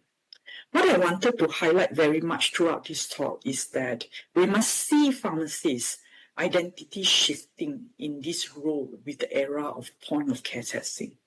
In our own model, we would felt that we test it, we print the number or we provide the number to the patient, okay, all right. Then the doctor will decide what to do. Apologize. Okay. But if this is in your mind, then point of care testing will be just a machine in your pharmacy. Okay, but in the new model that we're looking at, basically, all right, we should be acting more role in interpreting it, contextualizing the findings. Okay, for example, based on the symptoms the patient have, the screening, the history the patient have of medication, make a decision out of it, and basically allow escalation, referral process to happen. And of course, we should monitor the process as well. Okay, so this basically comes back to the question also, how much service of point of care testing one pharmacy could actually provide. And of course, I understand in some country, point of care testing basically may be limited as to just a machine where the role may be limited in that sense. But of course, in some countries, that may the regulatory side may allow point of care testing to be a better, more integrated service into the healthcare system. Just one more, basically, a trend that I want to share with you, which is about the self-care testing, is about the patient self-testing. So this refers very much to the self-testing, which is done at home by the patient themselves. So a lot of patients probably has been testing themselves. So that usually comes, for example, like glucometer, COVID kit. And of course, there are interestingly increasing numbers of newer and newer types of home-based kits that the patient can do themselves. And of course, there are strong benefits. One of the benefits is that patients are empowered to do that, more frequently monitoring as necessary, and that allows them to actually identify and detect if they have concern. And we believe the more frequent data point that's obtained usually will support a better chronic disease management in certain sense. But bear in mind, some concern usually comes with patient, home testing themselves. They may interpret the result wrongly. Maybe they are users themselves. If they're not trained properly, they could be wrong technique and end up with sampling errors as well. But not forgetting that they may be concerned that, because of the numbers they're seeing, cause unnecessary alarm, anxiety that we mentioned earlier. And more importantly, if there's no proper documentation and basically proper action that was acting to it, that may not link to a better care ultimately. So which means that without home testing, without a proper follow-up by the healthcare providers, may become actually a risk by themselves as a patient safety risk rather than optimizing the care of the patient. So bear in mind that. Perhaps in Malaysia, basically, we don't have point of care testing a lot. I mean, I would say we have implemented some of it, usually widely for the glucometer. So patients are usually encouraged to do their own glucose test at home to monitor their own glucose. So usually patient counseling will be done. But one of the interest areas that perhaps myself and my group of students are actually very interested in basically is the INR patient self-testing in Malaysia. And we have actually a studies done on it that I wish to share a little bit about context that we have done for your knowledge in that sense. So all of you will probably know that warfarin is a vitamin K antagonist anticoagulant. It's widely used in Malaysia hospital, clinic, and of course it's usually used for prevention of thromboembolism event. And usually in INR, when patients are started with warfarin, we need a frequent monitoring, we need periodic INR monitoring so that the patient are within the range. And usually this testing can be done by laboratory testing, where the sample are sent to the lab, or nowadays there could be point of care testing as well, equipment available where the clinic can do it, or even sometimes pharmacy operating warfarin clinic are able to use to test the patient to get a faster reading. One of the usual monitoring that was continuously monitored, usually basically across usually in literatures, is time in therapeutic range. So TTR basically refer to the percentage of the time that the patient fall into normal category or normal range of INR. So what we're saying is that how many percent does patient population or these patient groups actually fall into the normal range of 2 to 3 INR. In Malaysia, one of the findings actually obtained is only 47%, and that, of course, is a concern, and with the goal of 70%. And of course, in some overseas countries, we have understand that there will be the goal could be reached higher, and they use actually self-testing partly in the service as well. So by doing that, we felt self-testing may be beneficial for patients, but because it has never been done before, it has never been introduced before, feasibility in Malaysia remain unknown. Okay, so we did a qualitative studies, and our target audience basically are stakeholders across different profession that's involving in this INR testing services. That could be the policymakers, the doctors themselves, the nurses who are involving in it, pharmacists that deal with INR monitoring, and basically also some caregivers that has been also involving in managing the patients. And of course, we have patients within the interview as well. So we interview about 17 different types of profession or different types of categories of patient or participants. And the findings indicate to us few different aspects to consider. But I'm only giving you small areas or small parts where I just want to share with you certain findings that may be of interest to your knowledge. What we found is that in terms of benefits, it's very consistent with what we normally know in literature. All right, self-testing actually empower the patient. All right, so that's what the patient or the basically generally how most stakeholders would feel. It's good to do that. Okay, but at the same time, of course, the healthcare providers would feel that if you are able to get the patient to monitor themselves, self-test and monitor themselves, they probably could spend better focus on patients that require more attention. So which means that they may not need to take care of, those who are controlled, stable, may probably be undergoing self-monitoring in that sense. So maybe more energy can be spent on those that will require more attention in that sense. That sounds, basically very promising in that sense. But of course, that doesn't mean that there is no issue or no problem that they have raised. Some of the basically concern again that the barrier that they have identified are very common to what usually which you would highlight, which is the cost of basically the service itself. The strips, the monitoring tools and all that. Okay, and of course, if the patient are self-testing themselves, then one of the things that highlighted is the patient ability to self-test. A lot of the patient belongs to category of elderly, or maybe some of them, maybe younger, but they might be a population of elderly and may have difficulty basically doing it. All right. There are basically perhaps also lack of resources. There is insisting that although you are allowing the patient to self-test, okay, that doesn't mean that the healthcare system or the healthcare providers doesn't need to offer your service. You still need to offer the monitoring. So the concern on how am I going to monitor the patient when the patient self-tests himself? Who are the people who are going to monitor? What are the resources? Are there technologies available to help me to monitor? In that sense. So the feeling is that they might not be ready to do this type of monitoring if we are talking about, trying to monitor patient remotely in that sense. Okay. But of course, that came in another part of the discussion that which I want to share with you is that while all having said that there are barriers and benefits, some of these barriers perhaps can solve by certain strategies in that sense.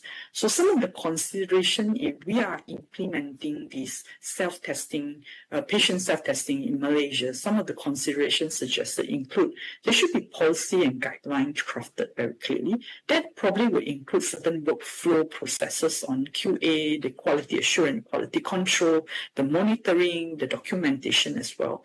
But at the same time, what would be important is to make sure the selection of suitable patients are done, which means there must be strict criteria who should be eligible to be self-testing, who should not be in that sense. Okay, which means not every patient should be put into the system for self-testing.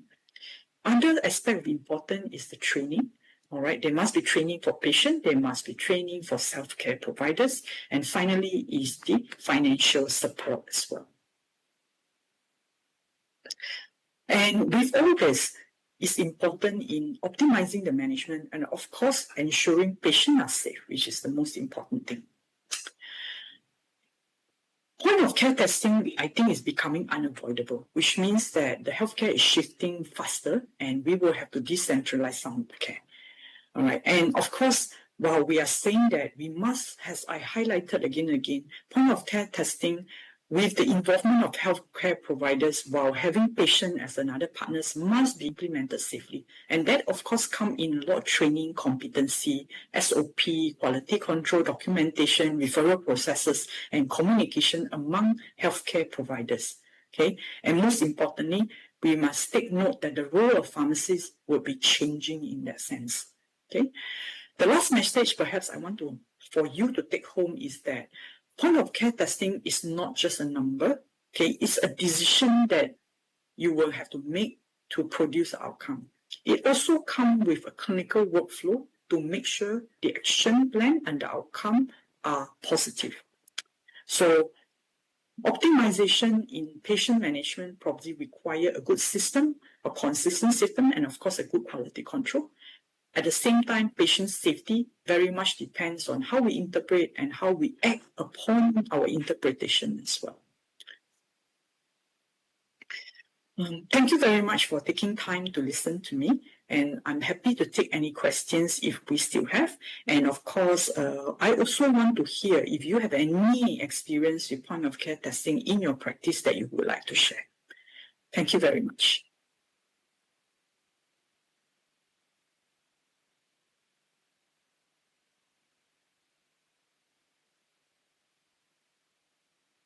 Good morning, good afternoon.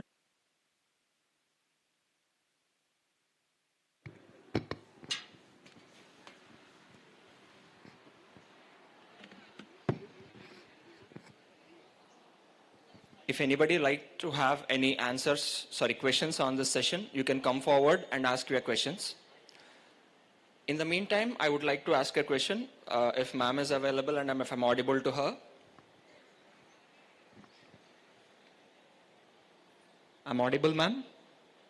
Hi, can you hear me? Good afternoon, everyone. Thank you, ma'am. Thank you for the session. I would like to ask you a question. At some point of your presentation, you were mentioning about the point of care for warfarin. Yes. And you are trying to say that the therapeutic range or the active therapeutic time is around like 70%. The ideal time has to be 70%, whereas it was 47% something in Malaysia. Yes, yeah. That was a data that was collected, I think, down in about 2019, if I remember correctly. Yeah. I would like to know how, at a community pharmacy setting, you can assess the therapeutic time of the drug. What is the technique that is followed, or is there any method which is used to determine the active concentration of warfarin? I mean, at the moment in Malaysia, we don't do it very much in the community level. We do it in a lot more in the pharmacy-led clinic, which is usually operated under certain hospitals. So in the point of care testing, of course, there could be some hospital that's remaining using laboratory testing. But anyway, the studies that we are looking at, we are not advocating basically the pharmacy lab program in the community pharmacy level at the moment. Yeah, I think it's very much still centralized around the pharmacy lab program within the hospital setting, or perhaps one day maybe clinic, what we say more like community health type of clinic setting. Okay. And at some point of time in your presentation where you are talking about the point of contact evaluation, the pharmacist can increase the dose or decrease the dose depending upon the findings that he gets when he does this glucose testing, etc. I would like to know whether the community pharmacists out there in Malaysia are having the regulatory authority to do that, because here in India I don't think we have that authority. Thanks for sharing that. At the moment, not that I'm aware that community pharmacy in Malaysia are doing it. As I mentioned, very much now it's very much the community pharmacist-led clinic within the hospital setting at the moment. I mean, that's the Malaysia situation. But of course, I'm very happy to hear, what's done in India and what is your experience of that. In India, community pharmacy are not authenticated to do all that. Of course, there are community pharmacies where people do active role in following up patients with chronic diabetes, chronic kidney failures, etc. But community pharmacies are not authorized to change the prescription as such, and I really don't think any pharmacy that is driven by a hospital can do that. You mean driven by a community? Yes. Okay. But in hospital, do you have that facility run by pharmacists also? No, ma'am. We don't have any such facilities inside the hospital that is run by a community pharmacist or a community pharmacy where we can change the prescription as per the findings that we get depending upon the point of time that we treat the patient or assess the patient. What about hospital pharmacists themselves who work in the hospital? Do they run any warfarin clinic themselves or INR testing type of services at the moment? At the moment, there are certain hospitals where the program is driven by the hospital and the pharmacists are hired by the hospital for carrying out these activities. Like you mentioned, the monitoring of warfarin and certain narrow therapeutic drugs like digoxin, where the program is initiated by the hospital, not exactly by the pharmacist, but pharmacists are appointed. Yeah, but do they run themselves to adjust the medicine or they're still relying on the doctors to adjust the medicine? They just they get the findings and report the same to the physician, and the physician takes the job of decelerating or accelerating the dose depending upon the response. But I think in Malaysia we have some pharmacists that were trained that they can actually do the adjustment of the dosing for warfarin at the moment. So in Malaysia, you're trying to tell that pharmacists are authorized to do the adjustment of warfarin based upon the INR. Yes, yeah, we do have like what I'm saying is that pharmacy operated INR clinic, so which means that the pharmacists can actually adjust or help to modify, and of course they have to document the whole processes when they actually monitor patients' INR. Yeah. So these are actually led by so what you are trying. Pharmacists. Pharmacists. Yeah, that's why we say it's a pharmacist-led clinic in that sense. Yeah. So it's pharmacist-led clinic inside the hospital or even outside the hospital? Inside the hospital. Inside the hospital. I would like to know pharmacist-led clinics outside the hospital in Malaysia. What therapeutic activity do they do? Like I said, I mean, outside hospital, they don't. Community level, they don't normally do that. So mostly our pharmacist-led INR clinic within the hospital at the moment. But of course, we have very much interest on our side more of looking at how to decentralize further, which is self-testing, which is why we are performing studies to overview it. But at the moment, they are not done yet at the moment because, as like we said, there are barriers to it as well. Yeah. And one last question from my end. In the very first slide where you mentioned you gave a case scenario where the blood glucose level was very high, if I'm not wrong, 16 millimole per liter.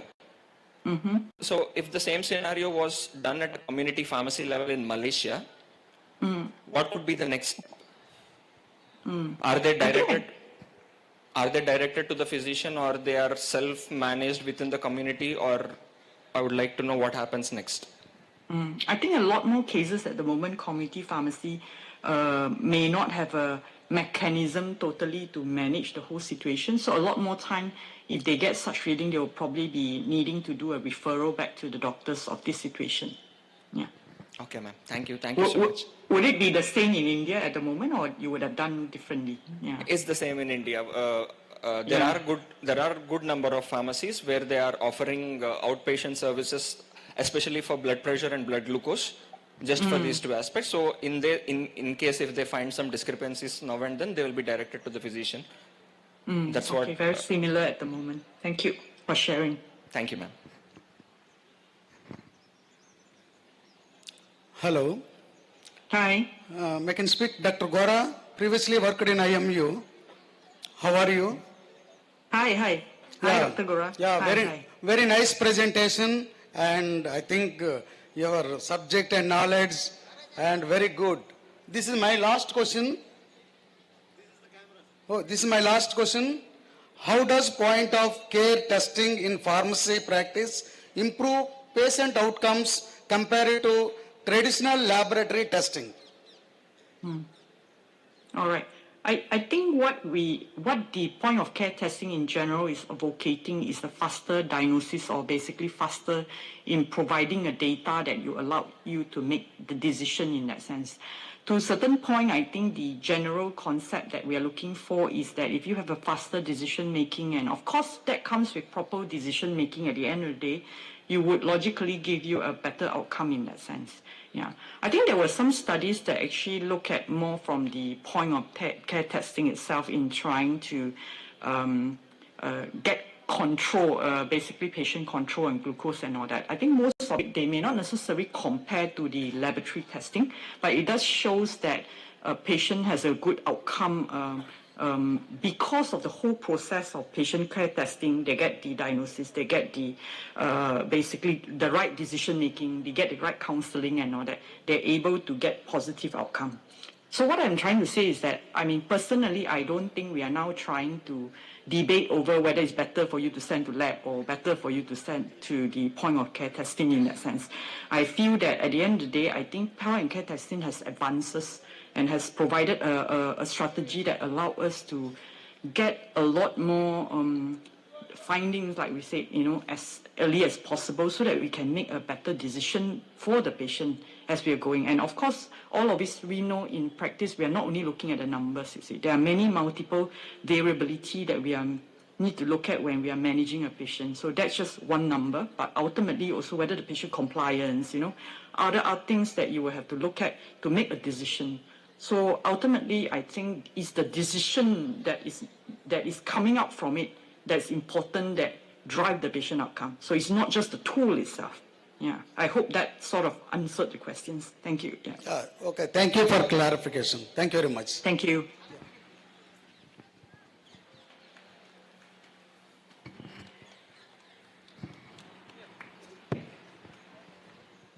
With this, we came to the end of plenary session 4. Now I would again request our principal and organizing secretary to come on to the dais.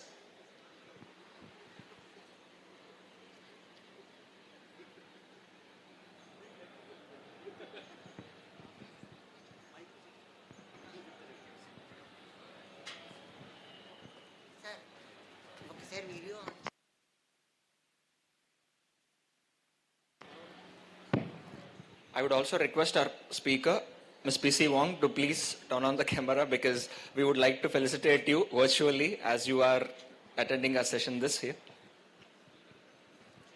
Now I request somebody from IMU Malaysia to please come forward and take the memento on behalf of her.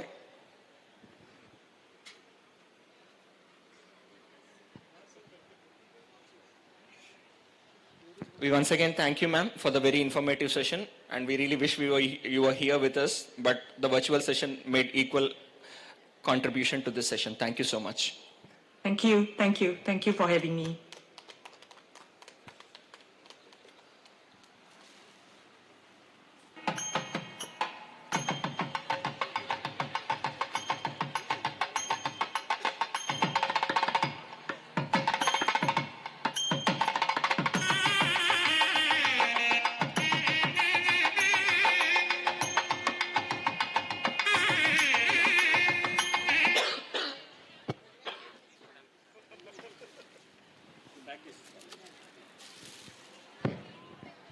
Now we also request the organizing secretary and our principal to please felicitate the guest of the, the chairperson of this session.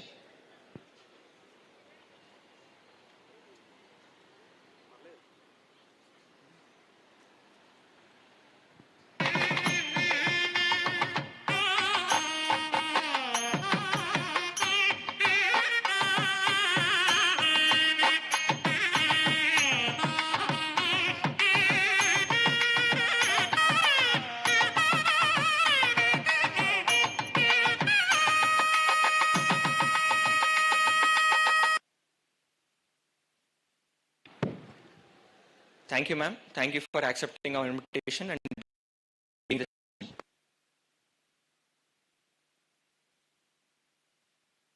Recording stopped.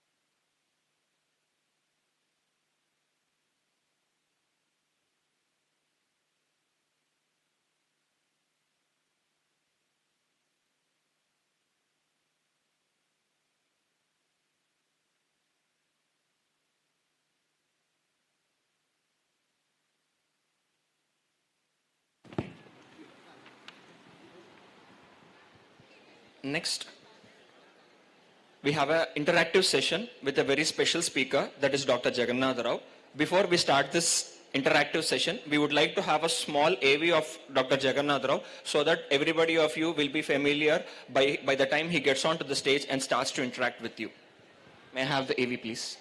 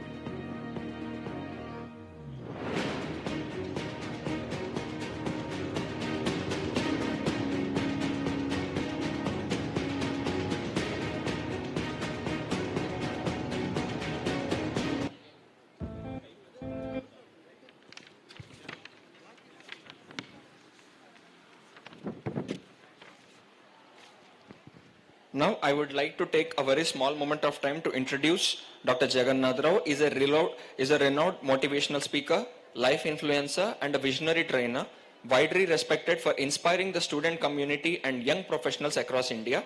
With over 23 years of experience, he has successfully trained and motivated more than 5 lakh individuals through his workshops, public seminars, and training programs conducted at national and international levels. He holds a PhD in parapsychology from the United Kingdom, a postgraduate degree in counseling and psychotherapy, and degrees in BSL and LLB from Pune University. He regularly conducts faculty development programs, corporate training programs in leadership, stress management, team building, and scientific meditation sessions. Mr. Rao is the founder of Jagannath Rao Skill and Will Development, and he serves the society as the secretary of Sri Sri Rangalingeshwara Trust. He is a recipient of several prestigious awards, including the Ideal Teacher Award, Suvarna Karnataka Seva Award, Chhatrapati Shivaji State Award, and Rajiv Gandhi Excellence Award. With this brief introduction, I welcome on stage Dr. Jagannath Rao and request him to address our audience.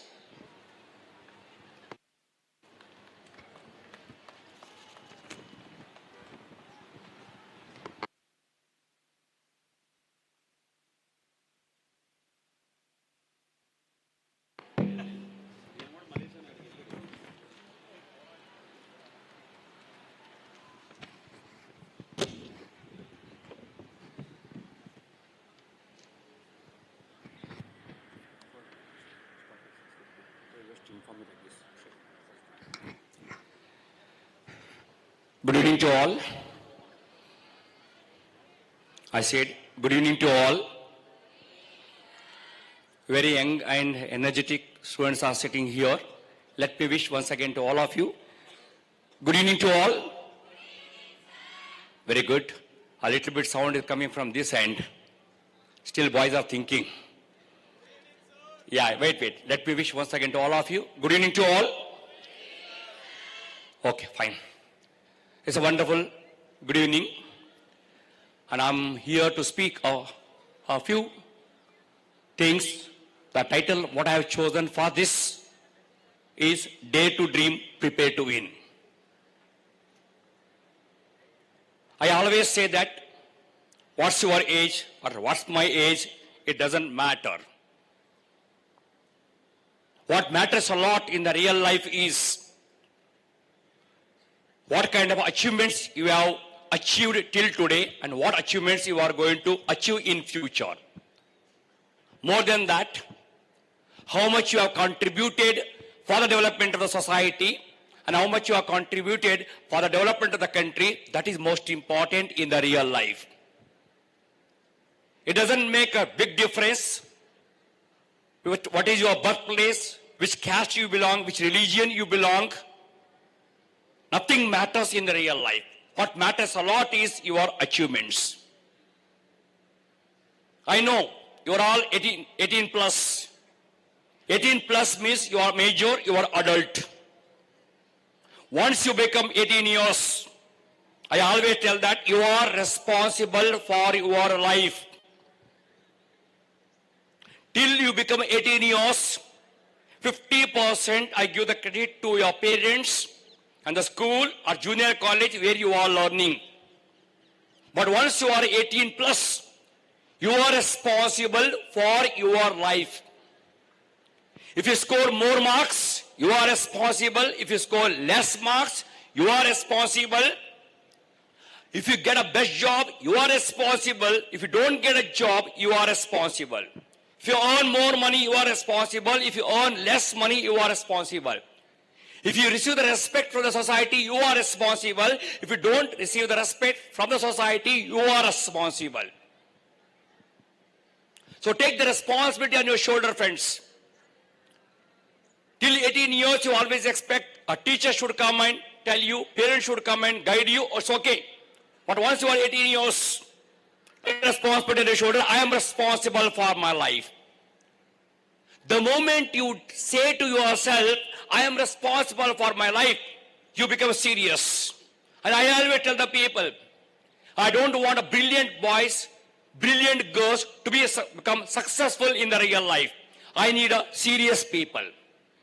I have seen personally in my life, people who are brilliant and intelligent, they get only success, whereas people who are serious about their career, they get a big success. Seriousness is required. And for that seriousness, you should tell yourself, I am responsible. That's a powerful statement, my friends. Keep on telling yourself, I am responsible for my life. I am responsible for my life. That will change your personality. Again, the society or the community which you belong, it recognizes you based on your achievements. So always focus on your achievements. When you focus on your achievements, definitely you are spending your time in a better way. You are using your youth, young energy, focusing on your career. Your parents keep on telling you, your teaching faculty keep on telling you, be serious about your career, be serious about your career, but you take it very lightly because your age is like that. Once you grow up, then you start repenting. I made a big mistake. I should have followed the advice of my parents. I should have followed the advice of my teaching faculty. You realize afterwards. So my friends, I always say, career. Why? Parents keep on telling you that career is important, career is important. You know, whenever I go to B school, I ask the question, what is a career? They give a beautiful statement because they are MBA guys. Then I ask them, shall I give the definition about the career? According to me, career is nothing but fulfilling your stomach with your hard-earned money. I repeat my statement. Career is nothing but fulfilling your stomach with your hard-earned money. Maximum 25 years, your parents will fulfill your stomach. After 25 is over, you have to work hard and make sure that you are going to fulfill your stomach. That's your career. The students particularly belong to poor family, low middle class family, or middle class family. Let me tell you, my friends, when I go to college, I ask them, what do you want? They say, sir, I want respect. Then I say, don't go after the respect. First go, give the preference to the food. Food first, respect next. I repeat, food first, respect next. Because you are not born in a rich family. So when you say that food first, respect next, what happens? You are ready to do anything for the sake of fulfilling the stomach. I know everybody dreams to get a best job in a reputed company. Nothing wrong in that. But everybody is not having that kind of a talent.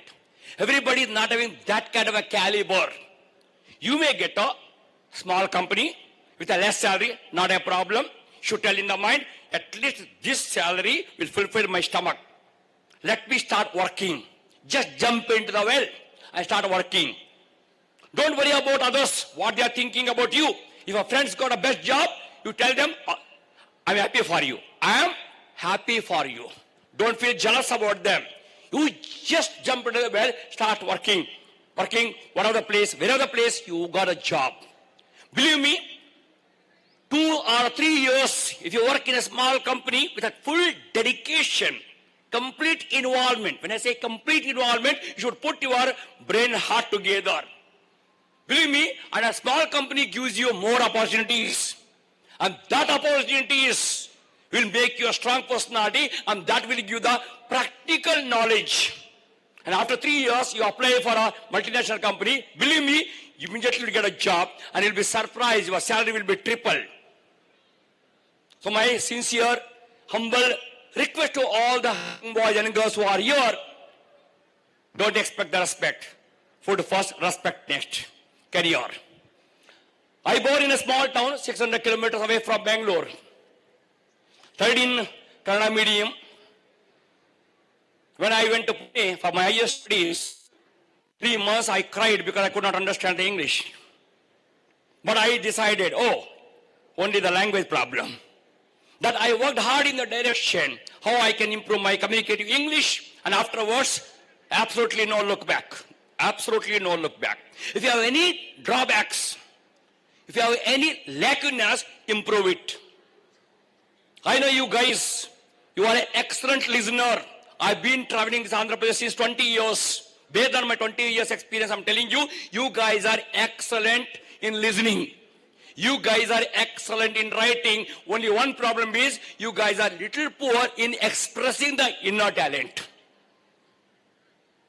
That is why, in spite of having a degree, you don't get a best job because you are not able to express it.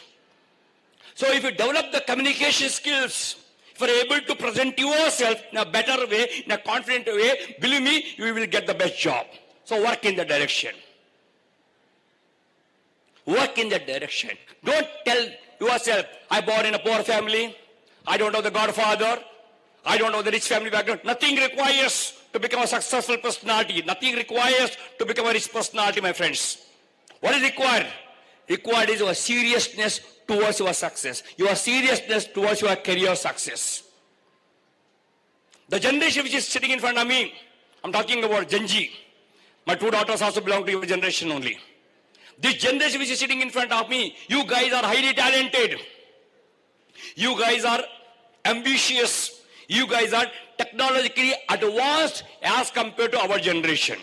I repeat, this generation is highly talented, very ambitious. You have big dreams. You have big dreams. Definitely, why you are able to dream big? Because you have a lot of opportunities. We could not be able to dream big at that time because opportunity is very less. Now opportunities are more because technological advancement is there. In spite of having a talent, in spite of having a big goals, big dreams, where you fail, my friend, let me tell you. No doubt this generation, you will get a job, no doubt you will get a salary, no doubt you get all materialistic comforts. Because you are very serious about our money, you are very serious about our materialistic life. Why you are so serious about our money? Why you are serious about your materialistic life? Because it's not your fault. Earlier, society used to give the respect based on his deeds. Whatever he used to work, based on that society used to respect. Now, the society changed. You already experienced that in your own family. You have already experienced that people are respecting only that person who is having the money. That is why you have decided in the mind, I want to earn the money because I deserve the respect. Nothing wrong, my friends. I repeat, this generation will definitely earn the money. Then what you will be missing? You will be missing a peace of mind. What you will be missing is a good relationship. The way we enjoy the relationship with the parents, brothers, sisters, and friends, you are missing. Already you are missing. Why? Because your focus is on a materialistic life. I'm not against money. I'm not against your materialistic life. That is very much required. It's very much required. I always say money is like a right eye and relationship is like a left eye. Together, balanced life makes you a meaningful life. Otherwise, you will be leading a meaningless life. And one fine day, you start feeling loneliness. I have everything, but I don't have anything. I have everything, but I don't have anything. It's already happening, my friends. And the biggest problem of this generation, I tell you, my friends, listen carefully. You have one problem. That problem is, one word is there, 3 alphabets. I'm sure anybody can guess it. I repeat, one word, 3 alphabets. Can anybody guess? This generation having one problem. One word, 3 alphabets. Quickly. Huh? Literally? Exactly right. Clap for 2 girls who are saying one word, 3 alphabets. That's called ego. E-G-O. Clap for 2 girls who have given the right answer. Lovely, lovely. Clap for them. Clap for. That's wonderful. Ego. I don't know from where this ego is coming. I don't know, sir. Should I blame your parents? Should I blame your school or a college? I don't know. But ego has already entered in your blood. Not in your mind, in your blood. Ego has entered. I'm surprised with a few boys and girls. They show the ego to parents also. They don't even care the parents. They don't understand the blood which is there inside the body is given by parents. The food what you are eating is given by your parents. The clothes what you are wearing is given by parents. You are studying in the college because the fees is paid by your parents. And you are showing the ego to your parents also. I don't understand. And if you are staying in the hostel, I have seen in the hostel, so for example, in the hostel 3 Cards are there, 3 girls are here, 1, 2, 3, and this is a common friend, and this girl is there. This girl says, this girl will not speak with that girl. She expects, why should I go there? Let her come and talk to me. And this girl will tell the same thing. Why should I speak with you? You come and talk to me. And that ego is there. And all 3 people are staying in the same room for the whole year. And every day they look each other, they don't even smile also because of the ego. And my friend, if you are spending a time like that in the hostel, your hostel life will not be a fantastic life. No. No, friends, no. You need a relationship. I always tell the people, if you want to become a leader in the life, if you want to enjoy your life, what do you require? You require to break your ego. The moment you break the ego, many things happens. Because of this ego only, divorce rates are increasing. Because of this ego only, you are not able to maintain the good rapport with your colleagues wherever you are working. Because of this ego only, you are getting a depression. Because of this ego only, you are getting a psychosomatic problems. Like sleeping, you are not getting a good sleep. So many things are happening. It's because of the ego, my friends. I have seen in my life all the celebrities, achievers, great personalities, rich personalities, they don't have the ego. And they never show the ego in the public. They never show the ego in the public. And I know there are some students are here, they are not speaking with the cousin brother, cousin sister, not because of the property matter, it's purely because of the ego problem. And my friends, again I'm telling you, all the achievers, all the celebrities, they don't have the ego, zero ego, no ego. Have you seen any celebrity? Film stars, when they are being called on the stage to receive the award, what they do? The moment they come on the stage, before they come on the stage, they will touch the feet of the stage. They do namaskar and they come on the stage. They don't have the ego. They are celebrities. They have money, name, fame, everything. Still, they never show the ego. So, my friends, if you want to maintain a good relationship with your friends, with your family members, you have to break the ego. I remember when Amitabh Bachchan was having a big concert in Dubai, 25,000 elite audience was sitting there. Elite audience was there. And Amitabh Bachchan was sitting on the sofa in the front wearing a suit. And a beautiful anchor was here. And she was speaking about Amitabh Bachchan, legendary actor, great actor, you know. She went on talking about Amitabh Bachchan ji. And Amitabh Bachchan was silent and listening carefully whatever she was speaking. And afterwards, finally, this anchor says to Amitabh Bachchan, please come on the dais. The moment she says, please come on to the dais, Amitabh Bachchan ji, I want you to observe my body language. He will be coming on the stage, and he comes and stands in front of in the middle of the stage, and he looks at the audience, and he bows the body like this.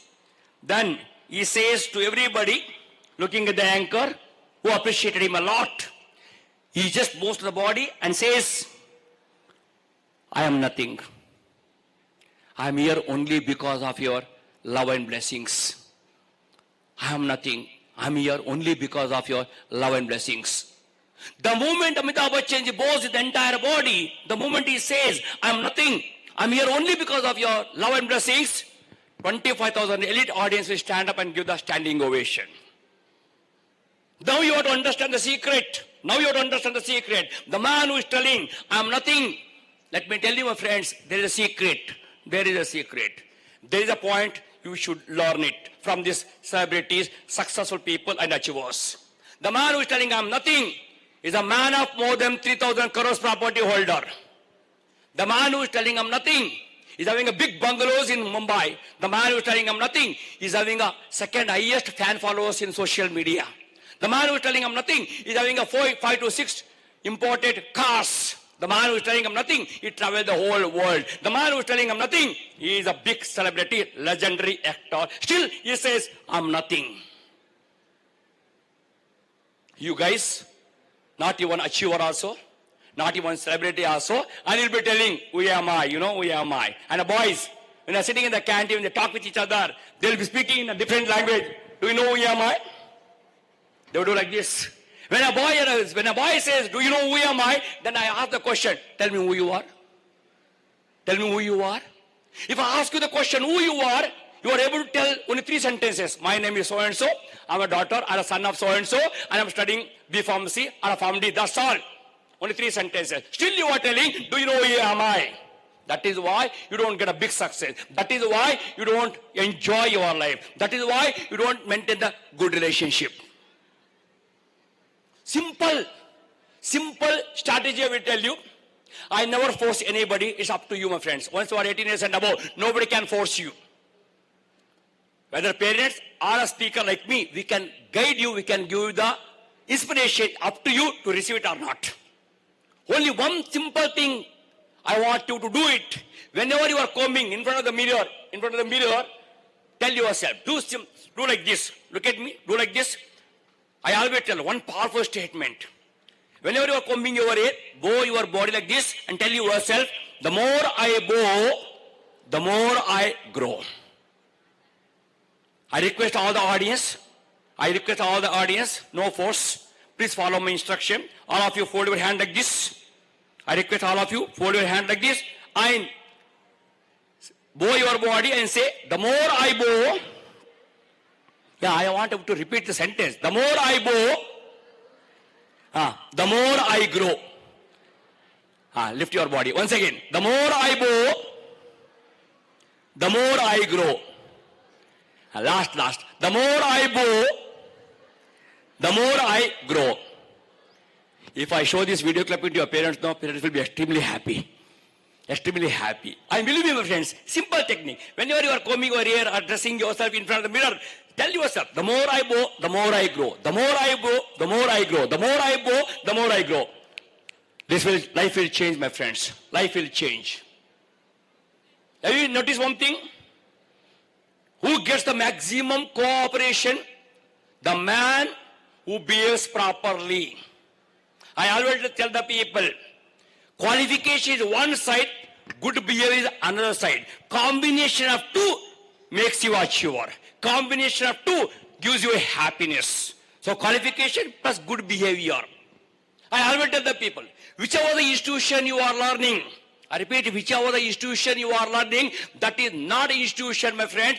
That is more than a temple, more than a mosque, more than just church. The college where I studied in Pune, I don't call it as a college. For me, that is more than a temple, more than a church, more than a masjid, because that is the place which gave me the knowledge. That's a place which gave me the qualification. And with that qualification, with that knowledge, I'm able to earn the money. I'm able to fulfill my stomach. I fulfill the stomach also. I'm getting a respect and a name and a fame only because of that institution. So when you enter into that temple, you get a sacred feelings. In the same way, when you enter into the classroom or the college, you should tell in the mind, this is the place, more than temple, mosque or church. Let me concentrate on the lecturers, whatever they're teaching. And when you are grateful and thankful to the institution gives you the wonderful knowledge. And that becomes a source of your income.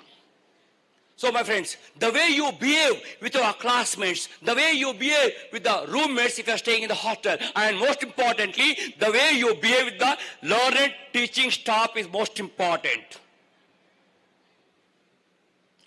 Recently, my school teacher, he met me in my hometown. We were going on the road.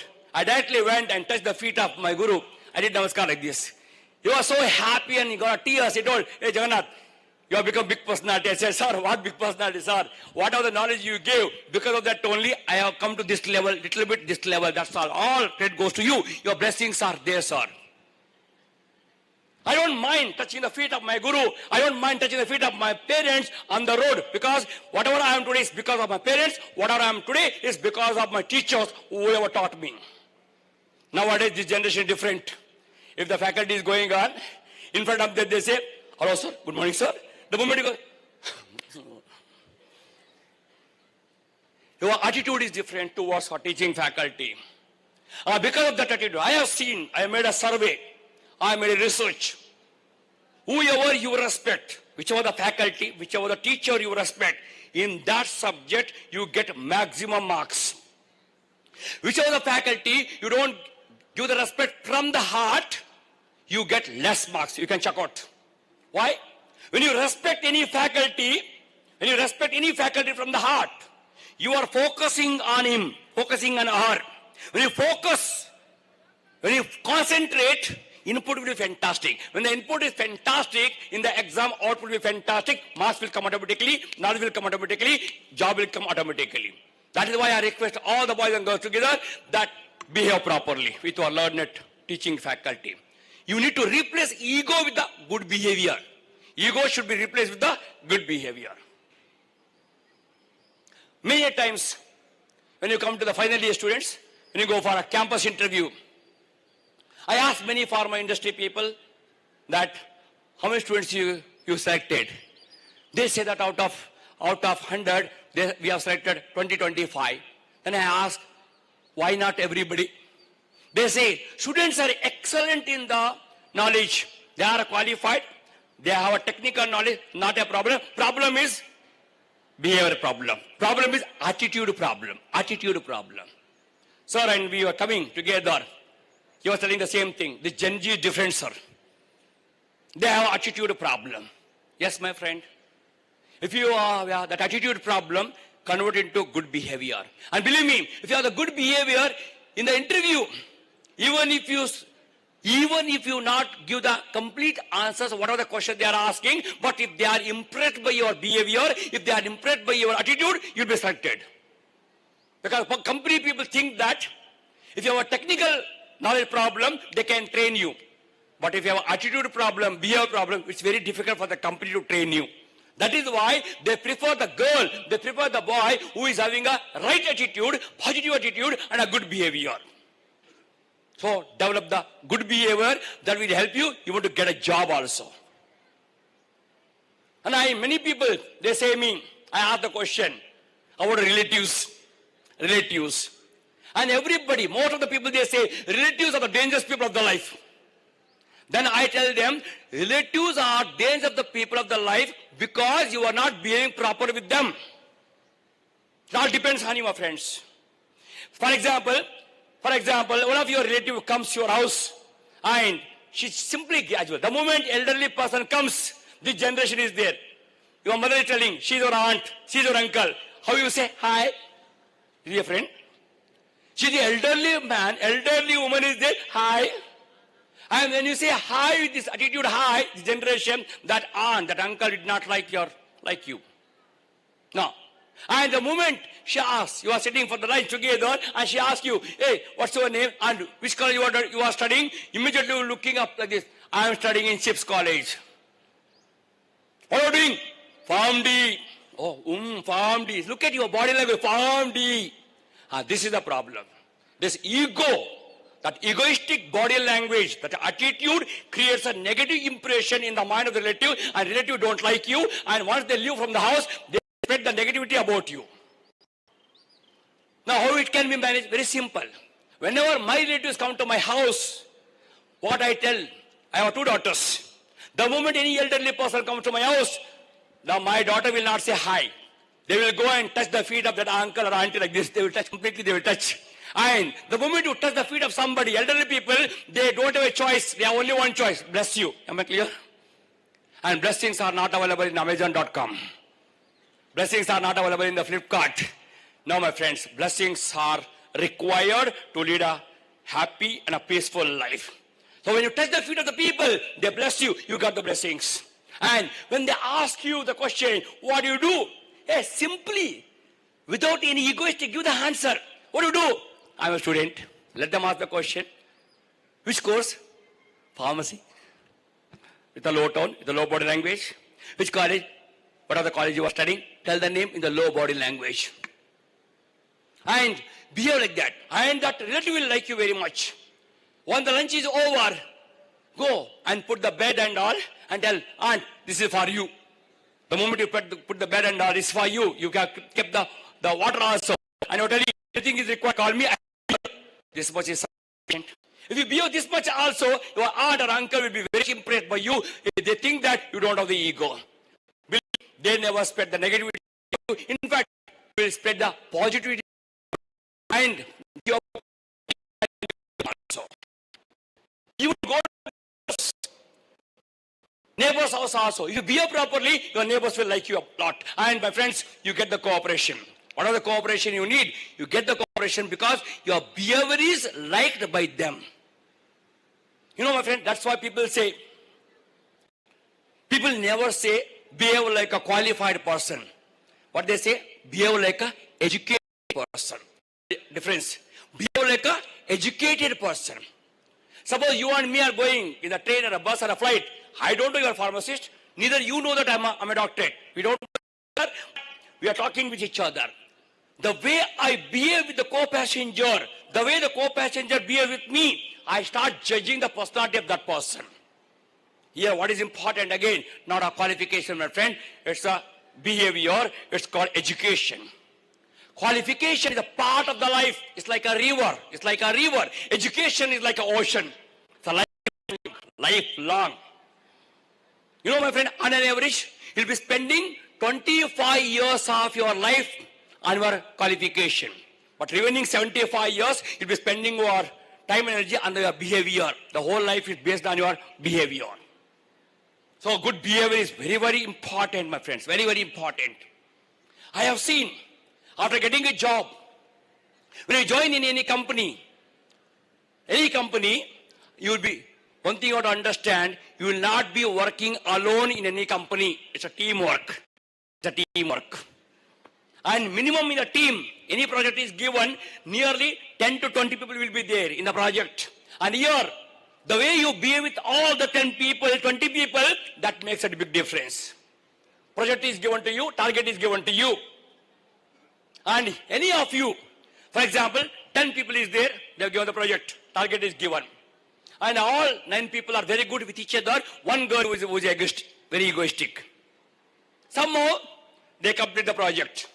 The boss comes and tells everybody, congratulations, you did according to the target, and there's good news for you guys. And all are waiting for the good news. He says, since you have completed the project within a time, you'll be getting a promotion and you'll be getting a bigger project. And the same team will remain for the next project also. The moment the boss says the same team will remain for further big project, one of the person will stand up and say, sir, a small request. The boss asks, what is the request? And the boss, that person says, sir, we are okay with all other people, sir, except that girl, sir.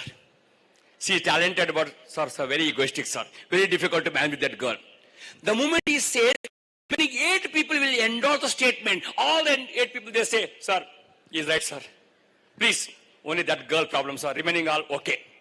Boss understood. Immediately says, okay, you don't want that girl? Okay, I will leave. I will take out from that girl from this project. I will give the other girl. And the girl who is having that egoistic problem, attitude problem, she will not get promotion also. She will not become a part of the next project also. And she will remain where she is. It's because of the ego problem. But if you behave good, if you replace ego with a good behavior, not only you get a promotion, you get a bigger project, and more than that, my friends, you love the colleagues, and the colleagues loves you. And whenever you want any cooperation, they do it willingly, voluntarily, and you are doing the same thing to them also. Let me tell you, my friends, even in the married life also, nowadays, the generation, 3 to 5 years after the marriage, they enjoy a lot. After 5 years, I don't know what happens to them, language changes. 2001, I got married. When I was celebrating my marriage day, my daughter came and told me, Papa, more than 20 years completed, still you behave like a lovebirds. Then I told, how lucky we are. How lucky we are that still we are a lovebirds after 20 years of our marriage. And I told them, I not only love my wife, I told I respect her. She doesn't love me, she respects me till now. Whatever the flavor we were having in the first year of marriage anniversary, same flavor is there today also, because there is no ego in between of us. Unfortunately, my friends, this young generation is there. You might have already noticed in your family. You might already noticed with your family members, they got married. The girls and the boys are there. Go and ask your elder brother, elder sister, who got married after 3 years of the marriage. Go and ask them, should I marry? Go and ask your elder sister, should I marry? What they say? No, I made a big mistake. They tell like this, I made a big mistake, don't get married. Out of 10 married couple, 9 married couple, they say, don't get married. What does it mean? It means that 9 married couple are not happy with their marriage. Socially, they are husband and wife, they are not having that real good relationship. Why? It's not a money problem, my friends. Earlier, money problem was there. Nowadays, money problem is not there because husband is also earning the money, wife is also earning money. Enough money is there. Then what is missing? Missing is your true relationship. Why relationship is missing? Because of the ego. You are not respecting with each other. When you behave properly with your life partner, believe me, life will be fantastic. Irrespective of less money or more money, it doesn't make a difference. But married life will be fantastic. Please think about this ego problem. I feel really bad when students behave arrogantly with the parents. When they raise their voice with the parents, I feel extremely bad because that's not good. They have given everything to your friends. You are supposed to love them. You are supposed to care them. You are supposed to show them a respect. And they don't want money from you guys. They don't want money from you guys. They just want a love and a care and the respect from you guys. That much if you are able to give to your parents, parents will be extremely happy to have children like you. And they feel proud about you. And they say that she is my daughter and he is my son. Now again, a matter comes. Money matter comes. Money is important. 24 hours, more than 18 hours, will be thinking only one thing. Money, money, money. Again, much important, no doubt about that. Again, you have to think in the mind. You have to think in the mind. What is the source of income? How will you get the money? Simply telling, I want money, money, money, money will not come, my friends. You have to earn the money. Now again, how to earn the money? How to earn the money with your qualification. Whatever the qualification, you are going to get it, and that becomes a source of your income. If I talk about Godavari River, and the Godavari River source is coming from the Tambakeshwar Nashik. That is the source. From there, the river is coming towards here and passing through Rajahmundry and going. Same thing, my friends. If you want to earn the money, your source of income is your qualification, your knowledge, in-depth knowledge, whatever you acquire in your chosen profession. So give complete importance to your profession. Now, here, since morning, many stalwarts, many experienced people, they give a presentation. You are very lucky. You listen to them. Every person who is coming here is more experienced, more knowledgeable, more qualified than you. And when they were delivering, when you learned a few things from them, that's the added bonus for your existing knowledge. Don't judge anybody. Don't judge anybody unless you know him. Don't judge anybody unless you study about them completely.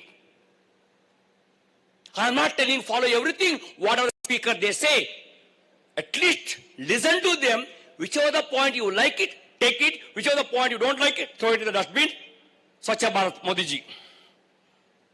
But abruptly don't judge the people without even understanding them. This is the problem with the young generation, friend. And you have a goal. I always tell the people, dare to dream. Why I say dare to dream? More of the students who are sitting here, you belong to low middle class or maybe middle class family. Few are rich people also. There are few students whose parents are not qualified. You don't have the educational background, economical background, but still you can dream big. As you know that APJ Abdul Kalam ji, former President of India, he born in a poor family, but he had two big dreams. He dared to dream big. In spite of having an economical problem, he had two big dreams. One big dream was to become a pilot, fly. The other one, he wanted to become a scientist. As you know that Abdul Kalam is known as a missile man, become a famous scientist. Now the question comes, did he complete a first dream? I repeat, did he complete the first dream? Anybody? You wanted to be a pilot. You wanted to fly in the air. Did he complete? Little loud, I'm asking the audience. Yes or no? Little loudly. No, yeah, no. Sir, when he became President of India, he became the Supreme Commander to all the three wings and he directed the Air Chief. Sir, I want to learn flying, and Air Chief was told, yes, I train you personally, sir. And Abdul Kalam ji was a good learner. He learned it very fast. And he fly the flight also, completed the first dream also. Point is very clear. Point is very clear. You need to have a dream. I know, my friends, when I born in a poor family, lower middle class family, I was having a dream to become an international speaker. Whenever any speaker used to come to my college, I used to sit in the audience, I used to tell my friends, I want to go on the stage and speak. एक दिन मैं stage पे जाऊंगा और लोग मुझे सुनेंगे. And my friends used to laugh at me. तू बहुत बड़े-बड़े बात करता है यार, बहुत बड़े सपना देखता है यार. Then I used to tell them, yes, सपना तो देखूंगा ही, सपना नहीं देखूंगा तो पूरा कैसे करूंगा, सपना तो देखूंगा. I used to tell the friends, one day I will go on the stage and I speak and people listen to me, and I was having that dream to become an international speaker. Of course, I started from the small town, expanded to my Karnataka, then South India, then North India. Now I went to Dubai also. Point is very clear, friends. You should have the dare to dream big. And when you dare to dream big, one thing happens in India. That's the problem. What's the problem? Your society, your community. Instead of encouraging you, if any girl says, I want to buy a BMW car, I shall dream. Or, today when I asked in the classroom, what's your dream? One girl told me, sir, I want to do a job in Australia. I said, fantastic. That's a good dream. The one girl told, sir, I want to have a big villa, big bungalow. Fantastic. One boy told, sir, I want to buy a sports bike. I said, fantastic. Then what I told him, whoever is having a dream, suppose you want to buy a BMW car, then I tell you, take one color printout of the BMW car, A4 size, paste it in your bedroom, before sleeping, look at your dream and create a feelings towards your dream. As if you have already achieved that dream, and sleep. Again in the morning, the moment you wake up, look at the dream, again create a feelings as if I have already achieved it. Do like this continuously every day. Believe me, that will sink into your subconscious mind. And once it goes to the subconscious mind, and it will never allow you to sleep. It will always encourage you. It will always give the fire in you. What fire? Work. You want that car? Work. You want that bike? Work. You want that BMW car? Work. You want that big bungalow? Work. You want to go to Australia? Work. And dreams gives you the fire. For every person who wants to become an achiever, you should dream big. And after dreaming the big, second statement is important. That's called prepare to win. And this generation, you talk a lot about your dreams. First problem is not there. You are having a big dreams. Second problem is there. What is that? Prepare to win. So I want a particular company to work. My salary should be lakhs together. Then I tell you, do you deserve? Have you got that much knowledge? Have you acquired those acquire it. Whatever is required, acquire it, and make yourself deserving candidate to that position.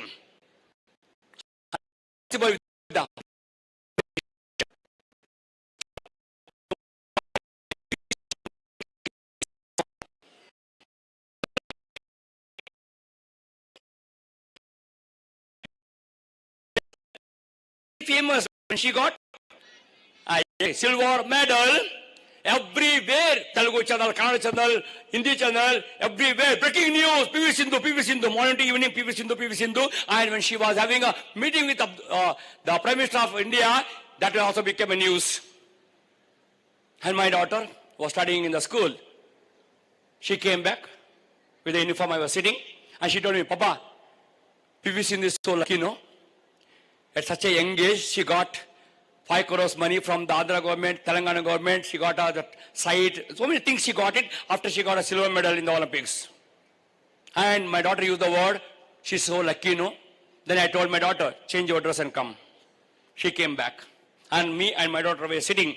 And I asked my daughter, what time you get up in the morning? She said, Papa, 6:37. Then I told her, PV Sindhu gets up in the morning 4 o'clock. Then I asked my daughter, do you attend all the birthday parties of your friends? Do you attend the marriage parties of the relatives? Yes, Papa. Yes. Then I told PV Sindhu did not attend birthday parties or any marriage parties, not for 1 month, not for 6 months, not for 1 year, not for 2 years, for 4 years. Then I asked her, do you eat chaat items, pani puri and all, ice cream? Yes, Papa. Once in a week. Then I told PV Sindhu did not eat the chaat items, not for 1 week, not for 1 month, not for 1 year, 4 years. Then I asked my daughter, if I ask you to write continuously for more than 1 hour, 2 hours, will you write? No, Papa. Hands will be paining, fingers will be paining. Then I told PV Sindhu goes to the court at 4 o'clock in the morning. Heavy rain is there, still she'll be practicing. Chilly weather is there, still she'll be practicing. 44 degrees there, she will be practicing and practicing and practicing. Continuously sweating. Hands are paining, legs are paining, back is paining. Still she's practicing because she was having the aim to get the medal. Only 3 medals are there in Olympics: gold, silver and bronze. Big dream was there. So what she did, she prepared the second sentence. She was preparing. She started a preparation not 1 year before the Olympics, my friends. She started preparing 4 years before the Olympics. 4 years she prepared herself continuously, disconnected from all the social media, disconnected from the friend circle, disconnected from all the happiness. She sacrificed everything because target was clear, goal was clear, and she started preparation. Because of that preparation only, she got a medal. Now you are telling she's lucky. Immediately my daughter stood up and told, I'm sorry, Papa. Why? No, I understood. She's not lucky. She created the luck with her preparation. When you look at your toppers, when you look at the rich people, when you look at the celebrities, you say, wow. You don't understand behind that wow, how much preparation is there. Behind that wow, how much sacrifice is there. Unfortunately, social media only shows you the success. This print media, this shows you only the success. They never share the exactly what they did before their achievement. You get impressed. My request to all the youngsters, think about the preparation.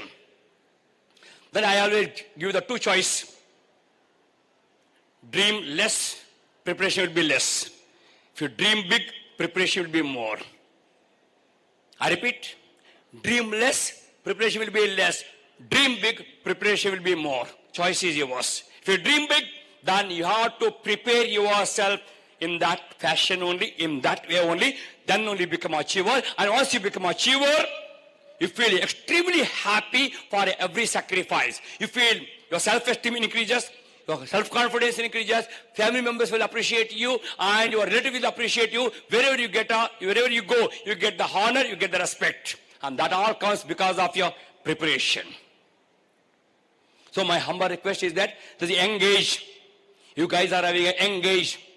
Use this engage in the preparation. I know you have chosen the pharmacy profession. I always tell the people, pharmacy profession is a fantastic profession because as long as human beings are there, diseases will be there. Diseases will be there, though they require a medicine.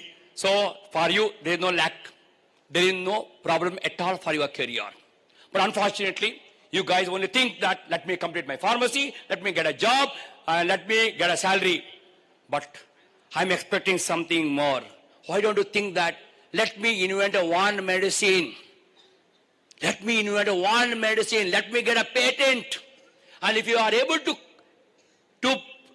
invent your own medicine for any disease, and if you get a patent, believe me, you won't require the job, my friends. Your earning will be millions together. Not only earning, you are helping the society. And by helping the society, you are earning a lot of money, name and a fame.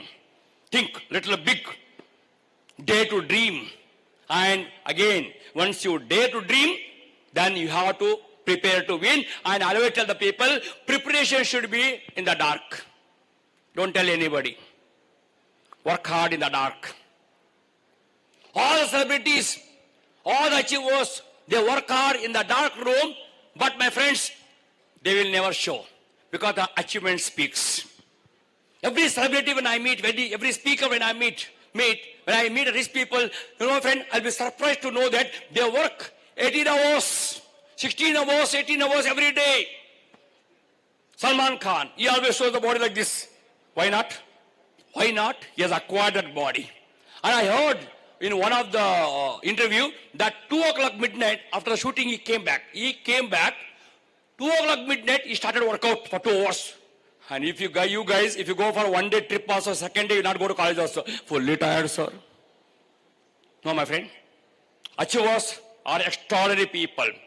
They are hardworking guys. They are dedicated. They are focused, and they give importance to the preparation. And preparation gives you the confidence, and confidence makes you achiever. And once you become an achiever, society and the community which you belong that recognizes you, and you get respect, name and fame, and happiness also. So before I wind up, I just want to say, my friends, 2 things. One is the more I grow, keep it in the mind. Secondly, break the ego. Thirdly, replace the ego with the good behavior. And fourthly, dream big. Then prepare well so that success touches your feet. And I wish you all the best for your future endeavors. I'm thankful to the organizing committee for giving this opportunity to address all of you. Thank you, one and all. Thank you very much. And all the best for all of you.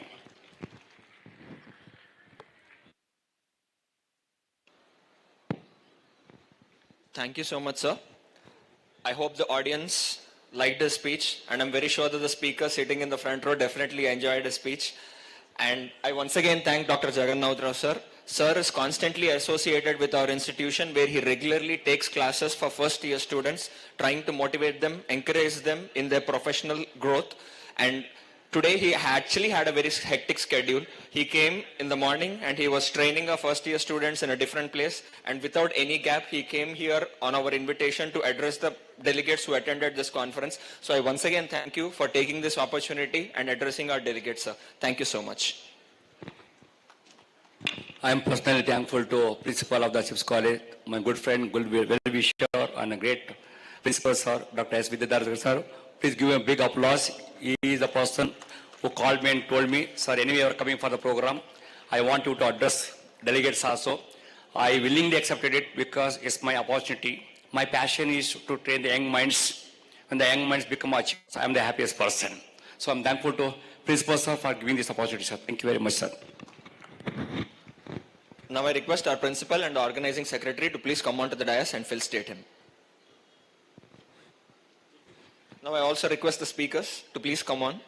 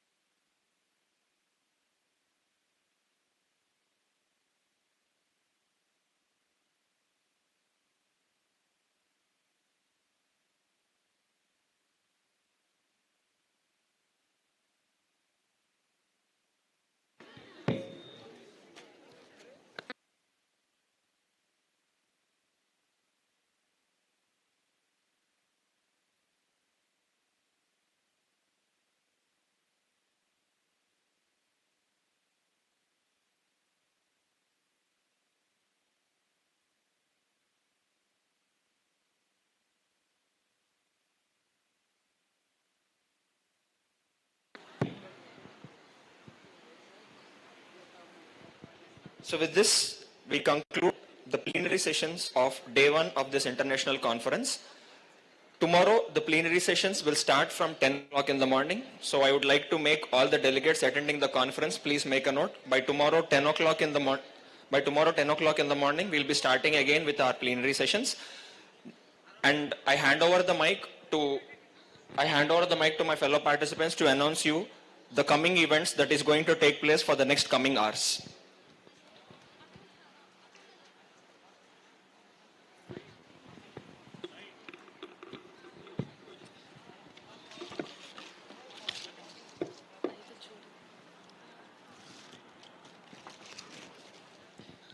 So good evening everyone. Now we have a cultural night. It will going to start within few minutes. So we have cultural events from our college followed by dance competitions. So get ready for that. Thank you.